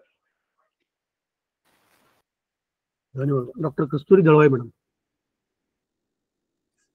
ಎಲ್ಲ ಶರಣ ಬಂಧುಗಳಿಗೆ ಶರಣಾರ್ಥಿ ಮತ್ತು ಮಾನ್ಯ ಅಧ್ಯಕ್ಷರಿಗೂ ಶರಣಾರ್ಥಿಗಳು, ಇಲ್ಲಿ ನಡೆದಿರುವಂತ ಎಲ್ಲ ಅಧ್ಯಾಪಕ ಬಳಗ, ಎರಡು ಮನ್ವಂತರದ ವ್ಯಕ್ತಿಗಳು ಬಸವಣ್ಣ ಮತ್ತು ಕುವೆಂಪು ಅವರು ಹೊಸದೊಂದು ವಿಚಾರ ಕ್ರಾಂತಿಗೆ ಆಹ್ವಾನವನ್ನ ನೀಡಿ ಆರೋಹಣ ಅವರೋಹಣ ಕ್ರಮದಲ್ಲಿರ್ತಕ್ಕಂಥ ಸಮಾಜದ ಸಮಾನತೆಯನ್ನು ಸಾರಿದಂತ ದಿಗ್ಗಜರ ಬಗ್ಗೆ ಸರ್ ಅವರು ತುಂಬಾ ಚೆನ್ನಾಗಿ ಮಾತಾಡಿದ್ದಾರೆ.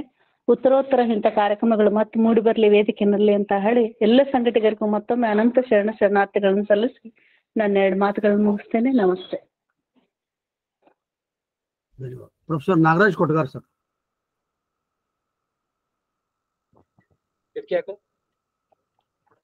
ಹಲೋ, ನಮಸ್ಕಾರಗಳು ಎಲ್ಲರಿಗೂ. ಶರಣಾರ್ಥಿಗಳು. ಡಾಕ್ಟರ್ ಶಿವಪ್ಪ ಸರ್ ಅವರ ವಿಚಾರಧಾರೆಗಳು ಬಹಳ ಅದ್ಭುತ.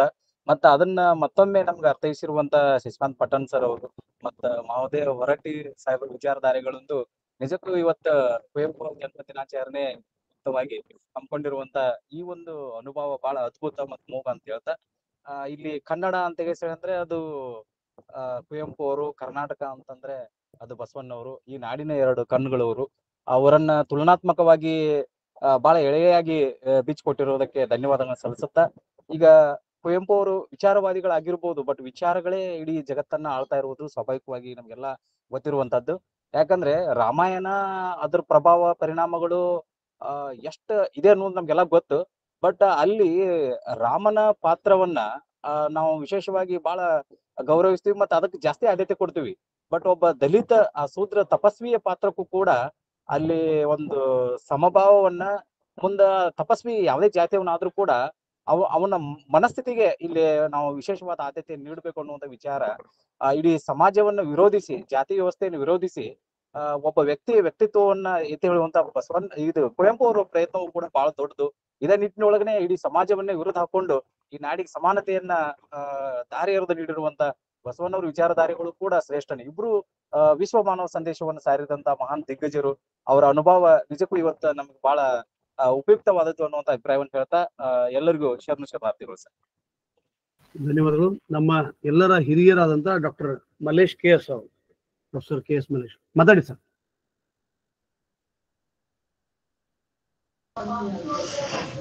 ಎಲ್ಲರಿಗೂ ಶರಣಾರ್ಥಿಗಳು. ನಾನು ಅಂತ ಹಿರಿಯನಲ್ಲ ಸರ್, ಆದರೂ ಉತ್ತಮವಾದಂತ ಉಪನ್ಯಾಸ ಕೇಳೋದು ತೃಪ್ತಿ ಆಯ್ತು. ನಾನು ಸುತ್ತಮುತ್ತ ನೋಡ್ತಾ ಇದ್ರೆ ಮುಂದಿನ ಪೀಳಿಗೆ ಯಾಕೋ ಬೇರೆ ಕಡೆ ಹೋಗ್ತಾ ಇದೆಯಲ್ಲ ಅನ್ಸುತ್ತೆ. ಅಂತಹ ಒಂದು ಭಾವನೆಯಿಂದ ಮತ್ತೆ ಆ ಭರವಸೆಯ ಬೆಳಕು ನನಗೆ ಸಿಕ್ಕದಂಗಾಯ್ತು. ಅದಕ್ಕಾಗಿ ಡಾಕ್ಟರ್ ಶಿವಪ್ಪನವರಿಗೆ ಹಾಗೂ ಅತ್ಯುತ್ತಮವಾಗಿ ನೀವು ಕೂಡ ಎಲ್ಲ ಸಂದರ್ಭಗಳನ್ನ ಮಾತನಾಡಿದ್ರಿ. ಬಹಳ ಚೆನ್ನಾಗಿತ್ತು. ಇವತ್ತು ನೀವೇ ಹೇಳಿದ್ರಿ ಅವ್ರದ್ದು ಸೂರ್ಯೋದಯ ಚಂದ್ರೋದಯ ದೇವರ ದಯೆ ಕಾಣುವಂತದ್ದು. ಬಹುಶಃ ನಾನು ಇದರಿಂದ ಯಾಕೆ ಹೀಗೆ ಹೇಳಿದ್ರು ಅಂತ ಯೋಚನೆ ಮಾಡ್ತಿದ್ದೆ. ಈ ರಾಹುಕಾಲ ಗುಳಿಕ ಕಾಲ ಅನ್ನೋದನ್ನ ಸೂರ್ಯ ಹುಟ್ಟಿದ ಸಮಯಕ್ಕೆ ಹೇಳ್ತೇವೆ. ಈ ಸಂಪ್ರದಾಯವಾದಿಗಳು ಅವುಗಳು ಕೆಟ್ಟ ಗಳಿಗೆಗಳು ಅನ್ನೋದನ್ನ ಸಾತ್ವಿಕವಾಗಿ ವಿರೋಧಿಸಿದ್ದು, ಕಾವ್ಯಾತ್ಮಕವಾಗಿ ವಿರೋಧಿಸಿದ್ದು ಹೇಗೆ ಅಂದ್ರೆ ಸೂರ್ಯೋದಯ ಚಂದ್ರೋದಯ ದೇವರ ದಯೆ ಕಾಣುವಂತಂದದ್ದು ನನಗೆ ಅಂತನ್ಸುತ್ತೆ. ಹಾಗೇನೆ ಅವರ ಜೊತೆ ಇದ್ದಂಥವ್ರು, ಬಸವಣ್ಣನ ಜೊತೆ ಇದ್ದವರು ಹೇಗೆ ತಾವೂ ಕೂಡ ಶರಣರಾದರು. ಗಂಧದ ಒಡನೆ ಗುದ್ದಿ ನಾವು ಗಂಧ ಬೆರೆಸ್ಕೊಂಡಂಗೆ ಎಲ್ಲ ಶರಣರಾದರು. ಕುವೆಂಪು ಜೊತೆಗಿದ್ದವರು ಕೂಡ 3-4 ಜನ ಅತ್ಯಂತ ಪ್ರತಿಭಾವಂತರು. ಪ್ರಭುಶಂಕರ ಅವರು, ದೇಜಗೌ ಅವರು, GS ಶಿವರುದ್ರಪ್ಪನವರು, ಇವರು ಕೂಡ ಅಷ್ಟರ ಮಟ್ಟಿಗೆನೆ ಬೆಳೆದಂಥವ್ರು. ಹಾಗೆ ಆ ಕುವೆಂಪು ಜೊತೆ ಇದ್ದಂತ ಆ ಸಂಘ ಬಸವಣ್ಣನ ಜೊತೆ ಶರಣರಿಗಿದ್ದಂತ ಸಂಘದಂಗೆ ಚೆನ್ನಾಗಿತ್ತು ಅಂತ ನನ್ಗನ್ಸುತ್ತೆ. ಅವರ ಕುವೆಂಪು ಅವ್ರಿಗೆ ವಿರೋಧಿಸೋದಕ್ಕೆ ಬಹಳ ಸುತ್ತಮುತ್ತ ಬಹುಶಃ ಎಷ್ಟು ಪರಿಸ್ಥಿತಿ ಹೇಗಿತ್ತು ಅಂದ್ರೆ ಅವ್ರಿಗೆ ವಿರೋಧಿಸ್ಬೇಕು, ಆದ್ರೆ ಹೇಗ್ ವಿರೋಧಿಸ್ಬೇಕು ಅನ್ನೋದನ್ನ ಬಹುಶಃ ಆ ಸಂಪ್ರದಾಯದ ವಸ್ತು ವಿಷಯಗಳನ್ನೇ ತಗೊಂಡು ಅಲ್ಲೇ ತಮ್ಮ ಸಾತ್ವಿಕ ವಿರೋಧವನ್ನ ಕೂಡ ವ್ಯಕ್ತಪಡಿಸಿದ ರೀತಿ ಅನನ್ಯ ಅಂತ ಅನ್ಸುತ್ತೆ. ಅವರು ಒರಟಾಗಿ ಎದುರಿಸಬಹುದಿತ್ತೇನೋ, ಅದಕ್ಕೆ ಆದ್ರೆ ಆಯ್ಕೊಂಡಂತ ಮಾರ್ಗ ಸಾಹಿತ್ಯಿಕವಾಗಿತ್ತು, ಸಾತ್ವಿಕವಾಗಿತ್ತು ಅಂತ ನನಗನ್ಸುತ್ತೆ. ಹೀಗಾಗಿ ಆ ಬಸವಣ್ಣನ ಕೆಲವು ಗುಣಗಳನ್ನ ನಾನು ಕುವೆಂಪುನವರಲ್ಲೂ ಕಂಡಿದ್ದೇನೆ ಅನ್ಸುತ್ತೆ. ಒಂದು ವಿಷಯ, ಒಂದು ಸಂದರ್ಭನ ನನಗೊಬ್ರು ಇಲ್ಲಿ ಹೇಳಿದ್ರು. ಆ ಸಂದರ್ಭ ಒಂದೇ ನಿಮಿಷದಲ್ಲಿ ಹೇಳ್ಬಿಡ್ತೇನೆ. ಅವರು ಕುಲಪತಿ ಆಗಿದ್ದಾಗ ಯಾರೋ ಬಾಕಿ ಬಂದು ಅವ್ರ ಜೊತೆ ಮಾತಾಡ್ಲಿಕ್ಕೆ ಅವ್ರು ಕೊಠಡಿಗೆ ಕುಳಿತುಕೊಂಡ್ರಂತೆ. ಸುಮಾರು 1/2 ಗಂಟೆ ಆದ್ರೂ ಮುಗಿಲೇ ಇಲ್ವಂತೆ.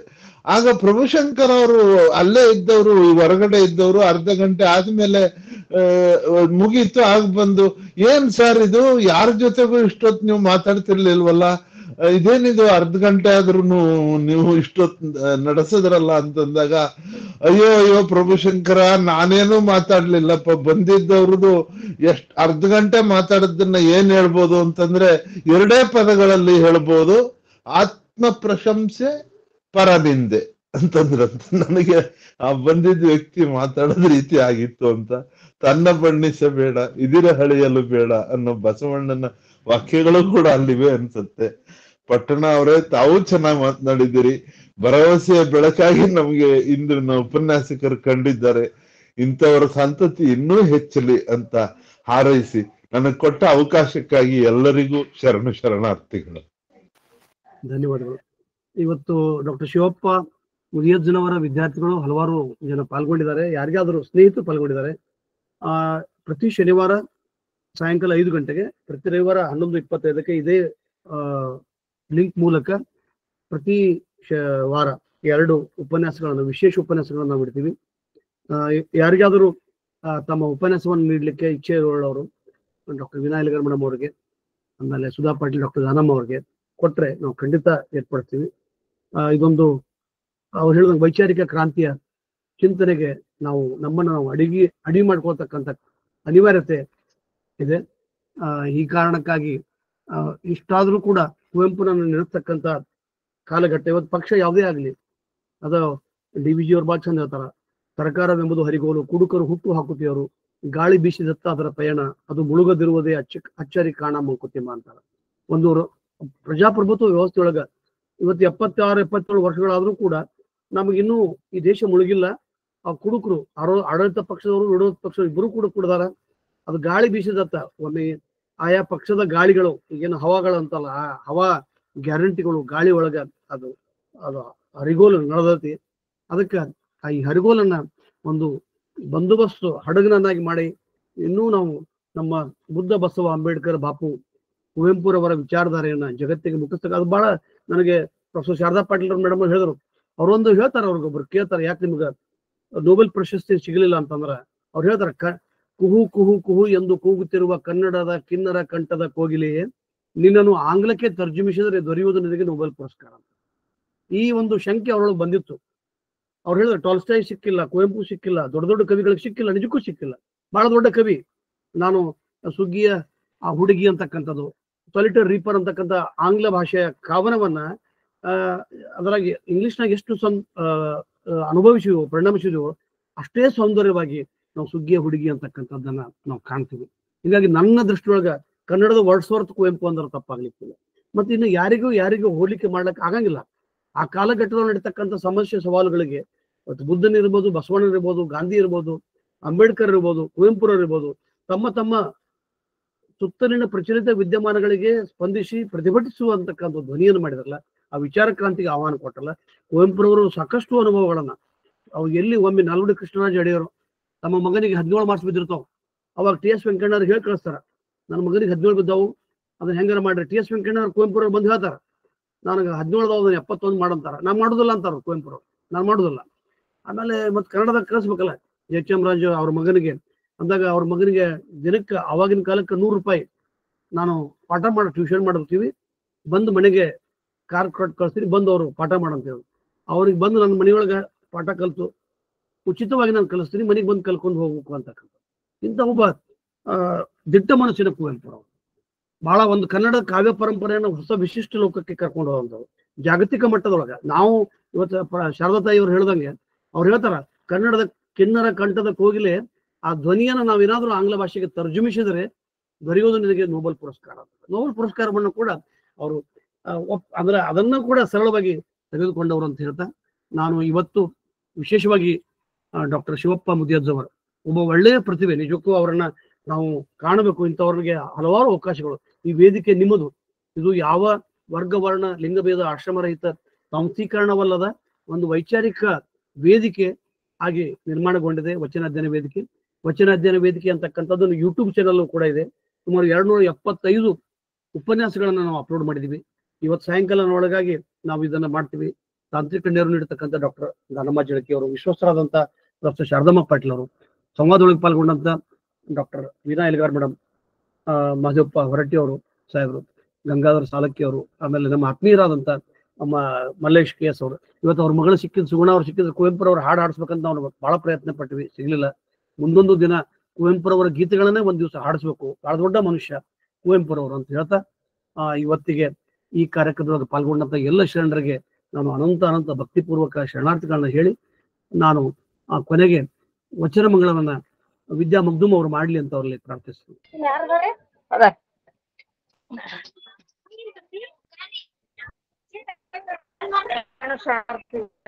ವಿದ್ಯಾ ಮಗ್ದುಮ್ ವಾಯ್ಸ್ ಕ್ಲಿಯರ್ ಇಲ್ಲ ವಿದ್ಯಾ ಅವರು. 1 ನಿಮಿಷ ರೀ ಮಾಡ್ತೀನಿ.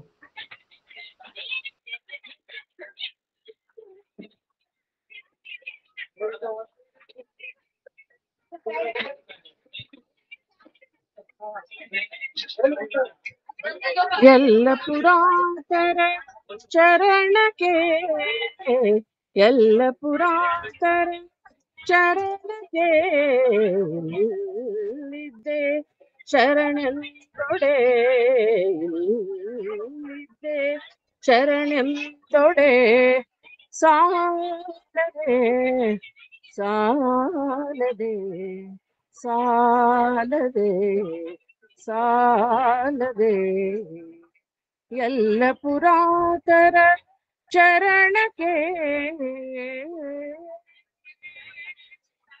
ಎಲ್ಲರ ಹೃದಯದಲ್ಲಿ ಜ್ಯೋತಿಯಂತೆ ಬೆಳಗುತ್ತಿರ್ಪ,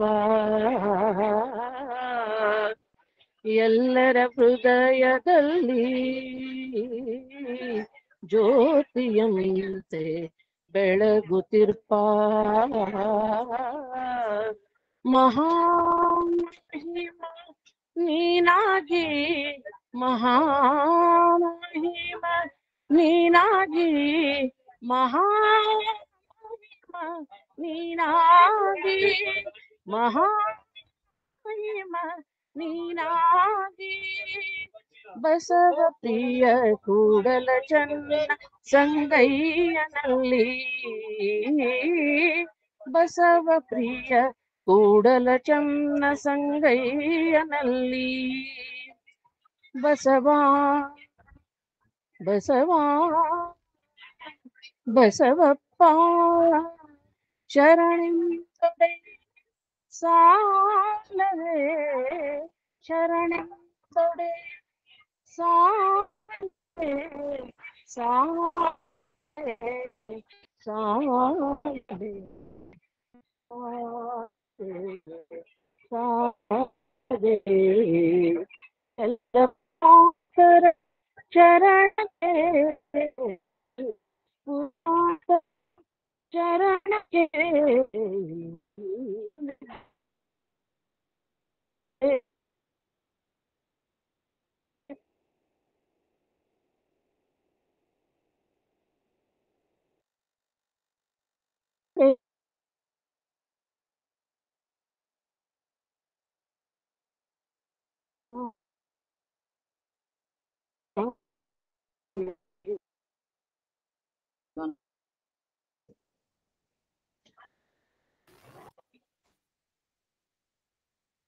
ಎಲ್ಲರಿಗೂ ಶರಣು ಶರಣಾರ್ಥಿಗಳು. ಪ್ರತಿ ಶನಿವಾರ ಸಾಯಂಕಾಲ 5 ಗಂಟೆಗೆ ಮತ್ತು ಪ್ರತಿ ರವಿವಾರ 11:25ಕ್ಕೆ ಇದೇ ಲಿಂಕ್ನಿಂದ ಜಾಯ್ನ್ ಆಗ್ರಿ.